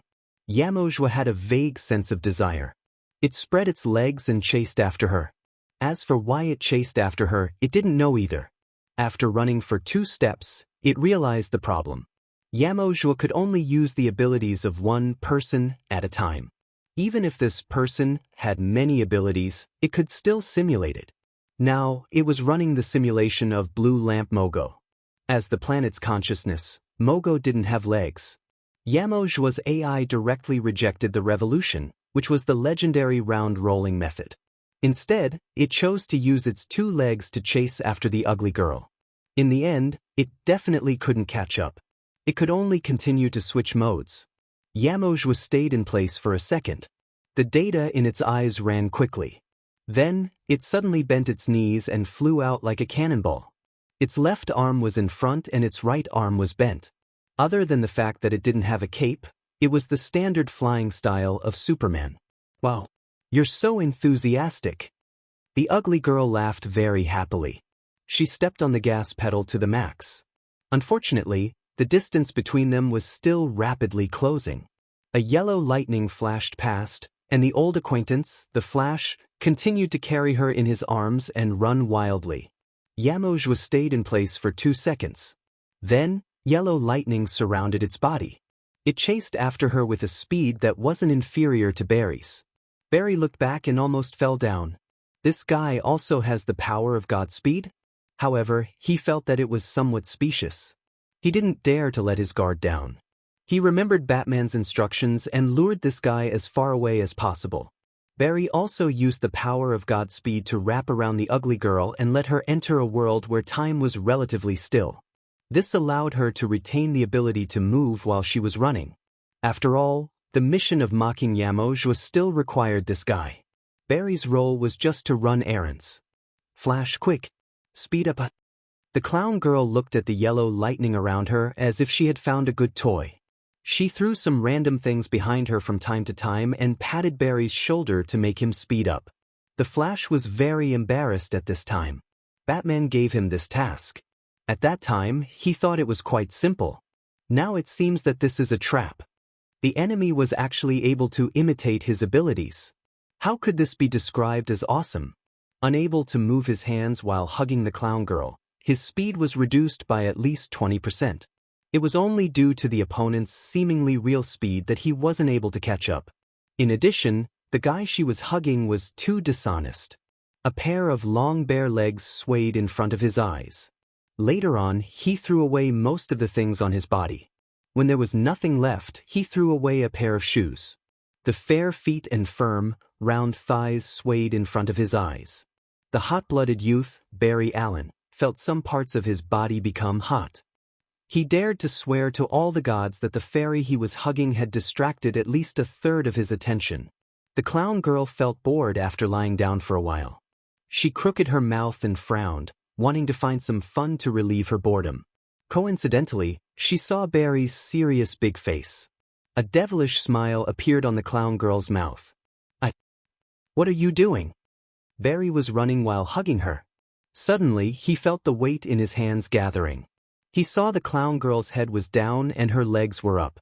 She was doing a standard handstand on his palm. As an elite in the gymnastics world who was one step away from participating in the Olympic Games, the clown girl's body was much more flexible and balanced than the average person. However, Barry Allen didn't have the mood to care about that at this time. It was because he seemed to have seen something indescribable. Amanda didn't prepare underwear for the prisoners. The crazy clown girl didn't have that awareness either.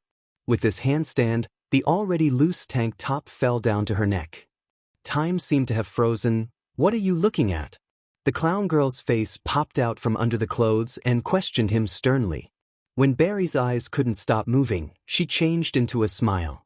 Her legs clamped onto Barry's neck and she jumped up with strength from her waist and abdomen. She rode on his face. I can't see the way. Barry was quick-witted. He wouldn't say that his face touched an indescribable part. He hurriedly found an excuse. The clown girl was very obedient. She held onto his shoulders and turned 180 degrees. Now, she was riding on Barry's neck. Although the clown girl's two legs were still swaying in front of his eyes, at least it was better than messing around like before. Alamojua was approaching rapidly. Barry, who had freed his hands, was finally able to run in a standard posture. Little Flash, run. Blockhead, chase after us if you have the ability. Diana looked at the three of them running further and further away in a strange manner. Their unique crazy laughter could be heard in the wind. She didn't waste any more time. Her two swords kept slashing at the approaching soldiers. She had to close the sonic tunnel behind her. Seeing that Alamojua was lured away, Maxwell Lauder foresaw his failure. However, he knew that he couldn't run away. He still sat firmly on the chair that was specially made to magnify the effect of the mind control. Goddess? You aren't gods at all. All of this was caused by you. Do you think I don't know? It's that guy in the sky who attracted. Unfortunately, before he could finish his complaints, and before he could even elaborate on his grand ambitions, Diana grabbed his chin and pressed it against his head. With a twist of her arms, Diana broke his neck with a crack. The mind control that he was so proud of, the skillful battle techniques, and the profound scheming were all useless in the face of absolute power. Diana spat at the corpse. How dare you talk about my lover in front of me? I thought your neck was hard. She didn't even have time to look at the corpse. She slashed the mother box with her sword and hurried to the sky battlefield. Miss Thea wasn't in a good situation at the moment, but she wasn't completely powerless either. After grabbing Darkseid twice in a row, Darkseid had become more cunning. A large amount of divine power of massacre surrounded his body, and this kind of divine power had a great effect on his nature. Sia felt uncomfortable all over after taking a whiff, and it took her 2 full breaths to recover. "Are you all right?" Diana, who was like a firefighter, returned to her lover's side. She took out her shield again and infused it with guardian god power. The cracked shield glowed again. "Oh, of course I'm fine. You should ask our Dark King if he's fine." Miss Thea was very confident now. She was flattering herself by saying that they had a 50-50 chance of winning. However, Darkseid's advantage wasn't that obvious. Miss Thea didn't care about the consumption of god power, so Darkseid was in a passive position. He didn't know that Thea had a humanoid source of god power, Shazan, who could continuously absorb Zeus Great's god power. He didn't want to waste too much god power on Earth. After all, the Heavenly Father was his eternal enemy. At most, Thea was worth paying attention to. Chapter 729. The Dark Lord's thoughts were simple. Even if he lost this time, as long as he could exhaust more of Thea's divine power, he would be able to win the next time they fought. Thea might not be as strong as the Heavenly Father, but she was still worthy of his attention. This was the embodiment of her strength. With such thoughts in mind, one of them recklessly squandered his divine power in an extremely unrestrained manner, while the other was extremely cautious and did not want to expend too much of his divine power in an extremely conservative manner. The scene actually seemed to be somewhat of a draw. "You're an incredible expert." Darkseid was a man of few words. He was a man of few words. "But she isn't." The great Lord of Darkness turned to look at Diana. His eyes were scarlet, and a power that seemed to transcend the concepts of time and space erupted from his eyes. "Your Majesty, are you confused?" Thea was puzzled. "Do you have amnesia?" Although Darkseid's Omega Ray was suffocatingly powerful, she could still block it with some divine power. Her eyes flashed green, and 2 rays of light shot out. She knew that the Dark Lord was using a feint. It looked scary, but it was just a superficial power. What is he trying to do? Thinking of bluffing, Sia hurriedly looked to the other side. She saw the Dark Monarch cross the distance in a single step and grab the dark-skinned fatty who was causing trouble in the Apocalypse Fiend. Darkseid sneered at Sia. "You are worthy of my schemes." His tone was the same as usual, as if he was explaining something. Darkseid exerted a little force and crushed the fatty.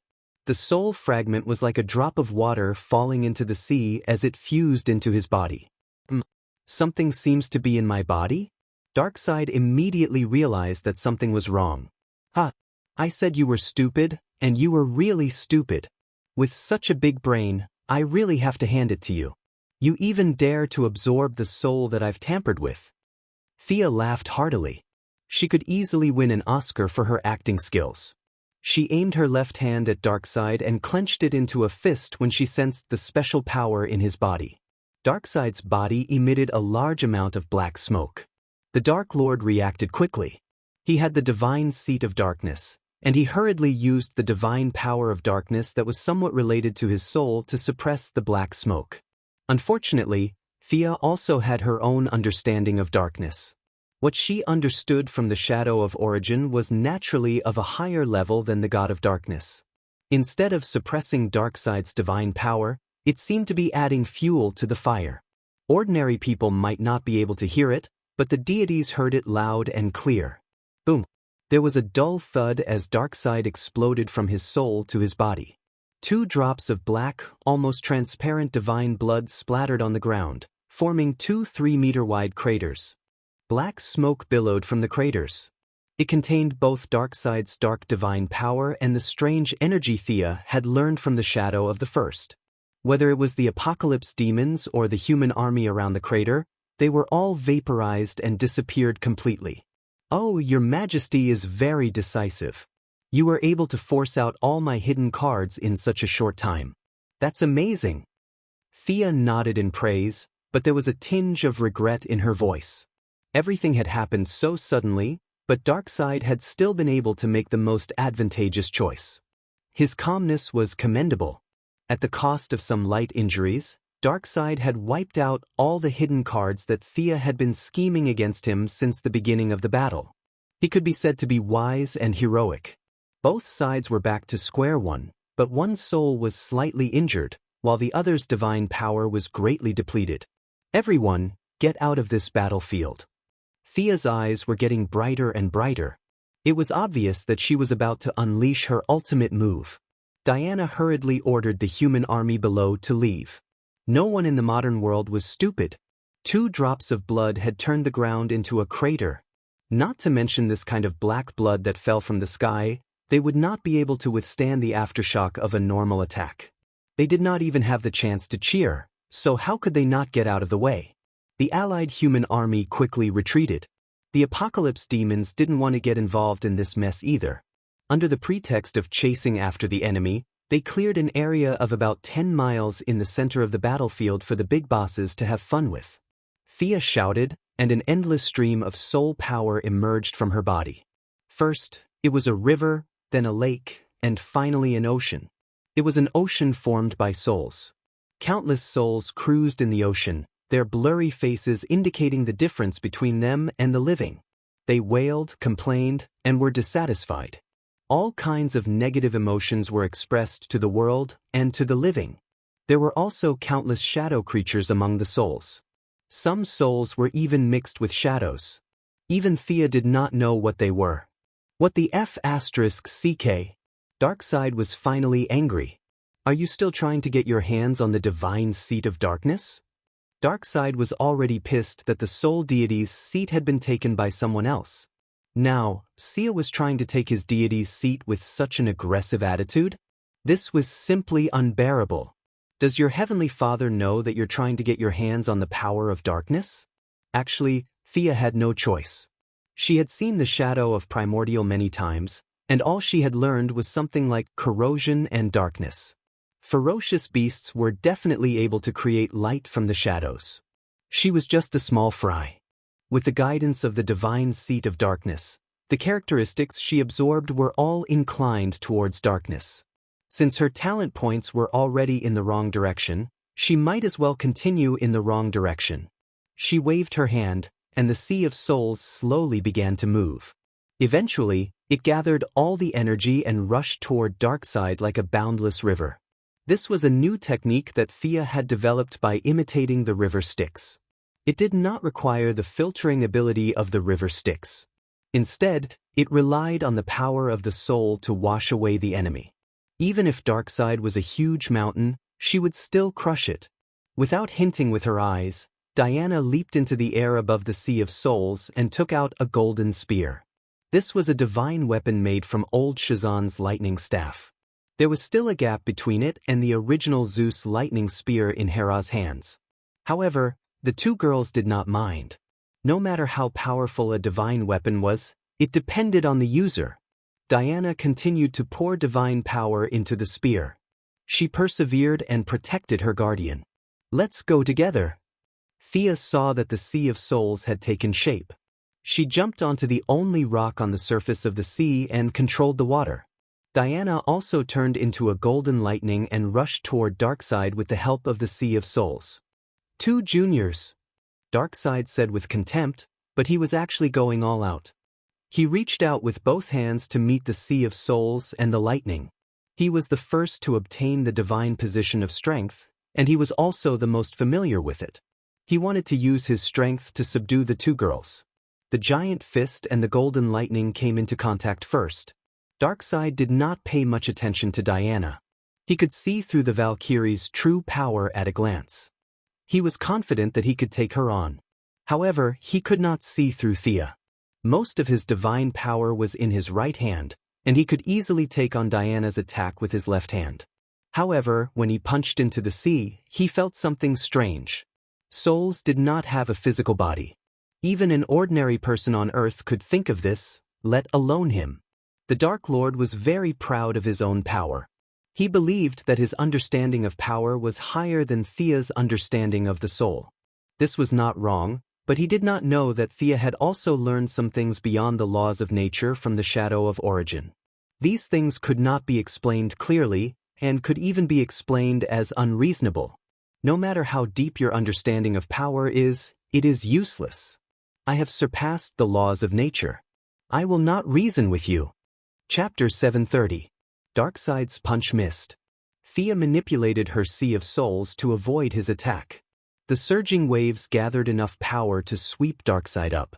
Darkseid's right fist missed, and he staggered. Diana, who was on his left, could not hold him back either.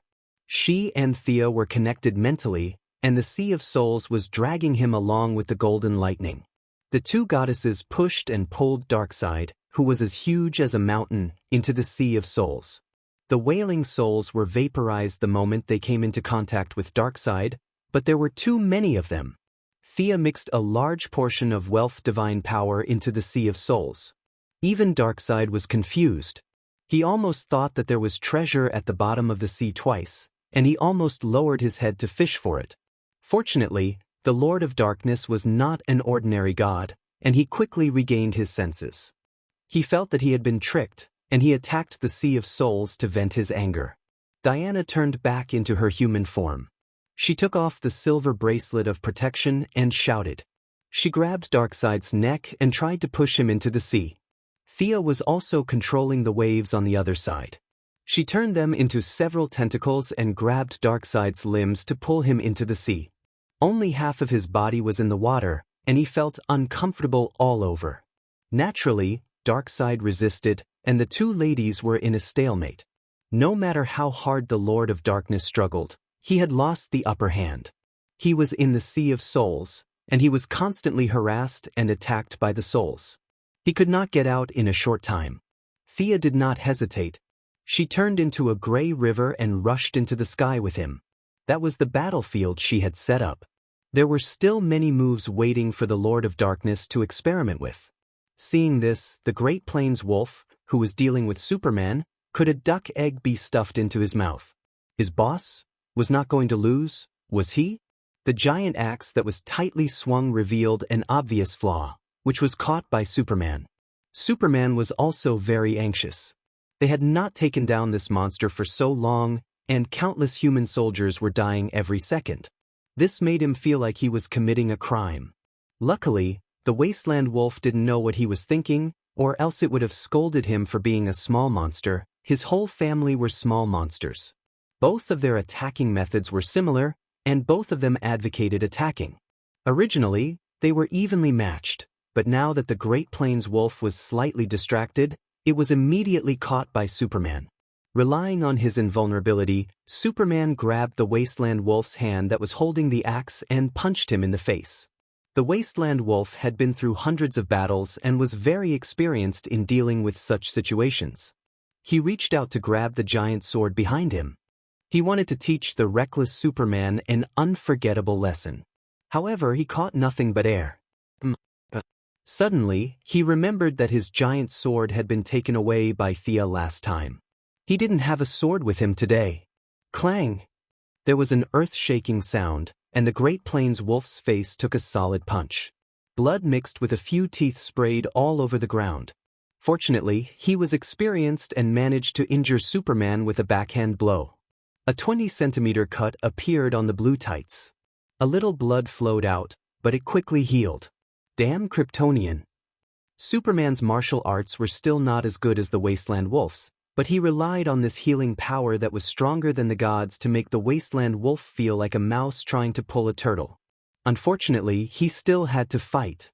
Although he was worried about the overall situation, he still had to persevere. The result was regrettable.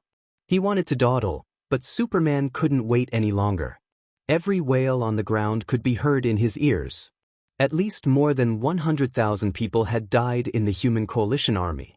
Batman's plan of first gathering the essence to annihilate the enemy's main force, and then turning around to clean up the rear was not very agreeable to him. Instead of annihilating the enemy, it was better to repel the enemy. But now, not only were the Lanterns fighting a bloody battle, but even Batman himself had joined the ranks of the army with the remaining personnel in the command center. Lex Luthor and Amanda Waller had joined the battle with pistols just to buy time for the main force in front. Superman couldn't say anything. Thea and Diana were fighting the fiercest of the enemies in the distance, and he couldn't help them at the moment. The Flash was carrying the clown girl in a strange posture, followed by a giant man. They didn't seem to be in danger. After dealing with the wasteland wolf in front of him, he would join the human forces and end the war as soon as possible. His mission was very important. Superman, who was full of honor, told himself so. After making up his mind, he began to fight the wasteland wolf without caring about the damage. 2 punches for an axe, 1 kick for a punch, and injury for injury. Superman began to fight a war of attrition with the wasteland wolf. Facing Superman's serious eyes, the wasteland wolf complained in his heart. Superman didn't have any divine power, not at all, but this extremely strong physical attack power also made him suffer. The originally majestic armor looked like it was picked up from the garbage dump, and his body was damaged in many places. The wasteland wolf could only constantly use his divine power to repair his body. In less than 2 minutes, his divine power was reduced by 1/3. Without a human-shaped battery to charge, the deity position was only a pitiful deity position of hatred. He had to recuperate for decades to recover his divine power. Now it was consumed by Superman, who was a fool in his eyes.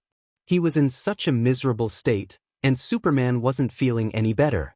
The wasteland wolf's axe was called the Axe of Heaven and Earth. The name was a little chunibyu, but its power was not to be underestimated. Superman had been hit 6 or 7 times by the axe, and one of the axes almost broke his ribs. His blue tights had become like strips of cloth, and his red cloak had 3 holes. The wasteland wolf relied on his powerful recovery ability as a Kryptonian to survive, and Superman didn't kill him. According to the wasteland wolf's estimation, the enemy should have been scared away by his crazy attacks, but why wasn't the guy with the axe running away? Superman had supervision, and the wasteland wolf was also alert. If he had encountered a madman like Superman in the past, he would have retreated if he couldn't win. After living for tens of thousands of years, he cared about his life very much. But now, he didn't dare to run away. How could he run away? In the distant sky, Darkseid finally stopped pretending to be a man of few words. The Dark Lord and Thea were now fighting fiercely. One used the power of darkness, while the other used the power of the soul. Dark clouds rolled in the distant sky, and black gas raged. Seductive singing could be heard faintly, and Diana's lightning and the Dark Lord's Omega rays could be seen intermittently. What if he ran away while his boss was fighting? What would happen to him? The wasteland wolf didn't dare to imagine that scene. As for defecting to the Heavenly Father's side, that was even more ridiculous. He had a feud with the Heavenly Father for killing his wife. If he defected, he would die even faster. Heck, it seemed like he couldn't win. Run away? He couldn't run away now. The wasteland wolf had no choice. He wanted to stall for time, but Superman was attacking like a madman. At that moment, the wasteland wolf felt exhausted. Chapter 731. Superman could not figure out why his enemy was fighting to the death. He could not see through wasteland wolf's predicament with his knowledge and experience. An experienced Martian hunter would definitely have noticed something, but unfortunately, Clark, who grew up on a farm, did not have this kind of life experience. He could only think that his enemy was cruel and could not be communicated with. He sighed in his heart. For the sake of humanity, I have to kill you. In the underworld, Superman was able to fight Darkseid to a draw. He had not reached that level yet, but his potential was limitless. Superman, who had made up his mind, did not hold back anymore. His attacks, which were already fierce, sped up. If you don't give me a way out, I'll make you suffer too. The wasteland wolf was a petty person who would seek revenge for the smallest grievance. Now that he was forced to the edge of the cliff, his ferocious nature was stimulated. He swung his axe like a windmill, aiming for Superman's vital points. Both of them gave up on defense and began to fight without caring about themselves. Superman's attacks were powerful and heavy, while Wasteland Wolf relied on his rich experience and tricky moves. The intensity of their battle increased exponentially. After parrying his enemy's arm, Superman grabbed Wasteland Wolf's shoulder and kneed his chin. While Wasteland Wolf was looking up, 2 heat rays were fired at Wasteland Wolf's face. The feeling of being burned by a star's energy was not pleasant. Even though the Wasteland Wolf had tried his best to dodge, one of his eyes was still blinded, and the other was badly mutilated. He was also a ruthless person. He sent Superman flying with an elbow strike, and after using his divine power to repair his eye, he wiped the blood off his face, raised his axe, and used all his strength to chop Superman. Boom! There was an explosion. With Superman as the center, the ground within a kilometer of him cracked. A huge crater more than 100 meters wide and more than 10 meters deep formed in the center. Huff huff. Wasteland Wolf panted heavily. It was a rare occasion for him to squander his divine power like this. Superman, who had suffered a heavy blow, spat out mouthfuls of blood and knelt on the ground. However, his recovery ability was amazing. He stood up again in 2 breaths as if the kneeling man was someone else. *CK. Wasteland Wolf was about to curse out loud. No one could beat the other to death. How could they have fun like this?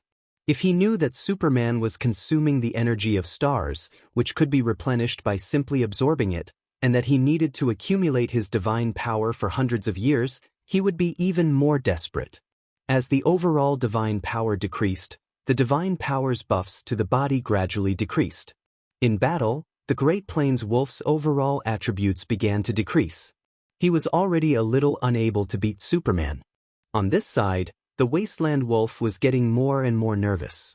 On the other side, his little friend, Daoist, was having a good time fighting the Martian Hunter. The Martian Hunter's fire phobia was still tormenting him.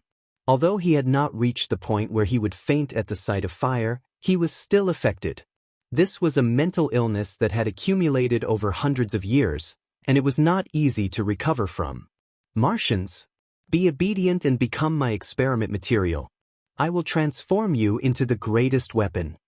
Daoist was aware of his opponent's weakness. He did not use any dark or ice spells. His fire spells were not as flashy as Thea's, but they were still at the pinnacle of the standard that ordinary magicians could only dream of. Using fire spells directly did not cause much actual damage. Most of the magic damage was resisted by Daoist's psionic power. He began to use some continuous spells. If he did not burn the target to death, he would disgust the target to death. At this moment, the Martian Hunter was like a torch. Orange flames, light green demonic flames, and yellowish sulfur flames were all burning on its body. He could only use his psionic power to extinguish the flames. As he continued to fight, the gap in his psionic power began to widen. The Great Warlock did not fight him in close combat. He only cast spells from afar. He wanted to capture the Martian Hunter alive. Originally, everything was going according to plan. As long as he was given time, he would be able to take down the Martian Hunter without sustaining any injuries. However, Thea and Diana had swept away Darkseid. The scene of the gray sea sweeping across the sky made him lose focus. He did not understand why the invincible monarch in his heart looked so pitiful. After much difficulty, the battle-hardened Martian Hunter finally saw a flaw in the enemy's defense. He no longer cared about the various flames that were still burning on his body and pounced toward the Great Warlock.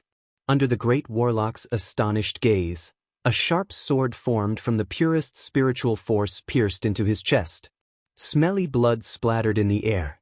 The Great Warlock hurriedly ignited several types of flames on the Martian Hunter and used the impact of the explosion to distance himself. When he used his divine power to repair his body, he felt the psionic power. If I feel that you are injured, then you must be injured. Divine power could not quickly eliminate this kind of idealistic power. The universe was vast. The Great Warlock had naturally studied psionic power. In his research, psionic power was a very inert ability. However, he had never seen psionic power at the level of the Martian Hunter. This was the first time he had seen psionic power that could affect the new gods. If the Wasteland Wolf, who led the army, was a general, then Daoist, who was in charge of all government affairs, was equivalent to the Prime Minister of the Apocalypse Star. Seeing that Darkseid had been swept away, he forced the Martian Hunter to retreat and hurriedly turned to look. Things had not reached the point of no return. Darkseid was still attacking. Even though the Dark Lord was a little angry, he was still far from being defeated. This made Daoist feel more at ease. If his master was really killed, he would not be any better off as an old dog. Unlike the Wasteland Wolf, he knew that he could not defeat Thea with a single glance. Whether it was divine power, spells, or realm, Thea could crush him in all aspects. When he looked at his old companion, the Wasteland Wolf, he could not help but twitch his mouth. This fellow was beaten too badly. The great warlock was speechless. Even Darkseid's doppelganger had been dispatched. He had originally thought that this would be a one-sided victory. He and the rest should have been able to win the battle while singing songs. How did it end up like this?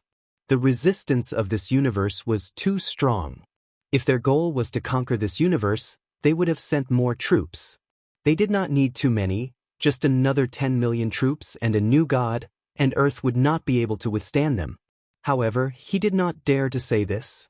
The Heavenly Father was still watching from the other side. If they lost the Apocalypse Star in order to conquer Earth, Daoist felt that Darkseid would eat him alive. There was no other way. So be it. Let's continue fighting. Seeing how the Wasteland Wolf was so loyal to his master that he would not hesitate to put his life on the line, Daoist could no longer leisurely play with the Martian hunter. Shadows burned, flames roared, and shadow energy accompanied the flames. He started to focus his magic power on the Martian hunter. It did not matter whether he could win or not. It was always right to put up a brave front and fight to the death. Without the messy fire spells, the Martian hunter finally recovered. He used his soul power to the maximum and attacked without showing any signs of weakness. While casting spells wildly, Daoist rejoiced a little. Compared to the density of Thea's shadow energy, his spells were a little shameful. Fortunately, they had gone to the side to play. Otherwise, it would be too embarrassing to show off in front of an expert. Chapter 732. The battle in the sky was extremely intense, and the battle on the ground was also in a stalemate. The killing speed of the Human Alliance army was still sharp, but the enemies were constantly flying out of the tunnel. The advancement of the battle line was seriously delayed, and most of the melee fighters were injured. The long-range ammunition was also reduced to a very dangerous level. Batman stood on House Lantern Ring and panted heavily, looking at the battle situation while thinking of countermeasures. Thea and Diana were fighting all the way to the horizon. Dark clouds were rolling and black fog filled the air. It was impossible to tell who was winning and who was losing. In the remaining battles, Superman obviously had the advantage, and the Martian hunter was barely tied. The main forces of the human race also had the advantage, but it would still take some time to wipe out the enemy. The rest was the rear. Thanks to Diana breaking the mother box, the Flash and Clown Girl luring Yamo Zhou away, even if there were only 1,000 lanterns, they could still barely hold off the millions of Apocalypse Planet soldiers. Now, the only one who was still energetic and shouting on the front line was Violent Wolf Rob. The Lantern's endurance was really worrying. They could only fight for 3 minutes. If it weren't for the 2 little blue men and the planet above, the line of defense would have been broken through long ago. At this point, they had to use their trump card. Before the battle, Thea and Batman had a deep talk. They could be considered mobile troops or seeds, but they couldn't put all the resistance on Earth at once. Most of the ordinary superheroes like Kara, the Green Arrow team, Batman's team, the Flash team, and most of the ordinary superheroes stayed on Earth. Batman also agreed with this point. Now that the situation was critical, they had to use some of them. He crushed the teleportation gem that he had already prepared, and 4 people appeared on the battlefield. Swamp Monster, you and Animal Man will join the battle below and replace Hal Jordan. Nightwing, you and Princess Starfire will replace Green Arrow on the western battlefield. Hal, put me down. You will leave the battle line and pull Green Arrow on the western battlefield to help Superman first, Batman ordered. Hal Jordan's so-called greatest Green Lantern was just a little stronger than ordinary lanterns in Batman's eyes. However, he was not very useful in such a big battle. There were 1,000 lanterns, and one more or one less would not make much of a difference. If he joined the battle between Superman and the Wasteland Wolf, then he would be the last straw that broke the camel's back. Not to mention, with Green Arrow and Superman who already had the upper hand, they could completely crush the enemy. Howl immediately accepted the order to provide support. His empty spot was filled by Swamp Monster and animal hero Buddy Baker. On the other side, Green Arrow Oliver was even more anxious than him. After giving a few words to Nightwing and Spark, he controlled the power armor to fly into the air and took out the pseudo-divine longbow made by Diana. He knocked the specially enchanted armor-piercing arrows and shot 2 arrows at the Wasteland Wolves. Green Arrow's martial arts attainment was much higher than Superman's. What he aimed at were the openings that the Wasteland Wolf would reveal in the next second. The Wasteland Wolf, who was struggling, dodged the first arrow, but he hesitated for a moment for the second arrow. If he continued to dodge, then he would not be able to dodge Superman's fist. Might as well take 1 arrow. He thought that the arrows of the people on Earth were just SOSO. They were completely incomparable to Superman's casserole-sized fist. However, he underestimated Oliver. The first arrow was just a normal enchanted arrow. Even if he was hit, it would not be a big deal. However, he used a special arrow made by Thea for the second arrow. Thea added a trace of soul power to the arrowhead. The rest of the arrows were all magic arrows. This one was definitely a divine arrow. The Wasteland Wolf did not notice and was pierced by the arrow in the ribs. This arrow is quite sharp? It can pierce through my armor? The Wasteland Wolf was numb from Superman's attacks. He reflexively wanted to pull out the arrow and use his divine power to repair his body. However, when he pulled out the arrow, he realized that something was wrong. Why did he suddenly become so weak? In low-intensity battles, he could wield his axe and fight for a month without feeling tired. But now, he felt more tired than if he had fought for a month. His eyes were a little blurry, and he could only see 2 shadows. The axe that used to be like an extension of his arm now felt incomparably heavy. He had been tricked. He relied on his intuition to dodge 2 of Superman's punches. He hurriedly checked his wound. It was a shocking sight. There was a grayish-white hole in the skin below his ribs. He tried to use his divine power to heal the wound several times, but it was blocked by a strange divine power. Furthermore, there were fragments of his soul flowing out of the hole. This was the reason why he was so weak. Darkseid was very proficient in the path of the soul.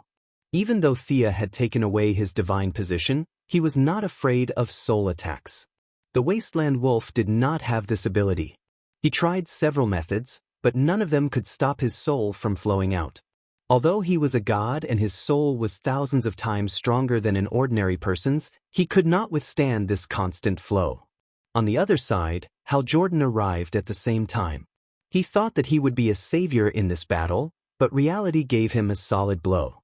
First, he was beaten up by Esiomojua, who had mastered black technology. Then, he joined the mission to stop the million-strong Apocalypse demon army like an ordinary Green Lantern. This kind of terrible battle did not reflect his greatness as the greatest Green Lantern. I'm not happy. Hal Jordan saw that the Wasteland Wolf was a little dazed. He did not hold back at all and conjured a large green hand to grab him. He did not know that the Wasteland Wolf was competing with the divine power in his body. Seeing that his opponent did not dodge, Hal Jordan became even angrier. You're looking down on me too. The large green hand grabbed the Wasteland Wolf and squeezed. Knowing that he had broken the taboo of battle by being distracted, the Wasteland Wolf did not care about the flow of his soul and struggled with all his might. If he was at his peak, Hal Jordan would not be able to trap him.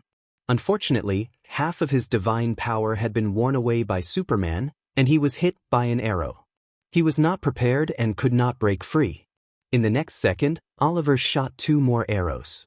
The Wasteland Wolf gritted his teeth in hatred, but he was not sure if these arrows were normal magic arrows or divine arrows.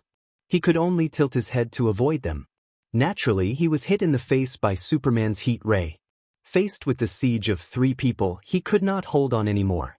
Although he was embarrassed, he still chose to call for his personal guards to help. Thousands of elite Apocalypse demons were ready to join the battle. The warriors of the new god race were not incompetent either. Both sides had been fighting for tens of thousands of years, and their tricks could be seen at a glance. Hold them back. The mages of the new god race, under the command of the blonde Becca, collectively set up a fiery red curtain of flames between the wasteland wolf and the ground troops. Occasionally, there would be a few who rushed over, but they were shot to death by the green arrows like sparrows. Dessard, come and help me. The wasteland wolf and the great warlock, two gods, one civil and one martial. No one would believe that they lived in harmony on the Apocalypse Star and had brotherly love. But the wasteland wolf was in too much danger, so he could only lower his head and ask for help from his old rival.